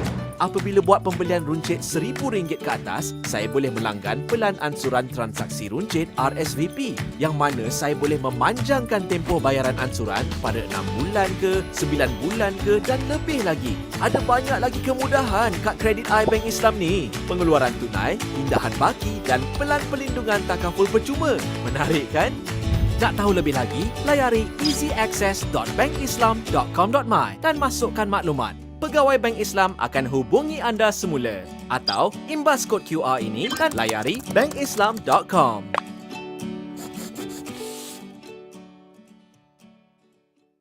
Anda berminat memiliki rumah? Apabila dah beberapa tahun bekerja, saya pun bercita-cita nak ada rumah sendiri. Selain memikirkan jenis rumah, lokasi dan harga, saya juga runsing memilih bank yang menawarkan pembiayaan yang sesuai. Yalah, saya nakkan margin pembiayaan tinggi, kadar pun okey dan yang paling penting, patuh syariah. Nasib baik saya jumpa pelan pembiayaan rumah by TI Bank Islam. Bank Islam menawarkan pembiayaan pada kadar kompetitif dan pastinya patuh syariah. Saya juga boleh dapat pembiayaan sehingga 100% melalui skim rumah pertamaku. Syoknya! Lagipun, sebagai kaki tangan kerajaan, saya boleh memohon pembiayaan bersama pasangan melalui skim Bank Islam LPPSA untuk memiliki rumah idaman yang lebih mahal. Hanya bawa surat tawaran daripada LPPSA ke cawangan Bank Islam. Senang kan? Selain itu, ada juga pelan pembiayaan semula rumah Wahdah I. Pelan ini sesuai untuk anda yang ingin dapatkan lebihan tunai dengan membiayai semula rumah mengikut harga pasaran semasa. Dengan duit lebih ni, anda boleh buat pelbagai rancangan kewangan seperti penyelesaian hutang, pelan persaraan, kos pendidikan atau perubatan, mengubah suai rumah dan lain-lain lagi. Terpulanglah pada anda. Sudah tentu, banyak kelebihan dengan pembiayaan rumah Bank Islam. Margin pembiayaan menarik, tempoh pembiayaan panjang selama 35 tahun atau sehingga umur 70 tahun, tiada lock-in period, tiada penalti untuk penyelesaian awal, tiada yuran pemprosesan, tiada elemen compounding, tiada charge tersembunyi. Nak tahu lebih lagi, layari easyaccess.bankislam.com.my dan masukkan maklumat. Pegawai Bank Islam akan hubungi anda semula. Atau imbas kod QR ini, layari bankislam.com. Pernah tak anda buat kesilapan dalam merancang kewangan? Saya pun sama. Semakin banyak duit, semakin banyaklah komitmen beranak-anak. Macam bayaran kos pendidikan, pinjaman koperasi atau hutang-hutang lain dengan kadar keuntungan yang tinggi. Setiap komitmen ini kadarnya berbeza-beza. Setiap bulan kena bayar satu-satu. Leceh tak? Jangan risau. Gabungkan semuanya dalam pelan pembiayaan peribadi I Bank Islam. Melalui pelan ini, anda boleh satukan semua komitmen tadi pada kadar kompetitif. Kadar yang dikenakan pun jadi satu dan nak buat pembayaran pun senang. Pastinya lebih jimat, lebih mudah. Dengan pembiayaan peribadi I Bank Islam, anda boleh mohon amount pembiayaan sehingga RM300,000 dan tempoh pembiayaan sehingga 10 tahun. Pandai-pandailah rancang ikut bajet sendiri. Yang menariknya, ada pilihan pelindungan takaful atas baki pembiayaan dan anda tak perlukan garantor. Bukan itu saja, anda juga boleh sertai macam-macam kempen yang diadakan untuk pelanggan Bank Islam. Wah, banyaknya hadiah. Jadi, rancanglah kewangan anda dengan bijak bermula hari ini. Ingat, apabila gagal merancang, kita merancang untuk gagal. Nak tahu lebih lagi, layari easyaccess.bankislam.com.my dan masukkan maklumat. Pegawai Bank Islam akan hubungi anda semula. Atau imbas kod QR ini, layari bankislam.com.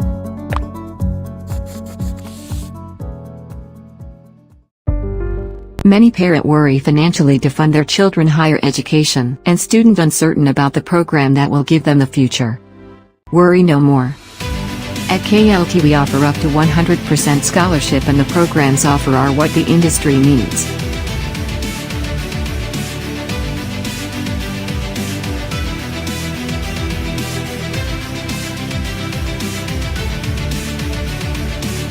Let us help you to ease your mind from study loan and the uncertainty about your future pathway.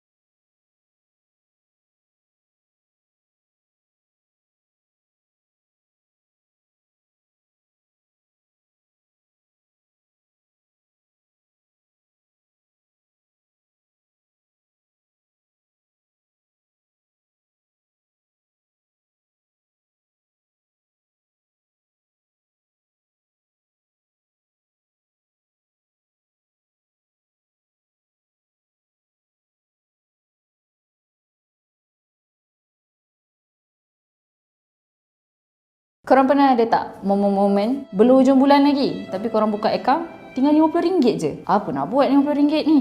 Makan cukup ke? Nak berjuli lagi cukup ke? Sebenarnya paling senang untuk kita elakkan daripada berlaku momen yang macam ni ialah kita asingkan duit kita. Masuk je gaji, kita letak kat satu akaun. Lepas tu kita asingkan untuk expenses satu akaun, untuk simpanan satu akaun, untuk duit runcit satu lagi akaun. Alang-alang kita memang nak manage our money wisely, baiklah kita masukkan duit gaji kita dekat dalam akaun Al-Awfar, yang mana kalau korang masukkan gaji dekat dalam tu, korang juga boleh menang cabutan bertuah jom pindah gaji. Tiap-tiap bulan cabutan bertuah dia grand prize boleh dapat RM50,000.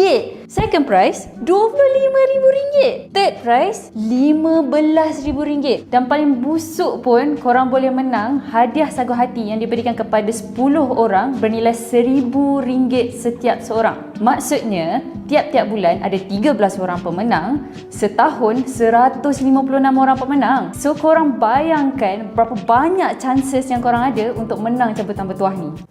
Menarik kan? So nak buka akaun ni simple je. Korang pergi je branch Bank Islam yang terdekat, ataupun sekarang ni semua online. Korang just pergi dekat www.vao.bankislam.com.my. Kat situ korang fill in all the details. Tulis kat situ korang nak buka akaun Al-Awfar. Lepas tu submit. Nanti korang pergi ke branch yang terdekat untuk ambil kad korang. Bila dah buka akaun Al-Awfar, korang pergi dekat HR company korang, cakap je nak tukar akaun gaji daripada bank yang dulu kepada akaun Al-Awfar Bank Islam yang baru ni. Last step yang korang kena buat, korang cuma perlu inform Bank Islam sama ada call 0326900900 atau pergi branch yang terdekat yang korang dah menggunakan akaun Al-Awfar korang ni sebagai akaun gaji. Dari situ, pegawai bank tu boleh register nama dan akaun korang untuk cabutan bertuah jom pindah gaji ni tiap-tiap bulan. Sebenarnya, jom pindah gaji cuma salah satu cabutan bertuah yang ada dalam akaun Al-Awfar. Dalam masa yang sama, korang boleh menang banyak lagi hadiah yang lain. Antaranya, hadiah RM1,000,000, package umrah dan macam-macam lagi. Untuk tahu lebih lanjut, boleh layari www.bankislam.com.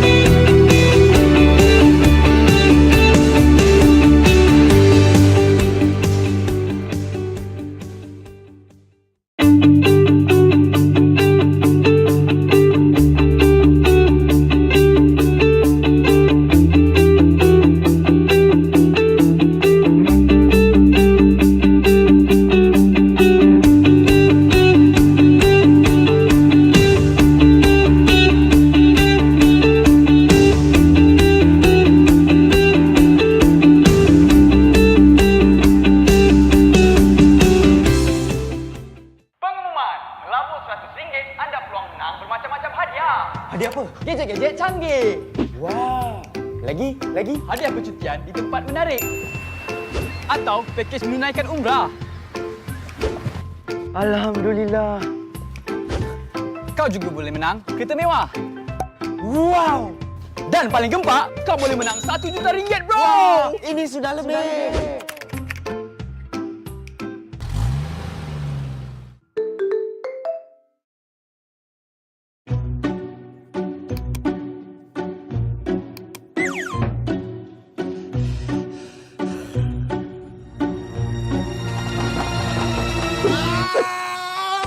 Relax, cara senang kan ada.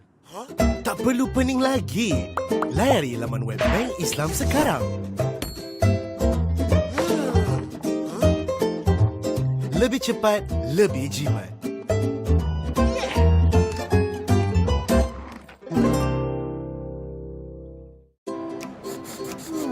Rasanya dah tiba masa untuk saya beli kereta. Tapi nak beli kereta yang mana ya? Yang ini atau yang ini? Saya juga kena tahu kelayakan. Berapa jumlah pembiayaan, kadar keuntungan, bayaran bulanan. Kejap. Saya ni baru je dapat kerja. Slip gaji pun tak ada lagi. Boleh ke mohon pembiayaan kenderaan? Nasib baik terjumpa pelan pembiayaan kenderaan I Bank Islam. Melalui program Grad Hits, lepasan ijazah seperti saya pun boleh dapatkan pembiayaan. Tak perlu slip gaji pun kalau kerja kurang dari 1 bulan. Hanya perlu surat tawaran pekerjaan serta salinan scroll atau transkrip. Yang menariknya, saya boleh dapat pembiayaan sehingga 100% daripada harga kereta. Bestnya! Tahu tak, selain kenderaan nasional, Bank Islam juga ada pembiayaan untuk kenderaan bukan nasional dan unregistered recondition. Biasanya orang panggil kereta recon. Pembiayaan pastinya patuh syariah dan kadar yang ditawarkan pun kompetitif. Kalau berlaku benda yang tak diingini ke atas saya, macam mana? Jangan risau, terdapat juga pilihan pelan perlindungan takaful atas semua pembiayaan yang berbaki. Wah, patutlah ramai yang pilih Bank Islam. Nak lebih info lagi, layari easyaccess.bankislam.com.my dan masukkan maklumat anda. Bank Islam akan hubungi anda semula atau imbas kod QR ini dan layari www.bankislam.com. Saya tak perlu risau jika kekurangan tunai dalam dompet. Lebih mudah dan pantas bila guna kad debit AIB untuk berbelanja di mana je.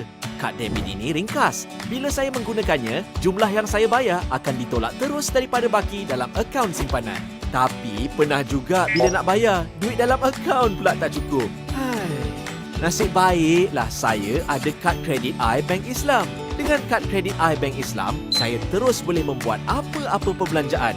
Penggunaan kad akan ditolak dari jumlah pembiayaan. Setiap bulan, saya akan terima penyata kad kredit I. Saya hanya perlu semak transaksi yang disenaraikan dan bayar baki penyata sebelum atau pada tarikh matang. Kenapa saya pilih kad kredit I Bank Islam? Sebab tiada charge keuntungan berganda. Dan jika bayar penuh baki penyata, saya takkan dikenakan charge keuntungan langsung. Kalau saya membuat pembayaran minimum atau kurang daripada penyata kad bulanan, charge keuntungan hanya dikira berdasarkan amount prinsipal yang telah digunakan. Yuran tahunan juga akan dikecualikan bila guna kad kredit I minimum 12 kali dalam setahun. Dengan True Rewards, saya dapat mata ganjaran True Points apabila berbelanja dan saya boleh tebus pelbagai barangan dan voucher yang ditawarkan.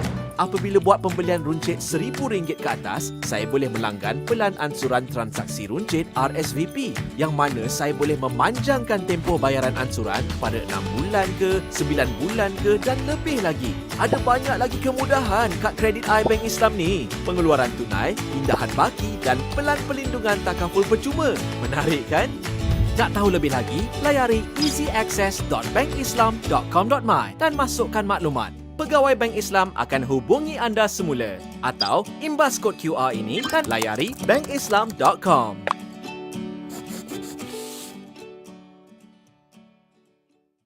Anda berminat memiliki rumah?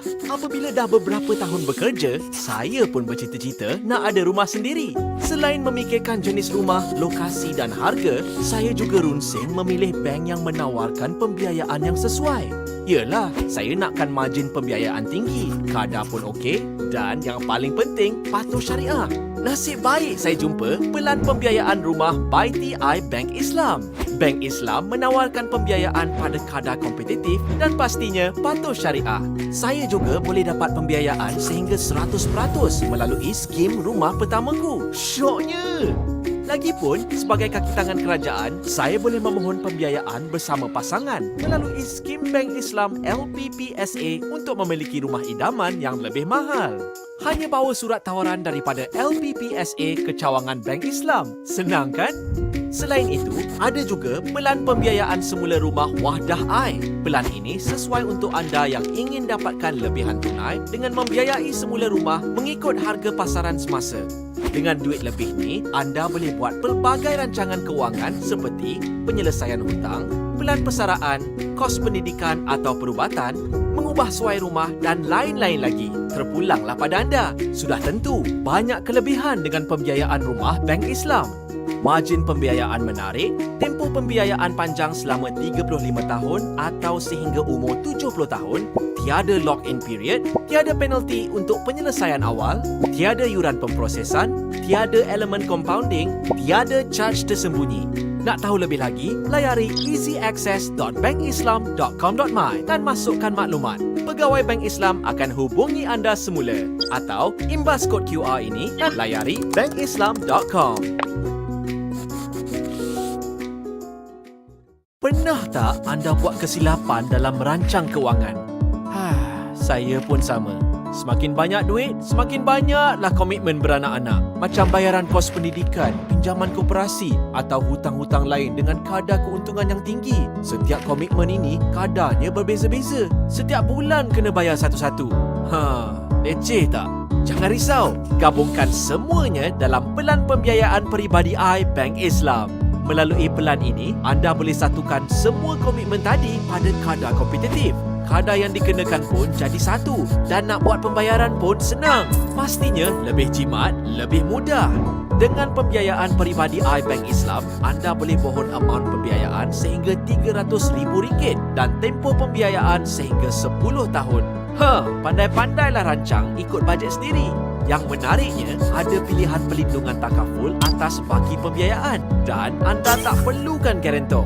Bukan itu saja, anda juga boleh sertai macam-macam kempen yang diadakan untuk pelanggan Bank Islam. Wah, banyaknya hadiah. Jadi, rancanglah kewangan anda dengan bijak bermula hari ini. Ingat, apabila gagal merancang, kita merancang untuk gagal. Nak tahu lebih lagi, layari easyaccess.bankislam.com.my dan masukkan maklumat. Pegawai Bank Islam akan hubungi anda semula. Atau imbas kod QR ini dan layari bankislam.com.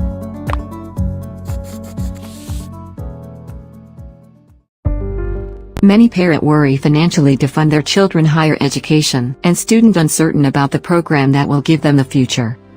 Worry no more. At KLT we offer up to 100% scholarship, and the programs offer are what the industry needs.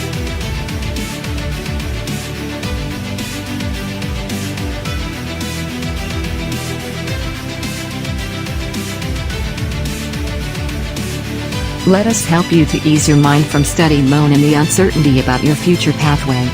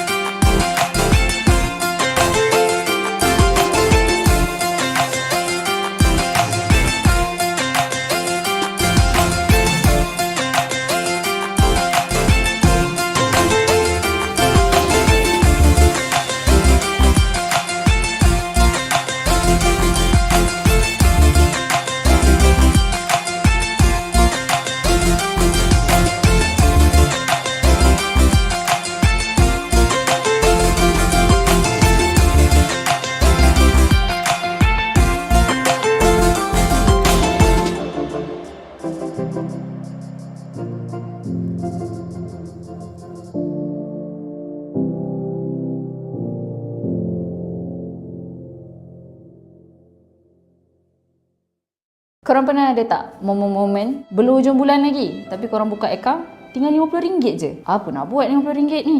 Makan cukup ke? Nak berjoli lagi cukup ke? Sebenarnya paling senang untuk kita elakkan daripada berlaku momen yang macam ni ialah kita asingkan duit kita. Masuk je gaji, kita letak kat satu akaun, lepas tu kita asingkan untuk expenses satu akaun, untuk simpanan satu akaun, untuk duit runcit satu lagi akaun. Alang-alang kita memang nak manage our money wisely, baiklah kita masukkan duit gaji kita dekat dalam akaun Al-Awfar, yang mana kalau korang masukkan gaji dekat dalam tu, korang juga boleh menang cabutan bertuah jom pindah gaji. Tiap-tiap bulan cabutan bertuah dia grand prize boleh dapat RM50,000. Second prize RM25,000. Third prize RM15,000. Dan paling busuk pun korang boleh menang hadiah sagu hati yang diberikan kepada 10 orang bernilai RM1,000 setiap seorang. Maksudnya tiap-tiap bulan ada 13 orang pemenang, setahun 156 orang pemenang. So korang bayangkan berapa banyak chances yang korang ada untuk menang cabutan bertuah ni.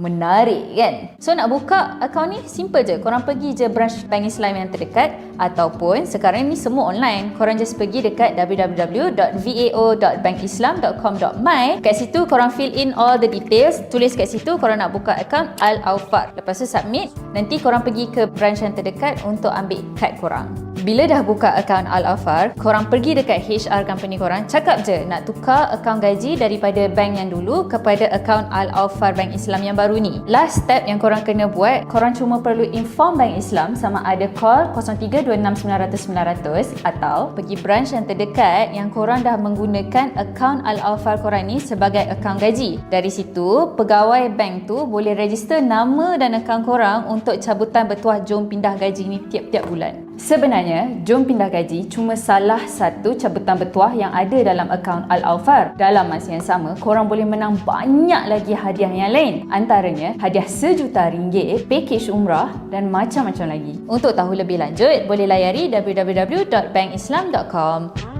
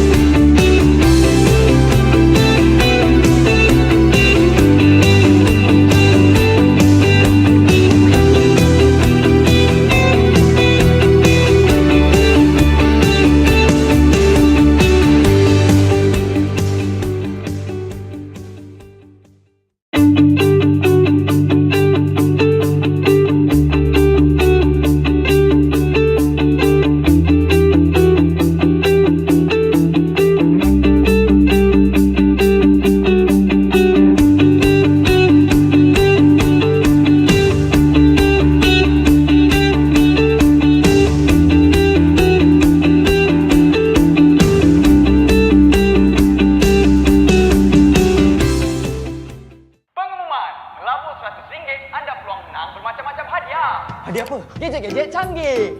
Wah. Lagi hadiah percutian di tempat menarik. Atau pakej menunaikan umrah. Alhamdulillah. Kau juga boleh menang kereta mewah. Wow. Dan paling gempak, kau boleh menang RM1 juta, bro. Wow, ini sudah lebih.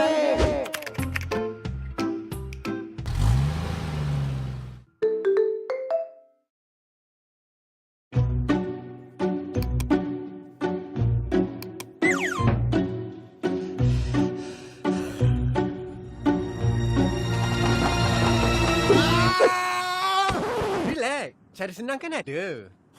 Tak perlu pening lagi. Layari laman web Bank Islam sekarang. Lebih cepat, lebih jimat.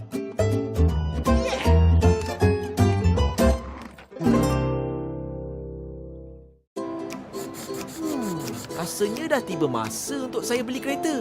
Tapi nak beli kereta yang mana ya? Yang ini atau yang ini? Saya juga kena tahu kelayakan.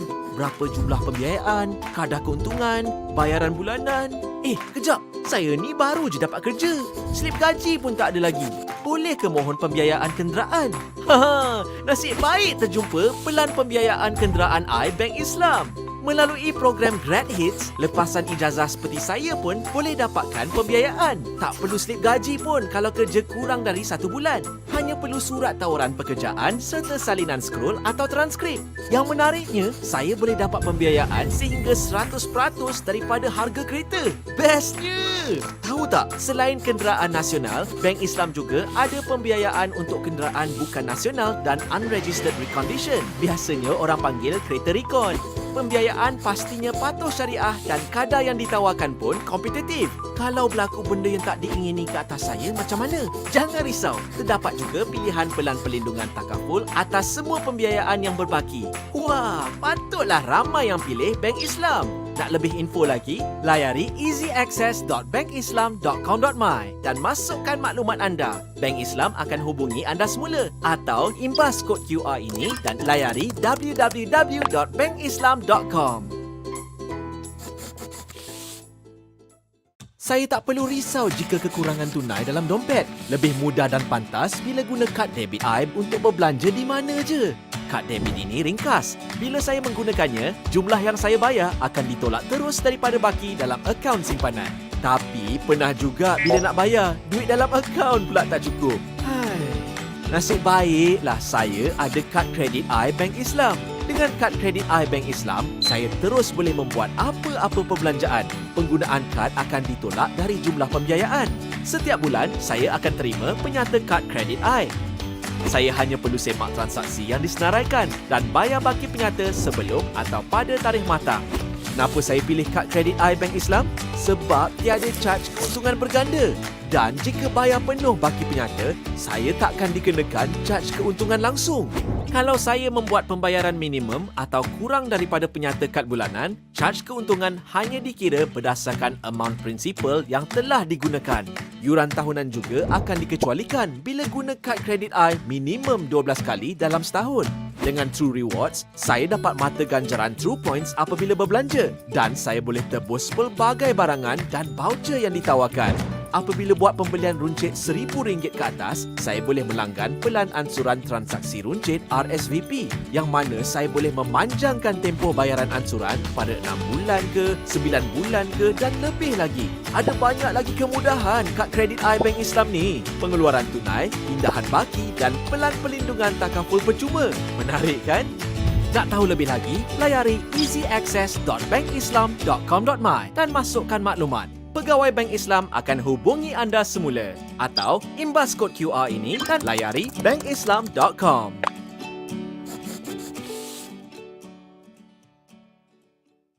Anda berminat memiliki rumah? Apabila dah beberapa tahun bekerja, saya pun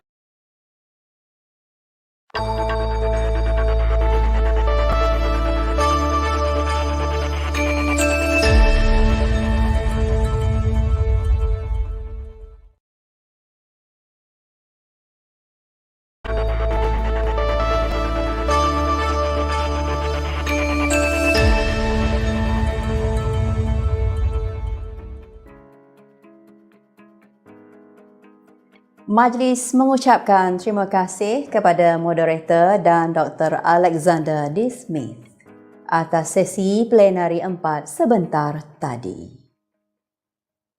Hari ini hari ketiga E-Colloquium Pendidikan Antarabangsa Pejabat Pendidikan Daerah Miri bagi tahun 2022.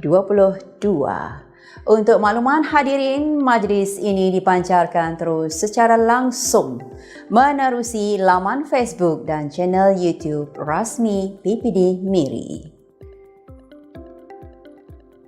Jangan lupa untuk like dan subscribe YouTube channel PPD Miri.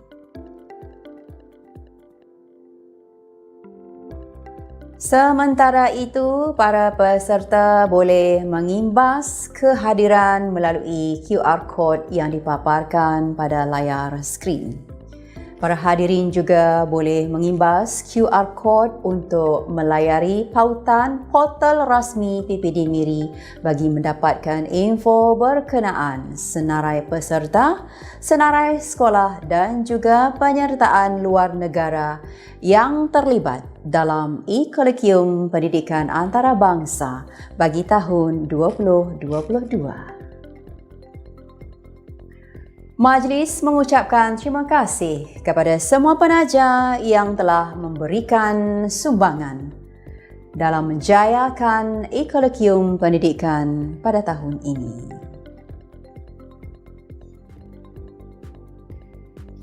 Sidang hadirin sekalian, kini majlis terusnya mempersilakan moderator untuk sesi plenari 5.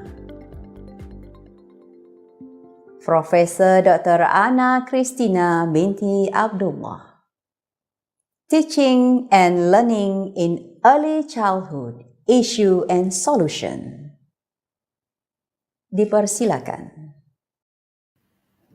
Thank you to our MC for today. Ladies and gentlemen, welcome to this session.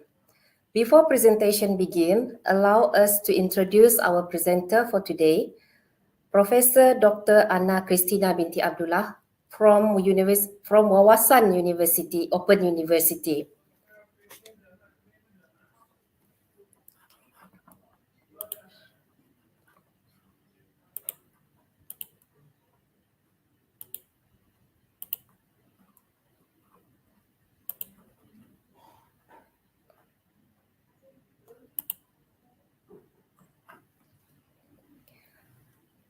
Let me introduce our speaker for today, Professor Dr. Ana binti Abdullah. She is currently the program lead of the School of Education, Humanities and Social Science at Wawasan Open University. She is also the director of the Center of Graduate Studies, besides heading the Early Childhood Education program in the school. Experience-wise, she was previously a professor at the School of Educational Studies, University Science Malaysia, and she held positions of acting dean, deputy dean, and program chair at the School Education Studies of University Science Malaysia. Apart from that, she was also the coordinator of the Basic Education Research Unit as well as Director of the Community Network in the Division of Industry and Community Linkages in University Science Malaysia. Without further ado, we would like to welcome Professor Dr. Ana Christina binti Abdullah to deliver the presentation entitled Teaching and Learning in Early Childhood, Issues and Solutions.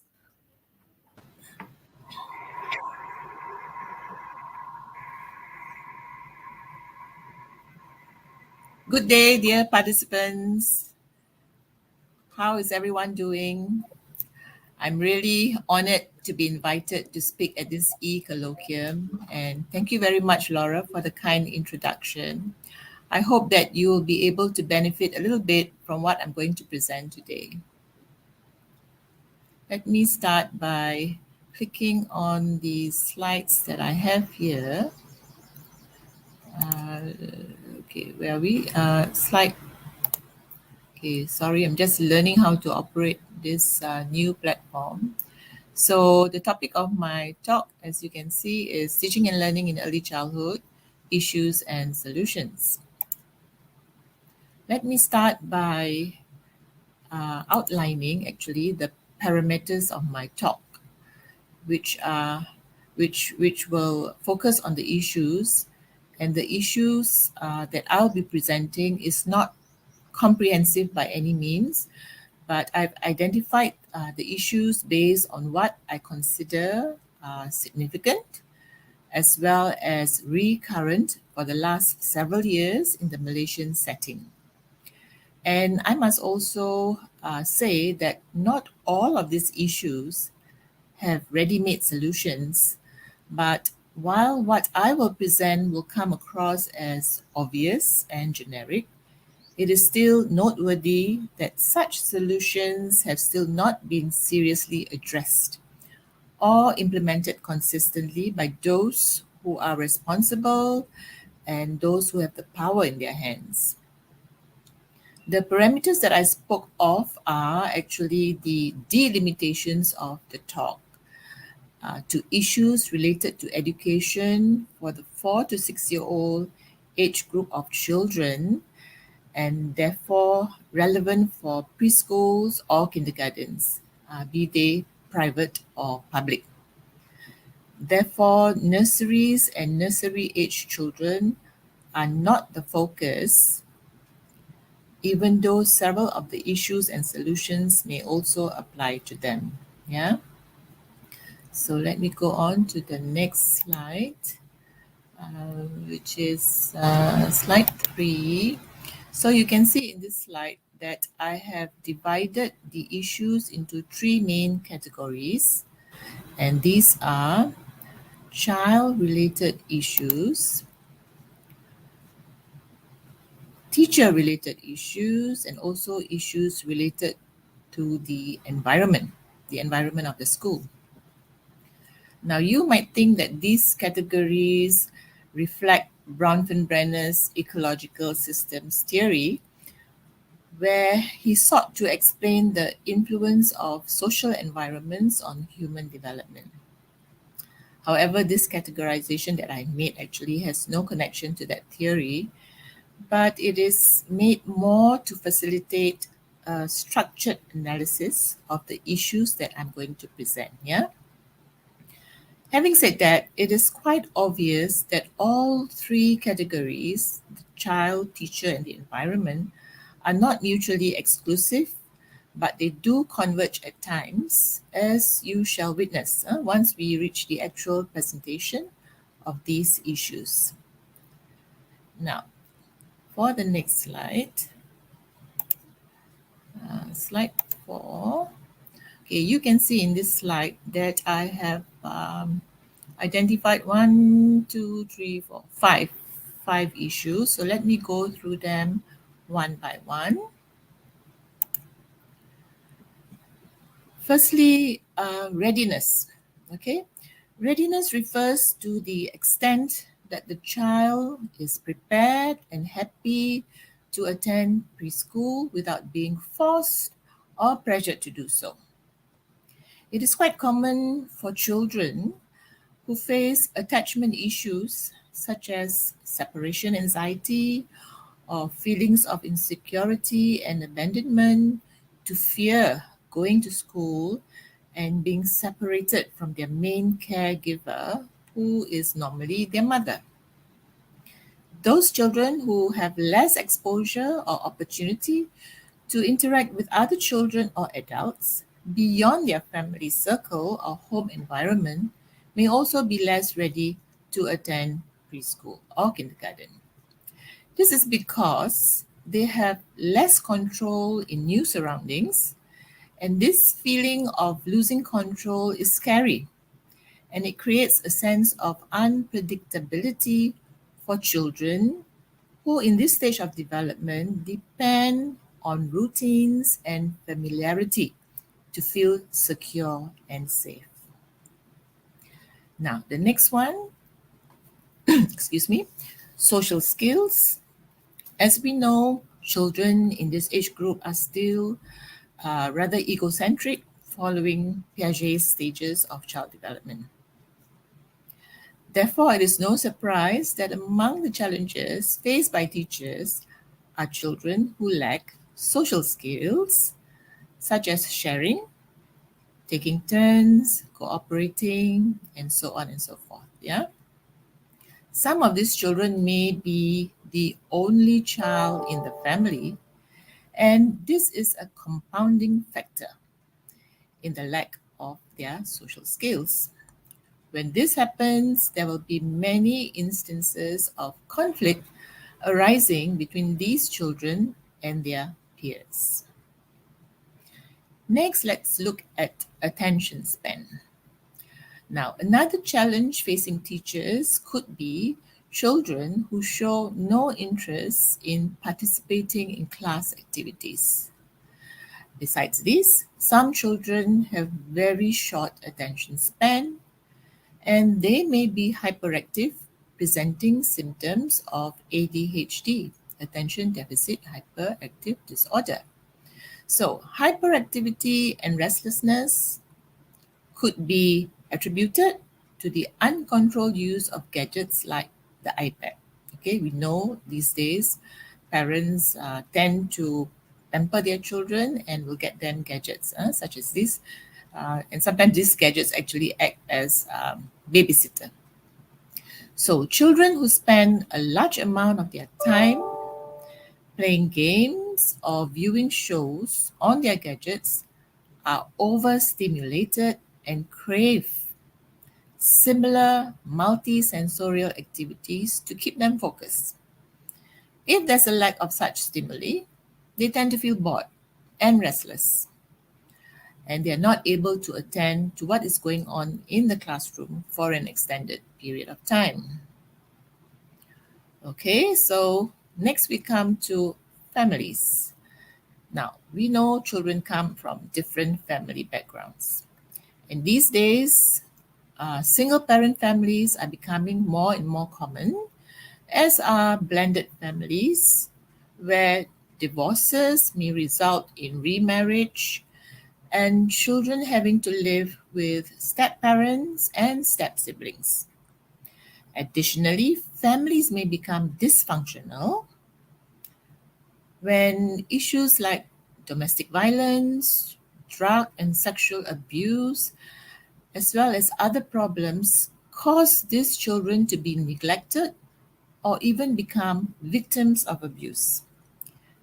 Such children, when they are able to attend preschool, may present with symptoms such as being withdrawn and not showing any interest in activities, and worse still, becoming violent themselves.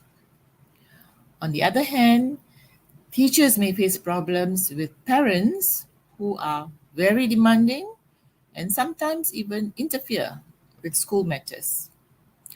Overprotective parents may demand that their children only be involved in activities that they think are important or safe, and to excuse or not allow their children to participate in what they consider to be messy and also outdoor activities.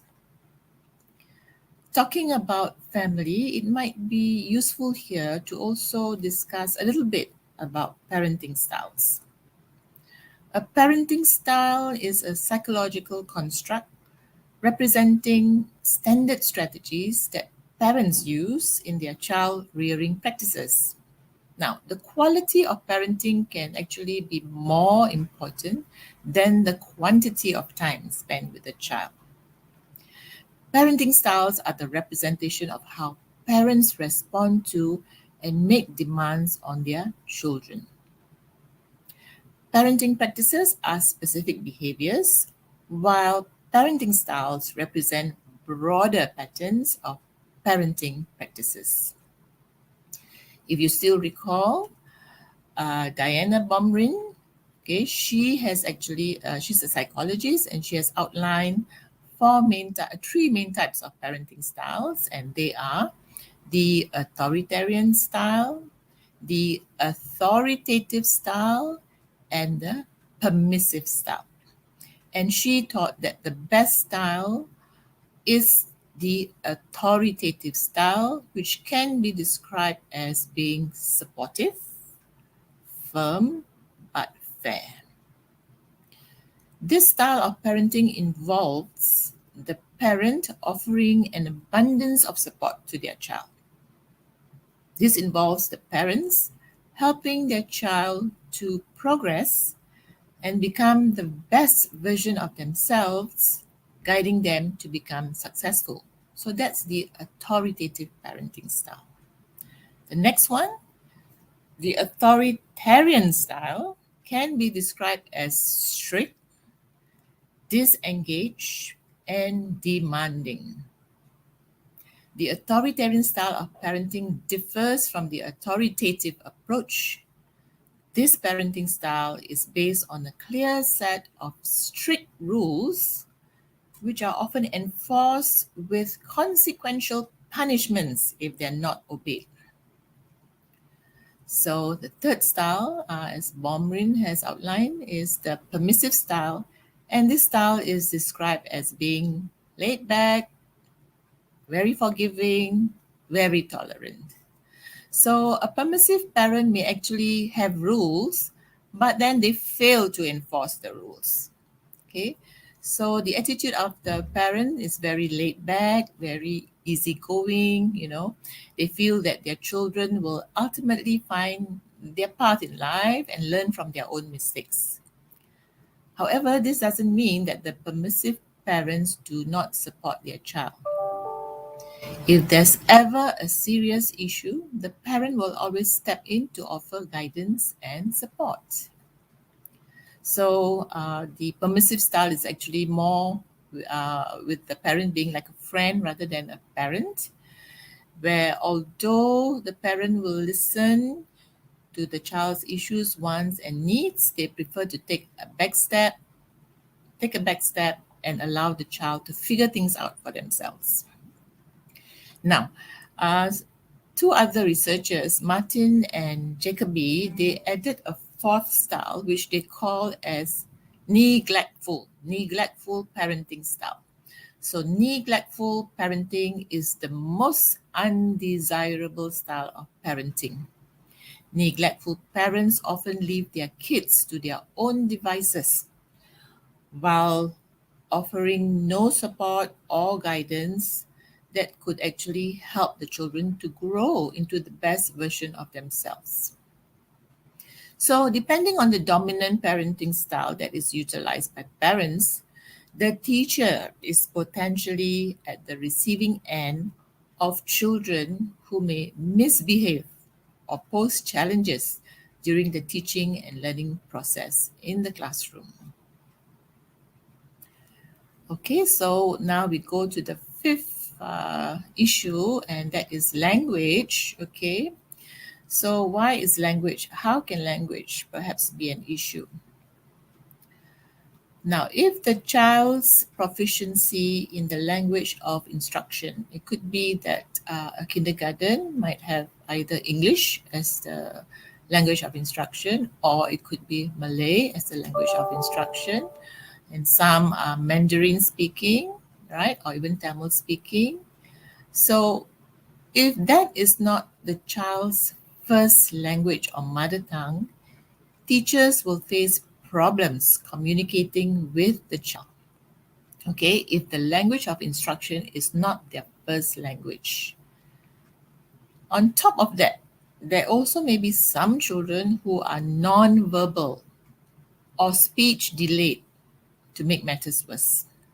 Okay, it is more important that children can at least speak the language of instruction, and less important for them to be able to read or write the language, as they may not be developmentally ready yet. Okay, so the speaking skill is the most important skill at this stage.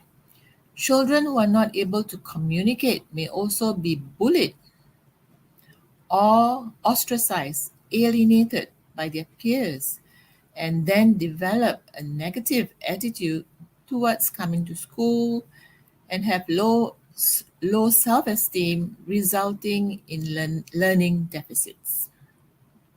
So those are the 5 child-related issues that I can present today. And let's look at the next category of issues, which are teacher-related issue. Now, here I have, I think, identified 1, 2, 3, and 4. Okay. Something wrong with my fourth point, but never mind. We'll come to that eventually. So let's look at the first teacher-related issue that may affect the teaching and learning process. Now, one of the more important factors, okay, would be those that is related to the qualification and training of teachers.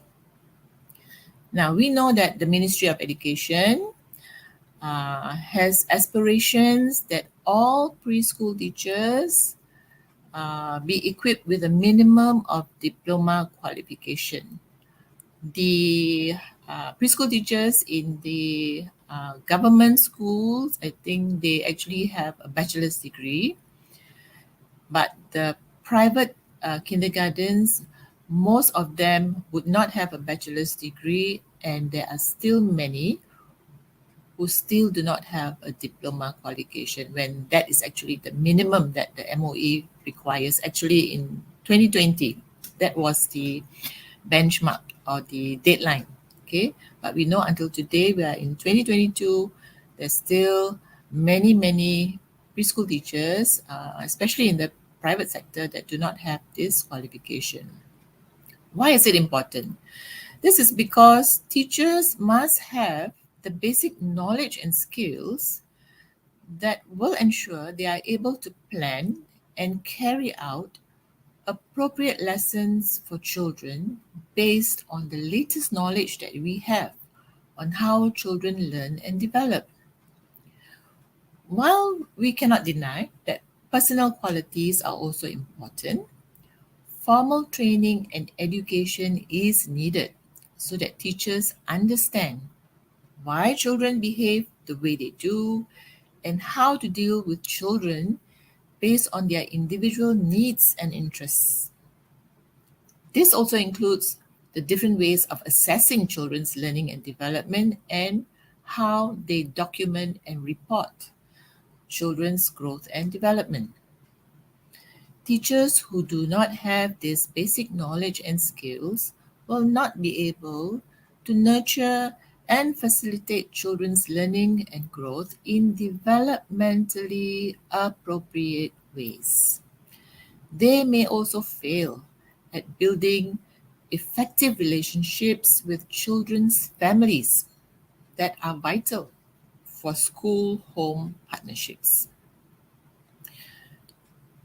Having said that, it cannot be denied, that for a majority of teachers, the fees, the money to obtain a diploma or bachelor's degree can be unaffordable, as their income is also not that high.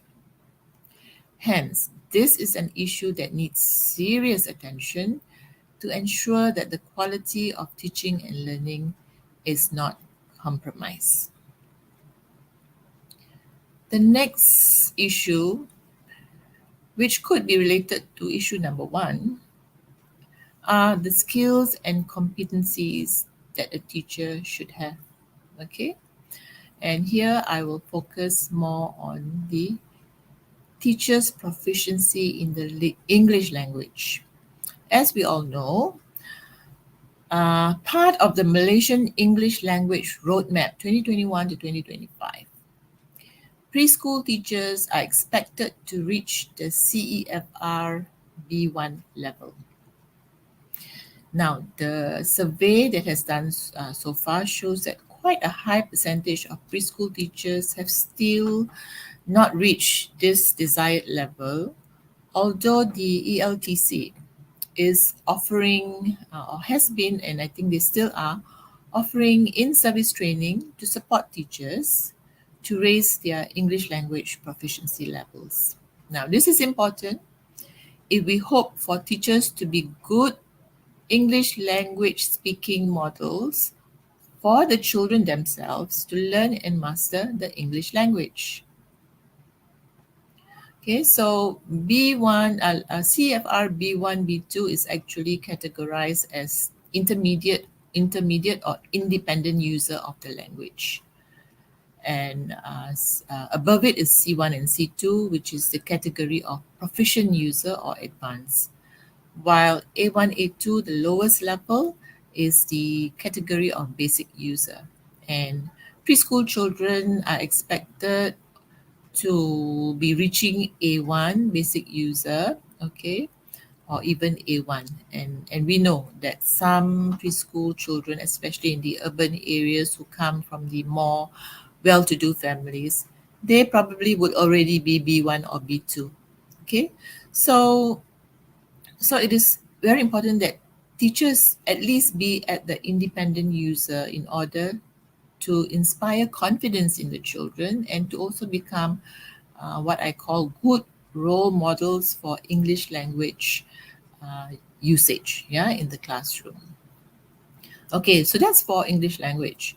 Now, besides English language proficiency, that will affect the teaching and learning process, because we know the national preschool curriculum, let's say in the national stream, they require half of the time for lessons to be conducted in BM and the other half for lessons to be conducted in BI. So that's 50% of the time, okay, where EL, English language, is supposed to be used.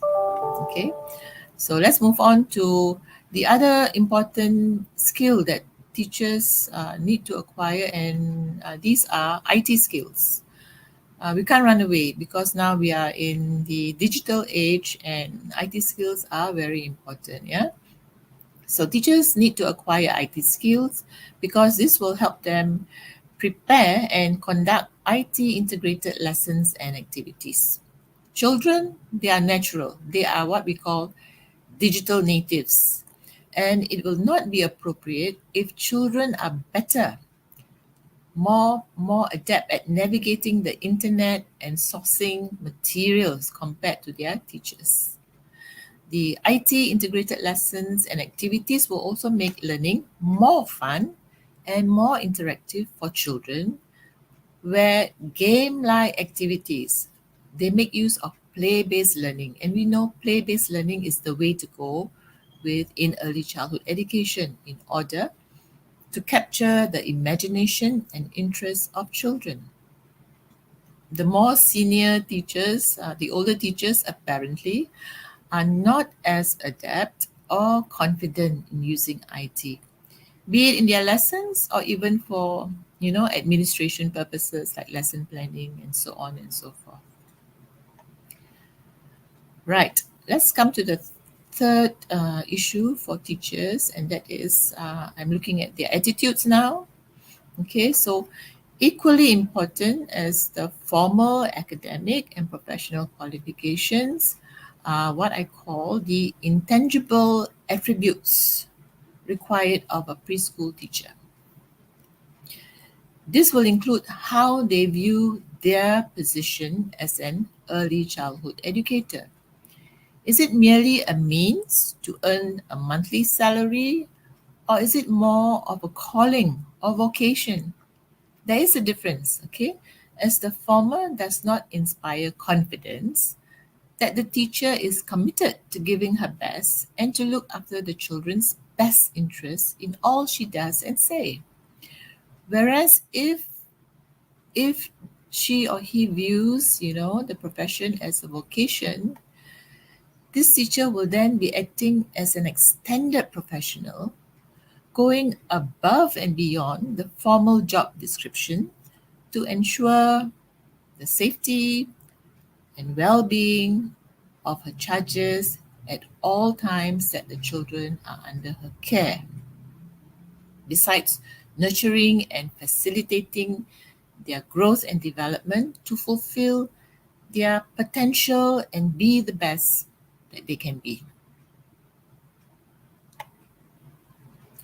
And finally, the fourth issue which again, as I said, it's very hard to draw a line and say that it is something that is discrete and standalone, but it is all related to even the other three issues, and the ethos, the values, and the ethos and philosophy of the teacher. The teacher's ethos and personal philosophy of what early childhood education is will also affect the teaching and learning that goes on in the classroom. Some teachers may have an ECE ethos that carries over from their own school days, okay, where the teacher is considered the source of all knowledge. The teacher is know-it-all, okay, and the teacher should play a dominant role in the teaching and learning activities. Now, if this is the mindset of the teacher, then it is obvious that the teaching and learning will feature teacher-centered lessons and activities. Now, this goes against the ECE philosophy that stresses child-centered approaches, where the child is also considered a source of knowledge and capable of generating new ideas and perspectives that need to be respected and brought into the teaching learning processes. Child-centered approaches, as we know, include play-based learning, as play is considered what comes naturally to the child and would involve the child in a more active role in his own learning. A teacher who believes that a more formal approach is required for learning to take place may only give lip service to play-based learning, or worse still, do away with them completely. In this scenario, children will be robbed of their childhood as well as learning experiences that are aligned to their natural way of learning and exploration. Regimented seat work, that comprises working on endless worksheets, drilling, memorization will be the norm, which in turn will remove the joy of learning and intrinsic motivation that drive children to want to come to school.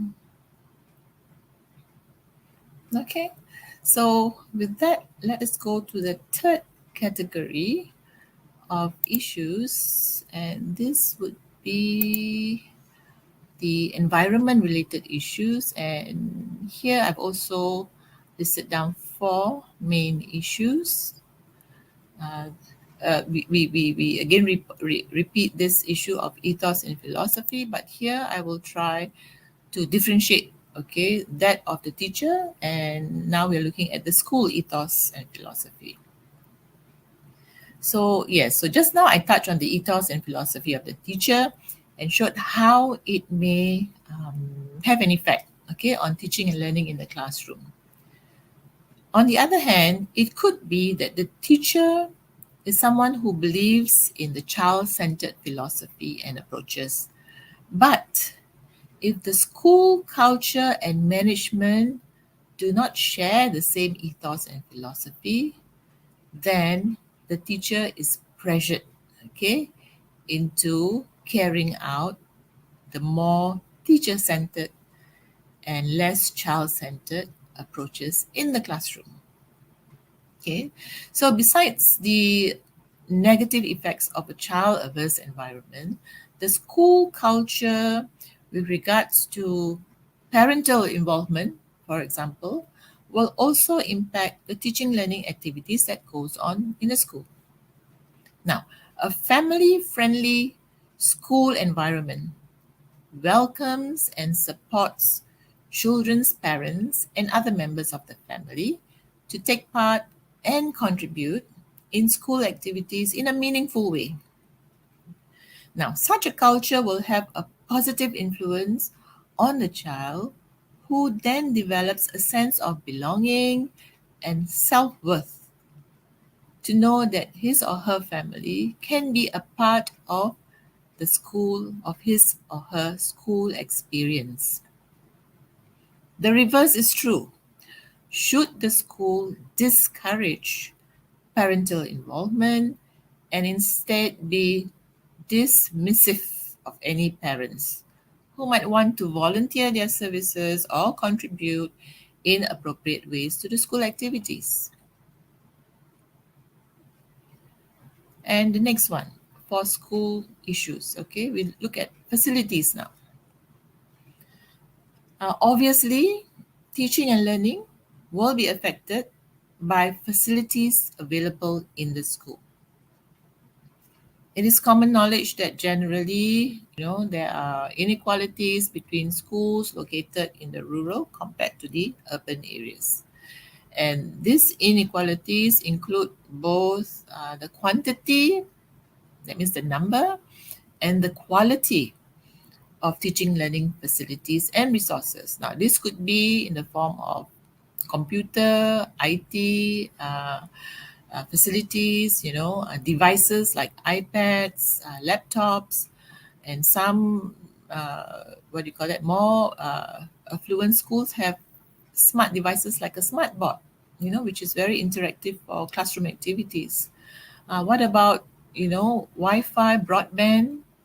What about classroom furniture? Because we need child-size furnishings, okay, playground equipment, books, storybooks, science learning aids, etc., etc.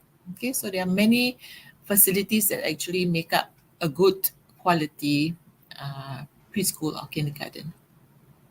Okay, so a lack of quality and diverse facilities and resources will undoubtedly impact adversely the teaching and learning that can be carried out for the optimal learning of children in all developmental domains, be it their cognitive domains, psychomotor, or even affective learning domains.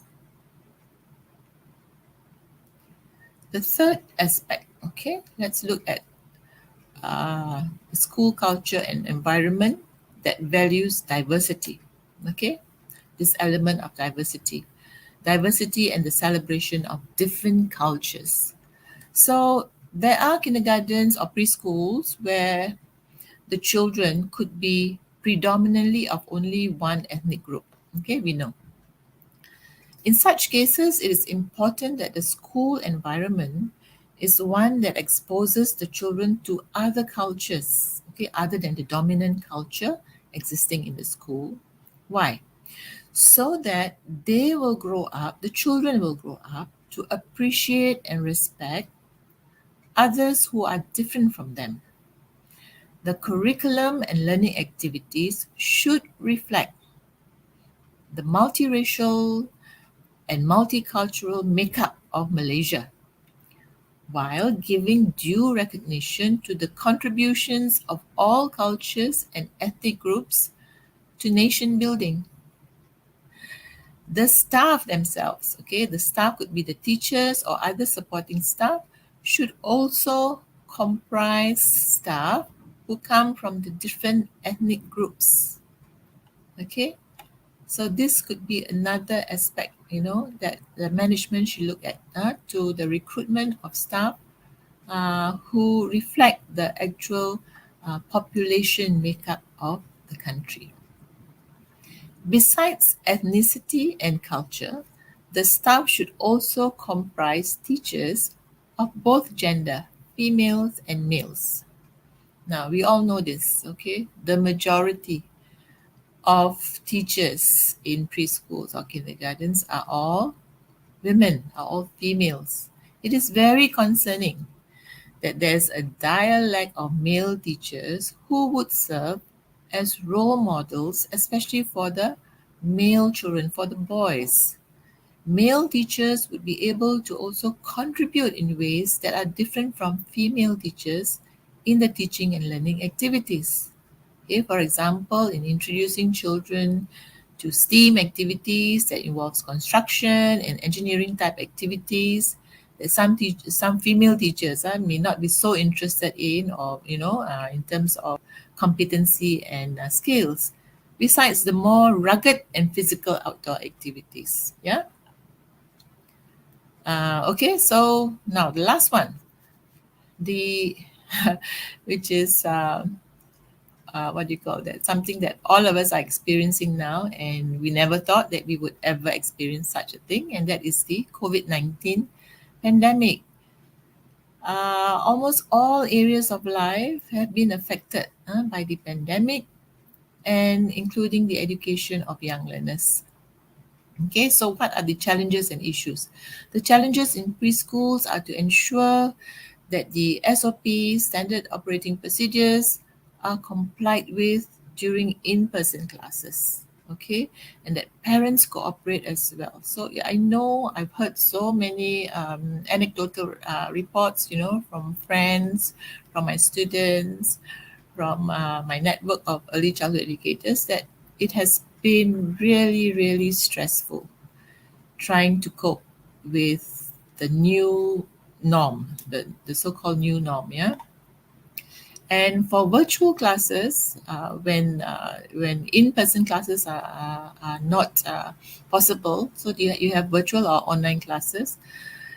The challenge in conducting online classes is to actually to retain the attention of children, to focus on what is going on screen rather than get distracted by what is happening in the background in their homes. This COVID-19 pandemic has also resulted in the closing down of many preschools. Okay. And for those that survive, the workload and the stress of switching to online classes have taken a heavy toll on the mental health of teachers. They have also found that online classes somehow or other is less effective, okay, because we know young children cannot focus for too long.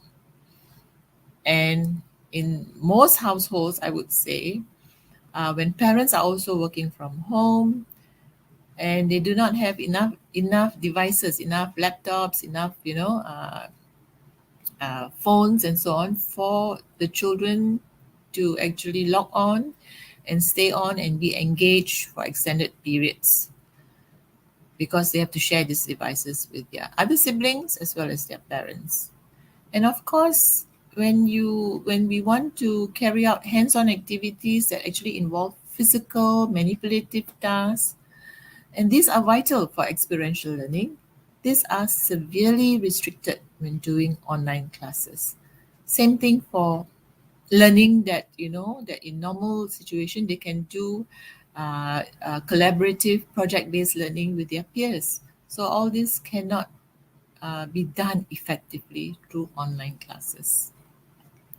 Right? So those are more or less the main issues that I have identified, okay, that may impact teaching and learning. And so you will ask, so what do we do? What are the solutions? Okay, oh dear, it doesn't, I don't know why it's like that. You can't really see the ones in white. I'm so sorry. But just let me try to read it from my own copy that I have here as a backup. Yeah. So solutions to child issues. When we talk about the readiness, the readiness issues, okay. So for children who find it hard to be separated from their families, they cry before the parents leave them. So what we could perhaps do is to talk to the families, okay, and maybe get an insight into something that the child can bring from home, like a security blanket, or maybe a favorite toy. So at least there's some connection that the child feels that he's still connected to the family. So that could be one. And the other thing is not to force or to rush the child into, going full time to the preschool. We can do it like in a staggered way, where the child perhaps start off, just being there for half an hour, and then the next day we just make it like 40 minutes, and slowly, gradually until it becomes a full day. So that's one way to stagger it. And another way is for the parent to be firm, don't melt when the child cries. Just talk to the child and explain to the child that I'll be back, in such and such a time. So have a good day and say goodbye. So that the child actually knows, okay, parent's going, but the parent is coming back. Okay, so this is the readiness issue. What about social skills? So earlier I mentioned that there could be many incidences where there's conflict, conflict between the child and his peers. So one of the ways that I have found through my readings as well as in my own research is that we can carry out what I call the ICPS approach. ICPS stands for interpersonal, cognitive. So I is interpersonal, C is cognitive, problem solving. Interpersonal cognitive problem solving. In essence, what it means is that we get the children to think for themselves, rather than when they face a conflict, rather than the teacher telling them, interfering and telling them what to do or how to solve the problem, we get the children in the situation, in the conflict situation, to think about, firstly, what is the problem? Okay, what is the problem? Secondly, how can this problem be solved? Let the children think of different ways of solving the problem so that it comes from their own thinking. And when it comes from their own thinking, they actually feel a sense of ownership and responsibility to carry out that solution. Okay, so when they think of 2-3 ways of solving the problem, for every solution that they suggest, guide them to think about, okay, if they carry out this solution, will it solve the problem? Will both parties be happy? Okay, so also focus on their feelings. Okay, will you be happy if this is done? Will your friend who you have a conflict with also be happy? If one person is not happy, then you have to think of another solution. So you do that. Go from one solution to another using their ideas and finally come to a solution where both parties will be happy or be satisfied. So this is one way of training children to actually solve their own interpersonal problem, okay, with their peers. It could be with their peers, it could be with adults as well. So even though this will take time, but eventually it works. The research has shown, and my own research has shown that it has worked. If you do it consistently and every time, there is a problem, do not walk away from the problem or just leave it to them to solve it. Guide them because they need guidance.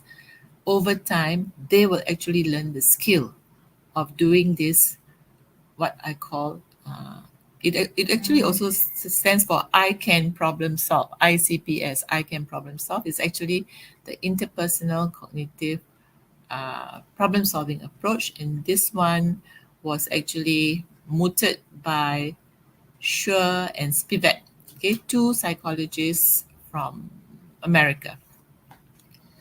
Right, so that's social skills. Now, family, the problems, the issues related to the family is to, nurture and build empathetic and respectful relationships. Engage them in school activities, okay?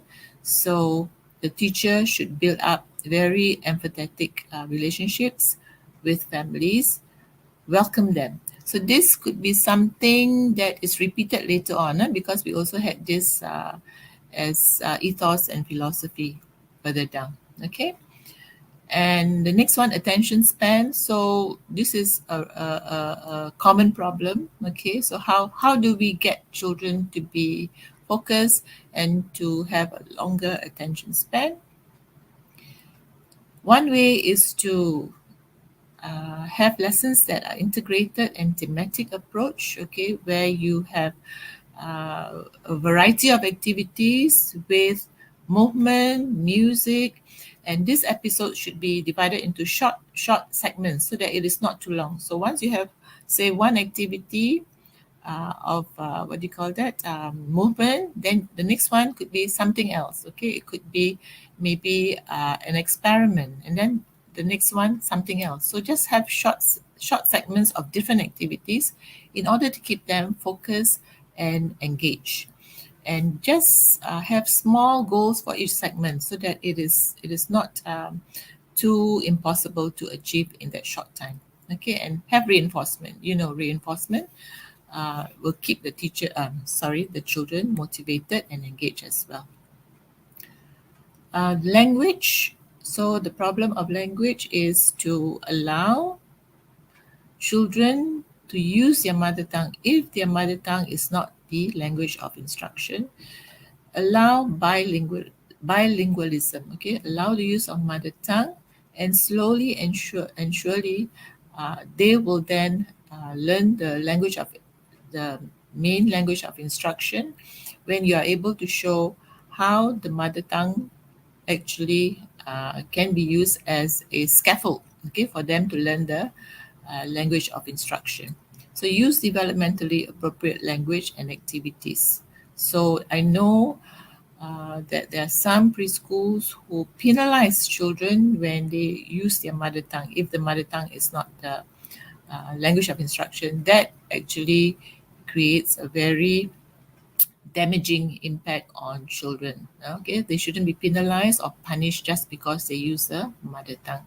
And at this stage, in fact, the more languages that the children are exposed to is better. And by discouraging use of mother tongue, eventually, you are also discouraging the diversity of language development in Malaysia, when actually we should be taking care of mother tongue as well, right? Now, let me see if the other slide is much better. Slide 8. Oh, this is even worse. I don't know why it's coming up like this, Laura. They're all white, yeah? So I actually have to refer to my original one, which is in black. Solutions to teacher issues. So if you remember, the issues were about qualification and training, skills and competencies, attitudes, ethos, and philosophy. So very obviously, qualification and training, how do we solve this? No other way but to actually find ways to encourage and support teachers to get the formal qualification, to upgrade their qualification. Pre-service would be for those fresh from school. And I think the more pressing issue is the in-service teachers who are already teaching and who do not have the qualification, the formal qualification and training. So we should find ways and means of supporting them. And I think IPG has just recently come up with a program, I think, to either make the acquisition of a diploma faster, but faster is not always the best way of doing it. But the main thing is to not, how do you call that, make it a burden on in-service teachers in order to get that qualification. Okay, so that's qualification and training. And the next one, skills and competencies. So this probably is easier to do, skills and competencies, because this could be done in-house, okay, by the more senior and more qualified teachers in the school. Could hold workshops, okay, where they do in-house peer coaching, be it IT skills or improving English language proficiency. This can be done. And as mentioned earlier, ELTC is also offering workshops and courses, short courses, to improve English language proficiency. Get on those programs. Other things like lesson study. Lesson study is actually an approach of peer coaching where the more senior and qualified teachers will sit and observe the teaching that goes on in the classroom And based on their observations, they will actually give feedback, okay, to the teacher on how the teaching and learning that has gone on in the particular lesson can be improved, okay, to highlight the good points, okay, of the lesson as well as the gaps or the weaknesses in order to improve the teacher's skills and competencies in carrying out a particular lesson. Okay, so that's for skills and competencies. Attitudes is something that is harder to tackle because for human beings, this actually involves their mindset. Okay, so this will entail the willingness of the teacher themselves to be what I call reflective practitioners. Reflective practitioners mean that they allow themselves to be critics of their own practices, okay, to have deep critical reflection and a willingness to change and accept innovations, especially for the better. Okay, it could be that they are very comfortable with what they believe in and what they have been doing, and they find it hard to change when somebody says, you know, you could perhaps do this in a different way, which can actually improve the learning outcomes. Now that actually is up to the individual to be open and willing to hear other or to listen to other perspectives, okay, and to try out new ways of doing things. So ethos and philosophy as the fourth issue. This is similar to the issue related to attitudes because it involves the teacher having paradigm shifts or a shift in mindset, in their values, in their worldview, how they view, in this case, what early childhood education is all about. Okay, is it that it is only all about academic learning, or should it be the holistic development of the child, and therefore taking into account the individual child's needs and interests, and not just lump everybody in the same box, you know, and teach to the class rather than teach to the individual child. That is the child-centered approach. I think we're still doing good on time, so let me go on to the next slide, which is the second last slide, looking at solutions to the issues related to the environment. I have a feeling that it is the same here, what you can see on the screen. Yes, that's right. I must apologize for this. I know the color contrast here is all white. Anyway, so I will refer to my PowerPoint. So the first ethos and philosophy of the school. So basically, the management of the school will have to think hard and deep whether they are in the field because they are more focused on it being a business model versus it being an educational one. Okay, so which comes first? The education of the child, or that their preschool actually makes profits? Now, it doesn't have to be a choice of either or. They can still remain profitable while adopting a philosophy that is child-centered, child-friendly, and putting the child as number one in terms of priority. Yeah. So again, this involves paradigm shifts in values and worldview of management and the owners of the preschool or kindergarten. And it actually is a very how do you say choice made by the individual. Okay, nobody can actually force a person to change their attitude or their beliefs if they themselves do not want to change. Next is facilities. So we talk about quantity and quality of facilities.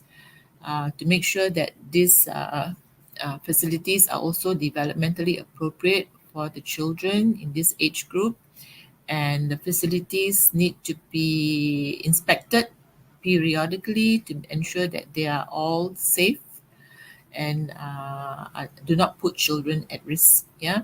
So again, facilities could be related to money, finance, and that is whether the kindergartens and preschools actually have the means to ensure that they have adequate facilities of adequate quality. Okay, but I don't think this can be compromised on. We should look into that seriously.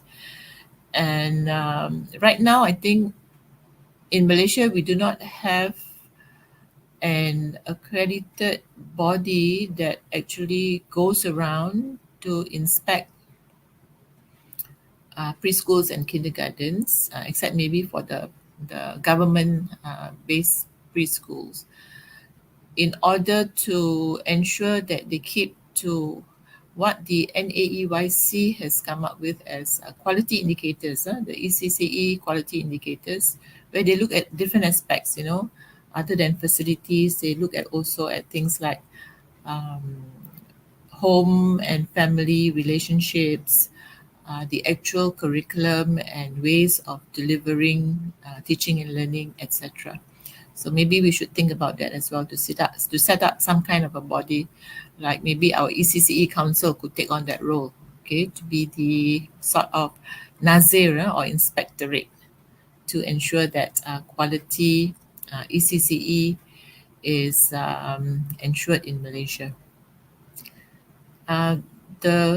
The issue about diversity, so this is again a matter of the preschool or the kindergarten to be open and accepting of children of different backgrounds, culture, and so on and so forth. And if in that school, as I said before, there's just one dominant ethnic group or culture, then we need to expose the children to other cultures as well, okay, so that they become what we call intercultural competent.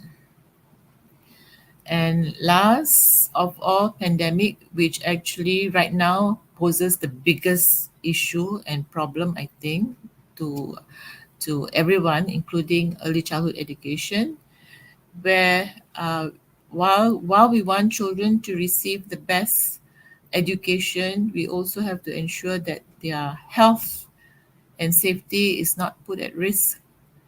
Okay, so it's just a matter of giving priority to children's health and safety by ensuring SOPs are complied with. In terms of the vaccinations, at least the adults have to be vaccinated. You know, all the staff have to be vaccinated, fully vaccinated. And for children to be vaccinated, this is the parents' prerogative to decide, you know, whether they want to get their children vaccinated or not. So we have to learn to adapt to the times, the new normal, so to speak. And for the mental health of teachers, there has to be a support system in place in the school, okay, to support teachers who are very stressed and who might suffer emotional breakdown or, you know, have panic attacks. So this has to be looked into as well, a support system for teachers who find it hard to cope with the new normal.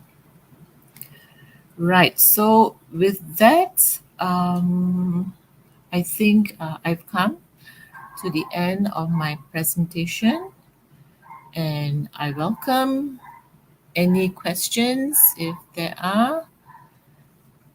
If not, I shall hand you back to Laura. Laura, back to you.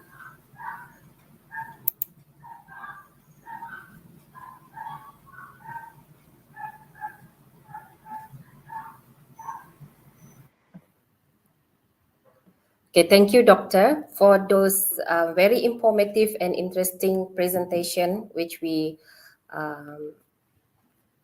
just heard just now.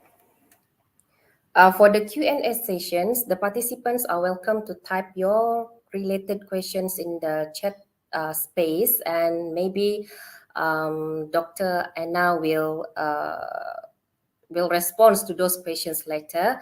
In the meanwhile, we have one question here that we would like to address to Professor Dr. Anna.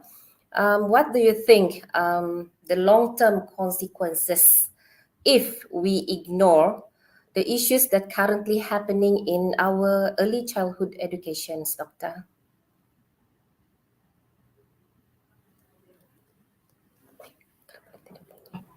And I shall try my best to answer it because as we have seen in this presentation, I've actually presented quite a number of issues. So let me just maybe just go focus on the one main issue which I think is very significant for us, putting aside COVID-19. Yes, COVID-19, the pandemic is actually a very big issue, and based on that, it affects so many other issues that we're talking about. But if COVID-19 pandemic didn't happen, and now that it has happened, this factor that I want to focus on is actually the issue of teachers' qualifications. I think we all cannot deny that the quality of teaching and learning that goes on in the classroom depends heavily on the quality of the teacher. Okay, you can have the best facilities, you can have the best equipment, you can have the best curriculum, but if the person, the central figure, the teacher, okay, is not equipped with the necessary knowledge and skills to deliver that curriculum, to make use of the resources and facilities, quality teaching and learning will not take place. Okay, so if we ignore the fact that most of our preschool teachers, kindergarten teachers, especially in the private sector, are still not equipped with the necessary knowledge and skills, in the long run, the long-term consequence of it is that we are actually doing a disservice to our young children, because as we all know, early childhood education, these years are their formative years. And this is the time when we lay the foundations of their learning and development, for them to then grow further when they go to primary school, secondary school, and beyond that. Okay, so this foundation is so important, and the people who are in charge of nurturing and building this foundation are the teachers. So I don't think we have any choice but to look seriously at the issue of teacher qualifications and competence. I do not deny the fact that professional wisdom actually is built over many years of teaching experience. So teachers can actually build up their professional wisdom through being involved in the service, in the profession for many years. But they have to start off on the right footing, okay, and be grounded with the formal education, to be an early childhood educator. Okay, so at least they have that as a starting point to work on when they actually enter the profession as an early childhood educator.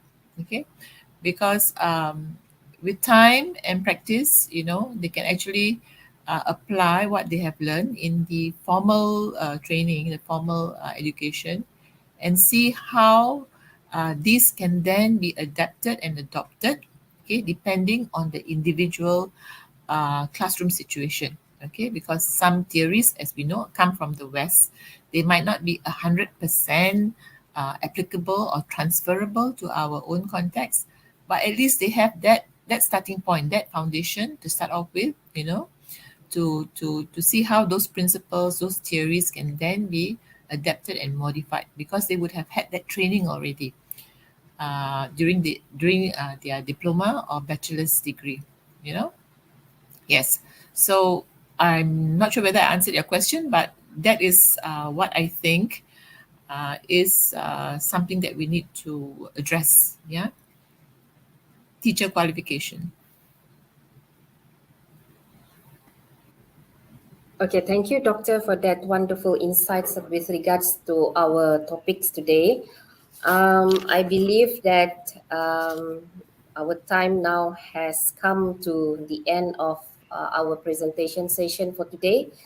We would like to again say thank you for um, for having um, for having us, and thank you for being here with us to share your insights about the issues and solutions in teaching and learning in early childhood education.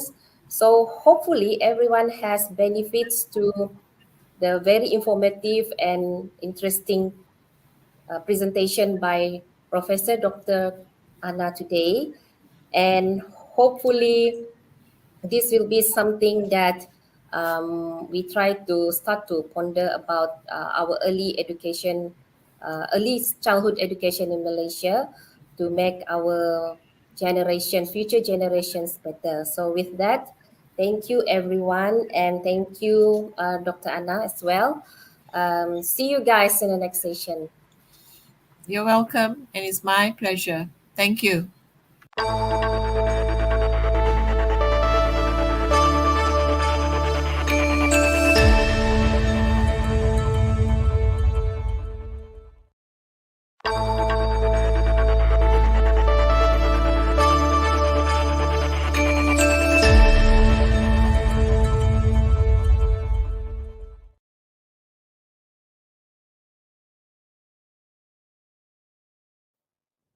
Majlis merakamkan terima kasih kepada moderator dan Profesor Dr. Ana Christina binti Abdullah atas sesi plenari 5 itu tadi.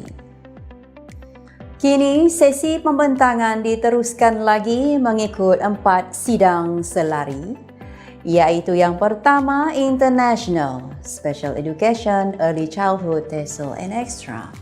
Yang kedua STEM, Science, Technology, Engineering, Mathematics. Yang ketiga, Language and Arts. Dan yang keempat, Other, Management, Discipline, Counseling and Extra.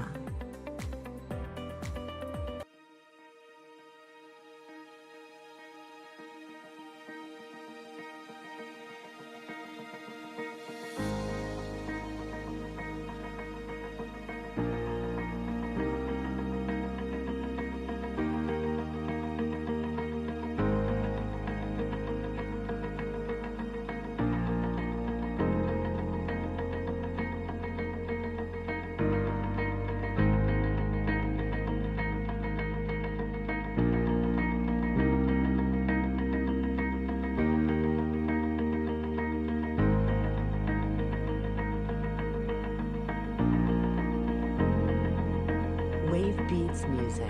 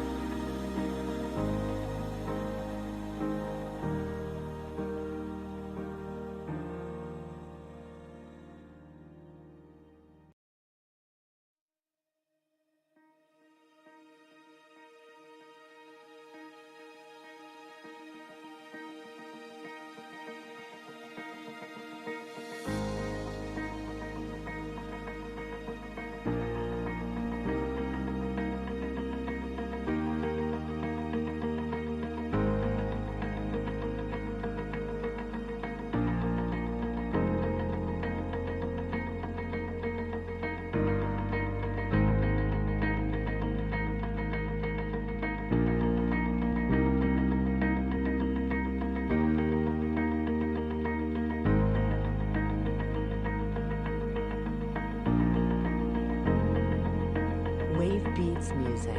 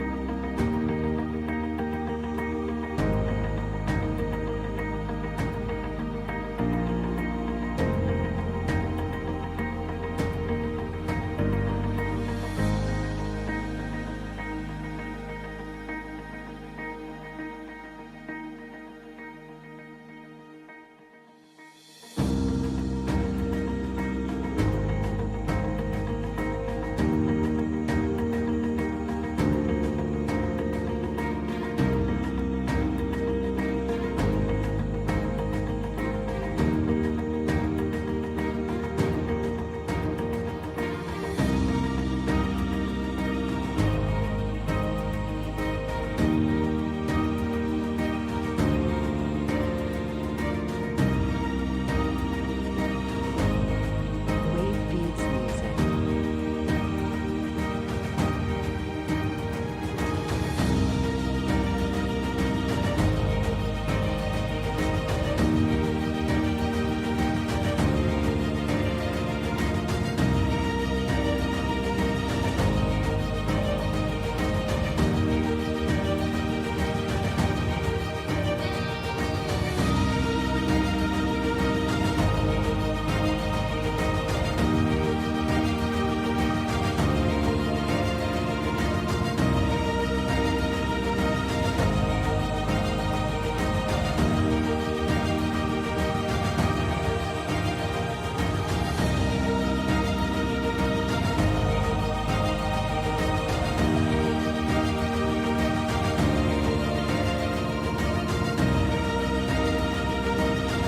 Wave beats music.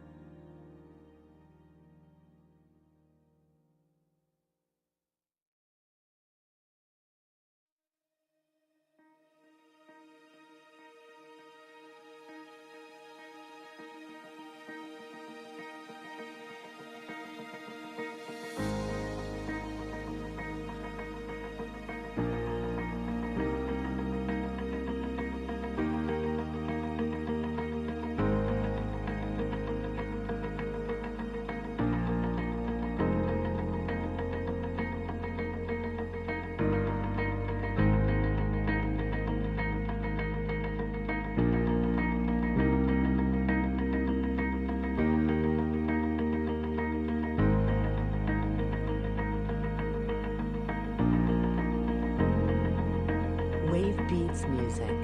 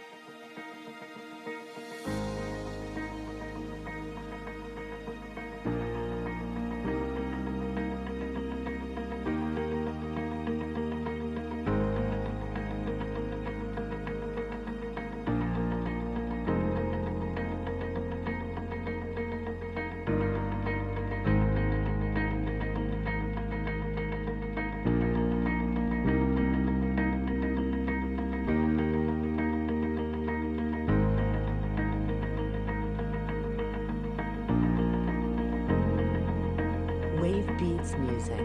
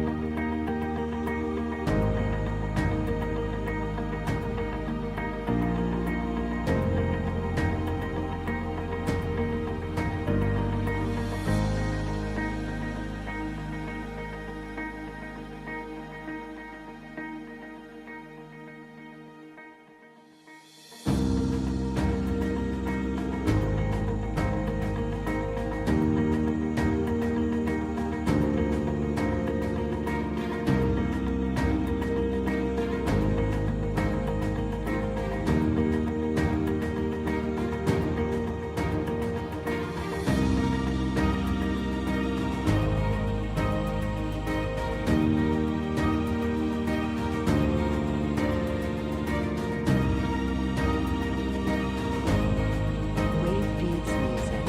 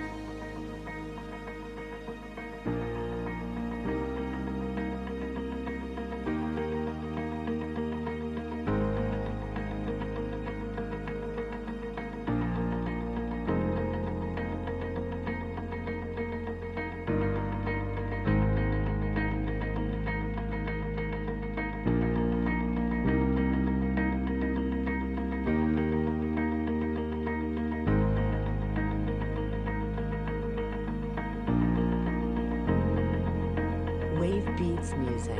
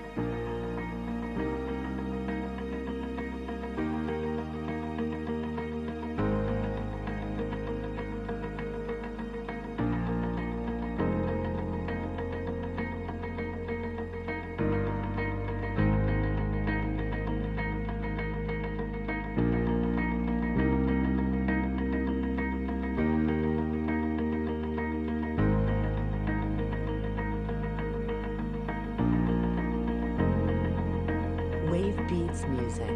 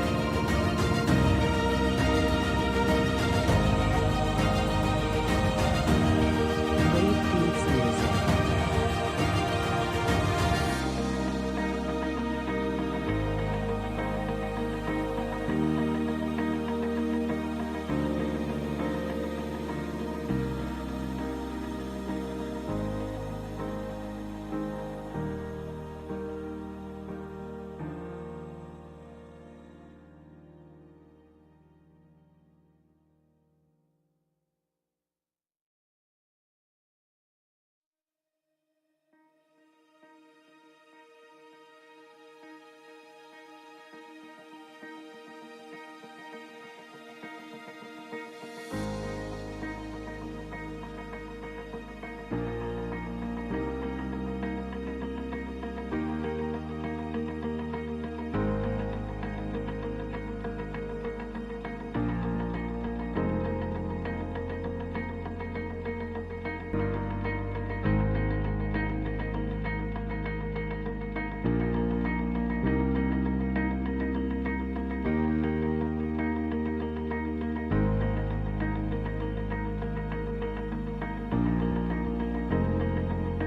Wave Beats Music. Wave Beats Music.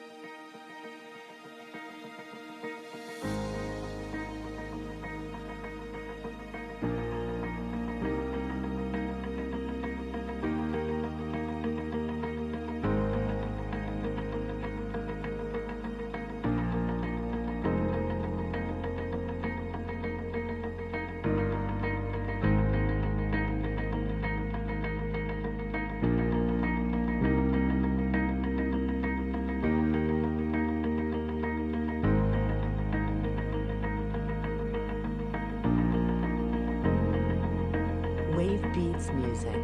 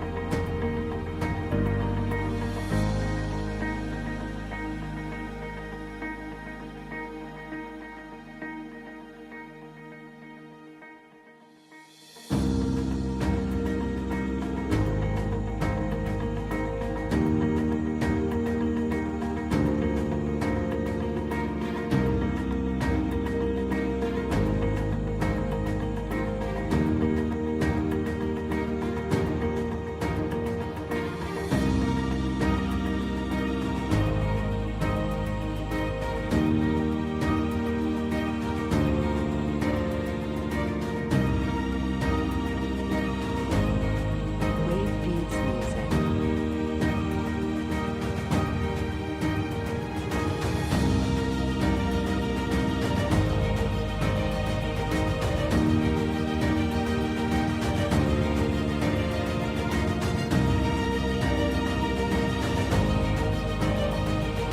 Wave beats music.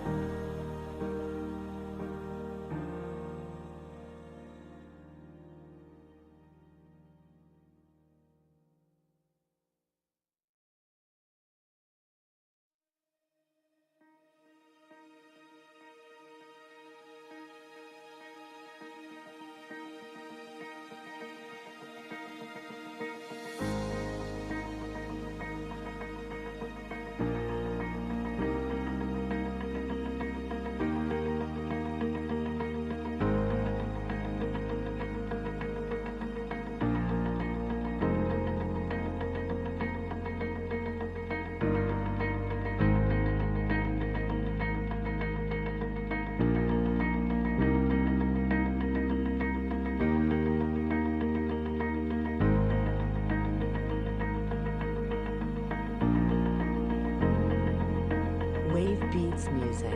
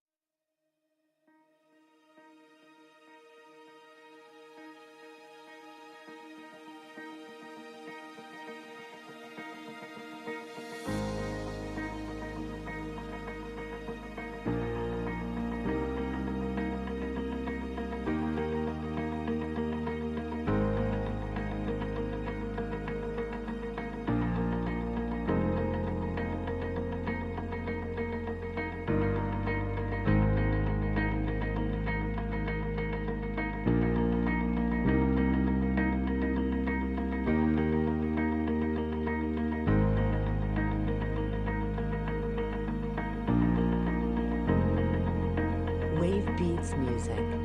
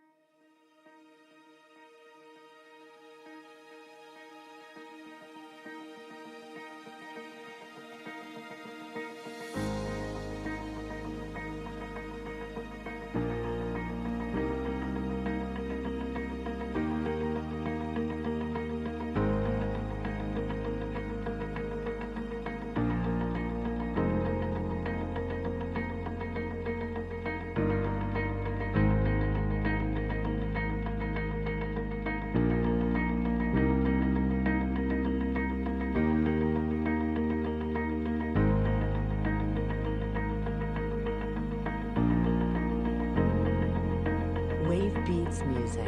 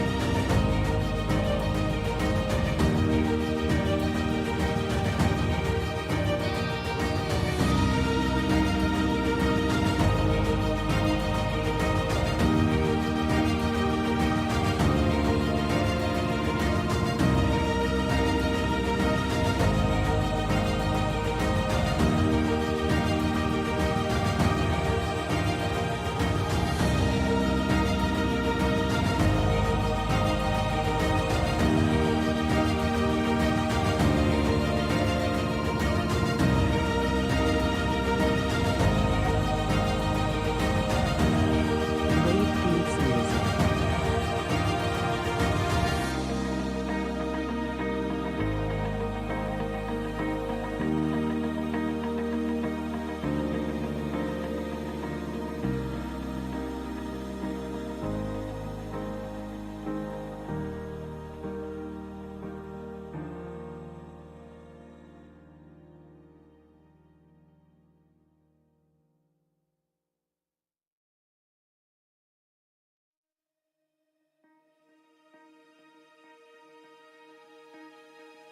Wave Beats Music.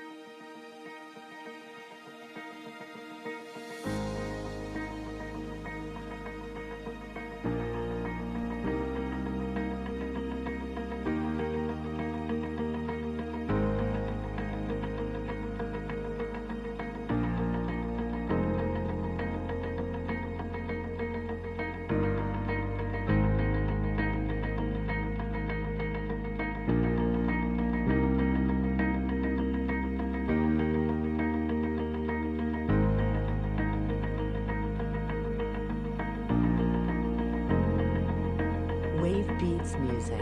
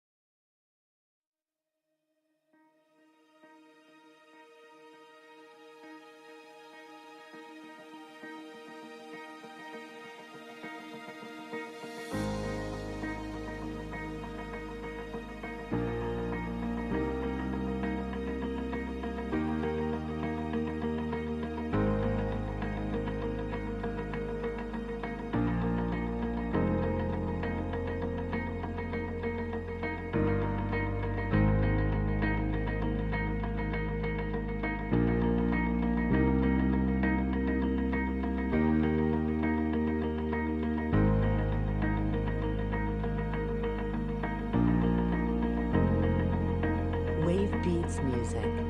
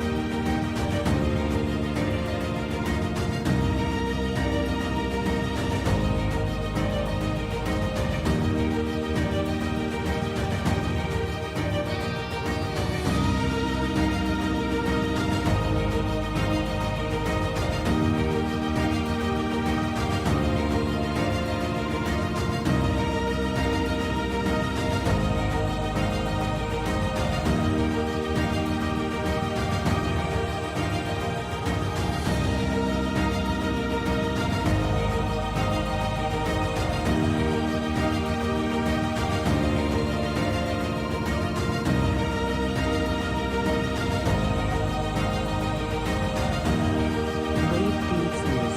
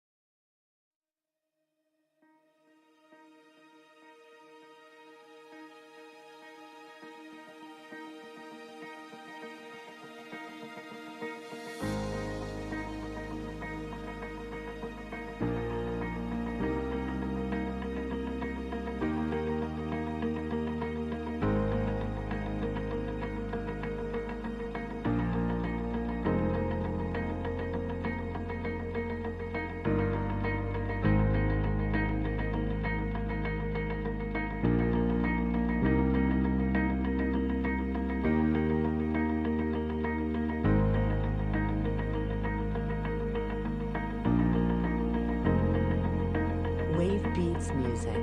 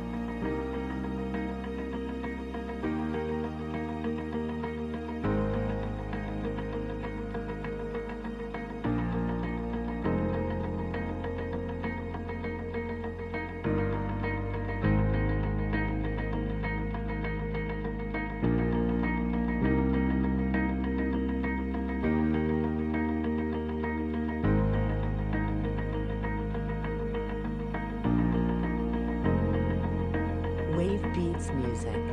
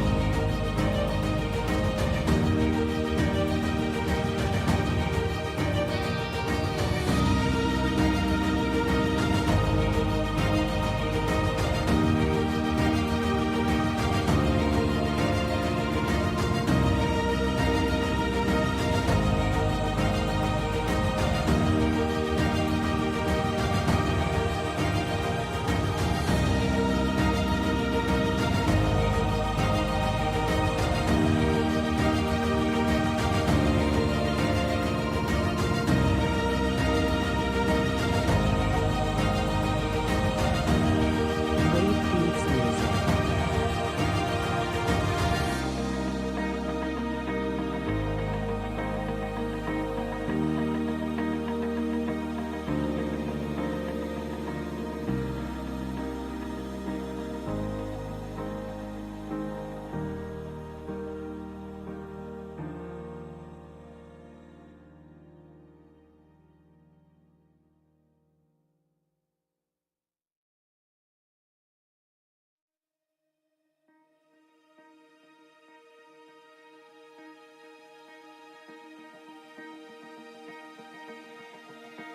music.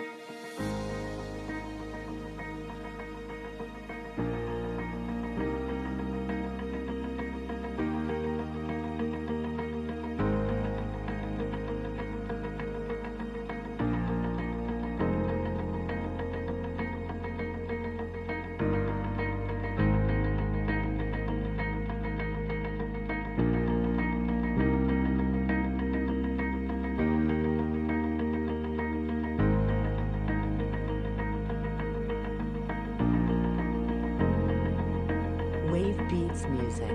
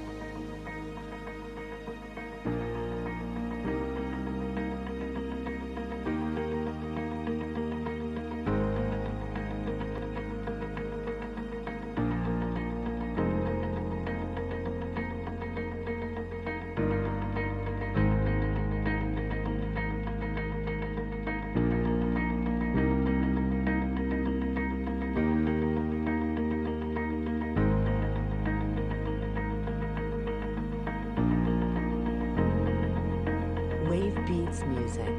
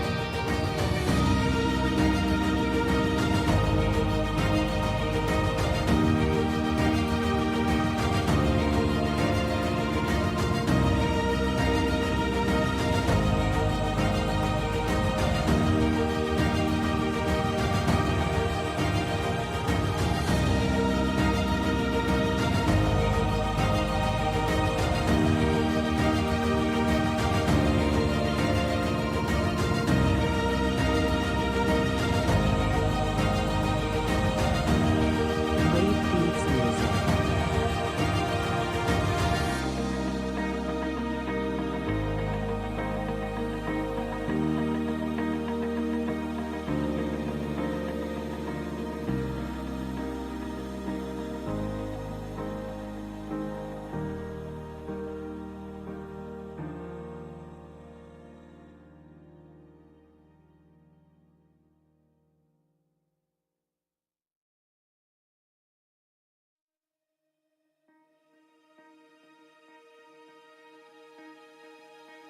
beats music.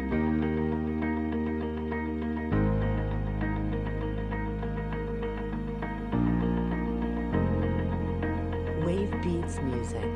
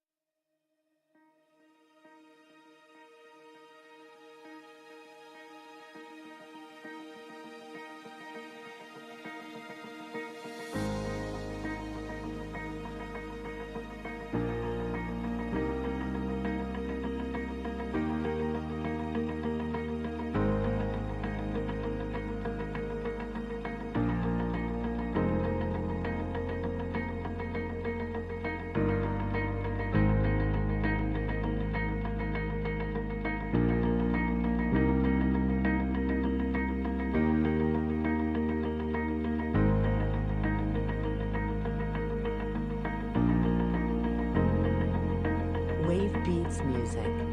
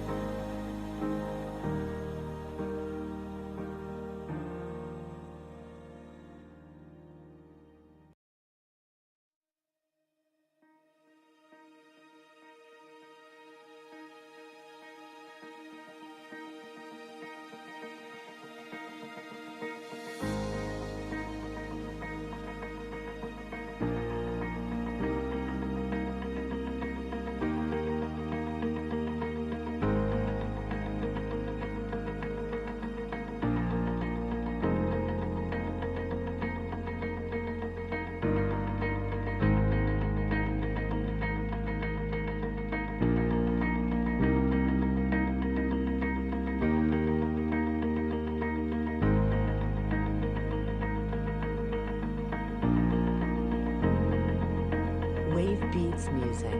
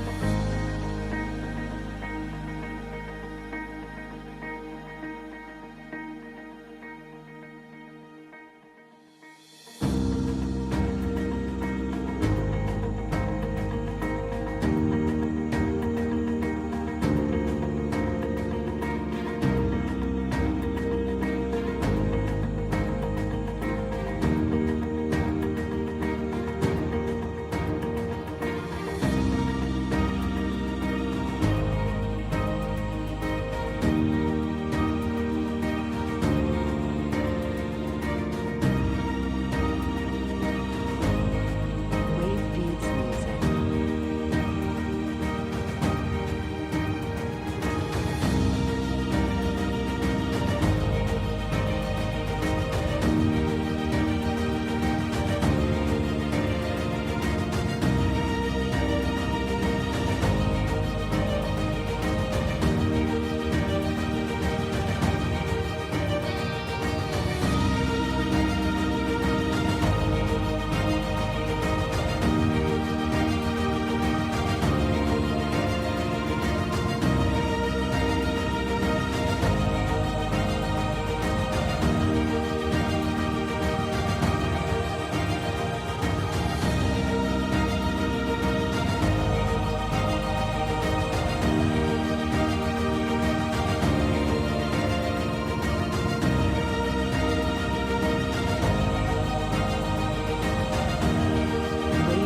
music.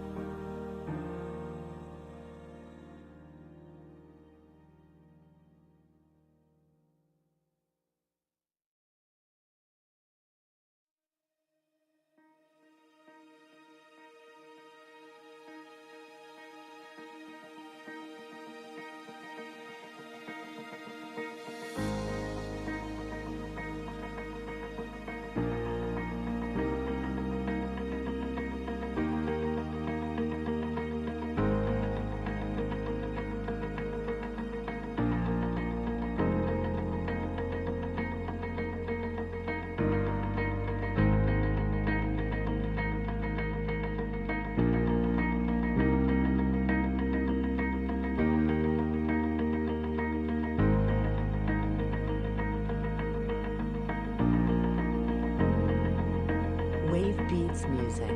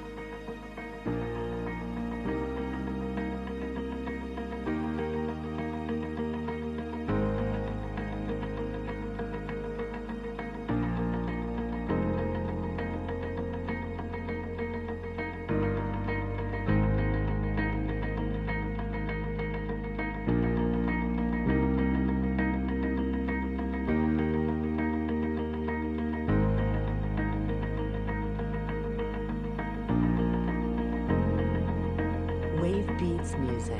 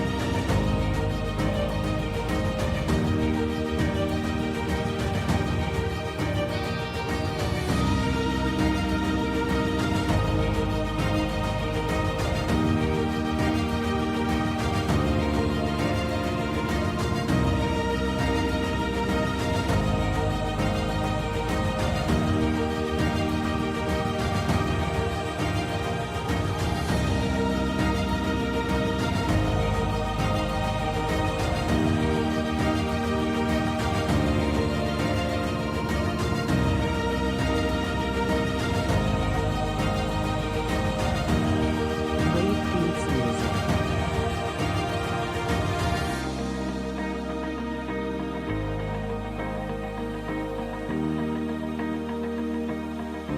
Wave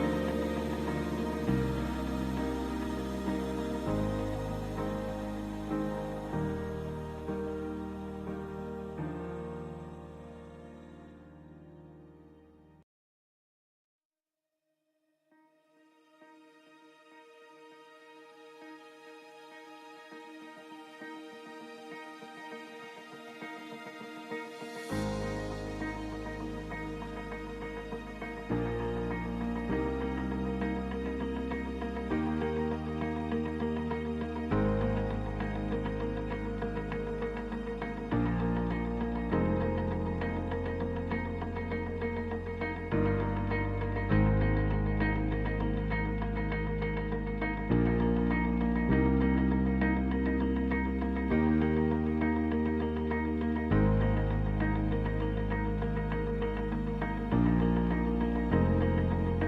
Wave beats music.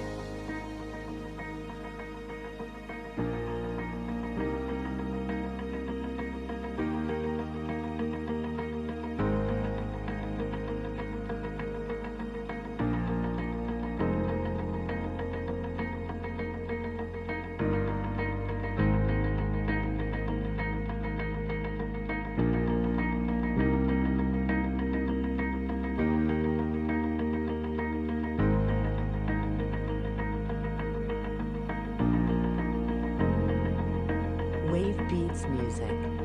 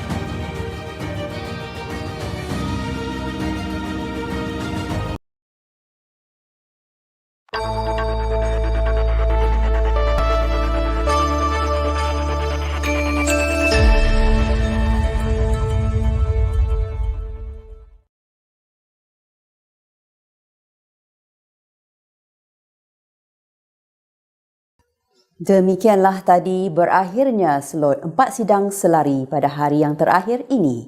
Syabas dan tahniah diucapkan kepada para pembentang kajian tindakan E-Colloquium Pendidikan Antarabangsa Pejabat Pendidikan Daerah Miri tahun 2022. Seterusnya, majlis mempersilakan Yang Berusaha Puan Mariam Haji Monik, Pegawai Pendidikan Daerah Miri untuk menyampaikan ucapan penutupan E-Colloquium Pendidikan Antarabangsa PPD Miri tahun 2022. Dipersilakan.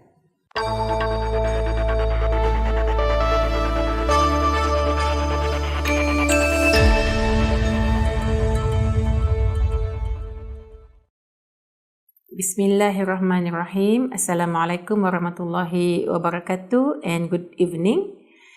First of all, I would like to express my appreciation and gratitude to all the secretariat of this E-Colloquium for their efforts and commitment in this E-Colloquium. This E-Colloquium is a very meaningful event to all the educators and community, especially in Miri district. The preparation of this E-Colloquium has taken the committee 1 year and 3 months to plan and execute it. And I admit that it is not an easy task, but it is made possible. For that, I am extremely proud that Miri District Education has successfully stepped up internationally to share the best practices that have been implemented by teachers at schools. I also believe that the objective of this E-Colloquium are achieved. They are first to enhance the culture of reflection and collaborative practices among educators. Second, to strengthen the impact of teaching and learning with the implementation of creative and innovative interventions. And lastly, to promote the sharing of best practices among fellow educators in the country and abroad. Congratulations to all educators who have presented their action research papers in this E-Colloquium. Congratulations also to school leaders who have mobilized the culture of implementing action research among teachers to help students who need interventions. In addition, I would like to take this opportunity to say thank you to the 9 experts, Dr. Alexander Smith, Professor Maureen Craig McIntosh, Datuk Dr. Chiam Heng Keng, Professor Dr. Anna Christina binti Abdullah, Dr. Connie Shin alias Connie Casey Ompok, Professor Dr. Toh Tek Hock, Associate Professor Dr. Aznan Cik Ahmad, Dr. Kashri bin Abdurrani, and Miss Faizah Zakaria. Thank you so much for willing to share your knowledge and experiences as well as your research in this E-Colloquium. I hope that the knowledge and information shared will benefit as well as enhance our professionalism as an educator.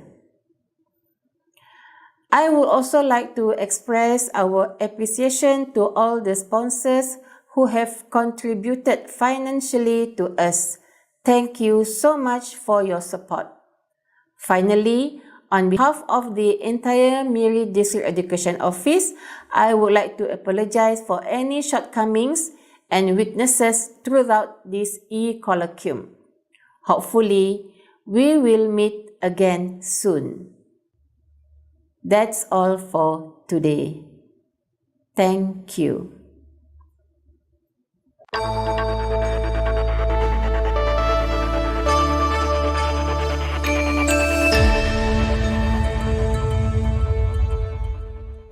Majlis mengucapkan terima kasih kepada Yang Berusaha Puan Mariam Haji Monik, Pegawai Pendidikan Daerah Miri atas ucapan sebentar tadi. Dengan berakhirnya ucapan itu tadi, maka tamatlah E-Colloquium Pendidikan Peringkat Antarabangsa Pejabat Pendidikan Daerah Miri yang telah berlangsung selama 3 hari bermula 22 hingga 24 Februari tahun 2022. Para hadirin yang dihormati, jangan lupa untuk mengimbas QR Code kehadiran pada paparan layar skrin bagi penyertaan tuan-tuan dan puan-puan pada hari yang terakhir ini. Majlis merakamkan setinggi penghargaan dan jutaan terima kasih kepada jawatan kuasa pengelola, warga kerja PPD Miri, semua pihak yang terlibat secara langsung maupun tidak langsung dalam menjayakan E-Colloquium pada tahun ini. Segala kelemahan dan kekurangan datang daripada kami. Segala kelebihan dan kebaikan itu datang daripada Yang Maha Esa. Sebelum berakhir, sebagai penutup majlis, marilah kita sama-sama saksikan video di sebalik tabir pembikinan E-Colloquium Pendidikan Antarabangsa Pejabat Pendidikan Daerah Miri untuk tatapan semua. Wabillahi taufiq wal hidayah. Wassalamualaikum warahmatullahi taala wabarakatuh. Sekian, terima kasih dan jumpa lagi.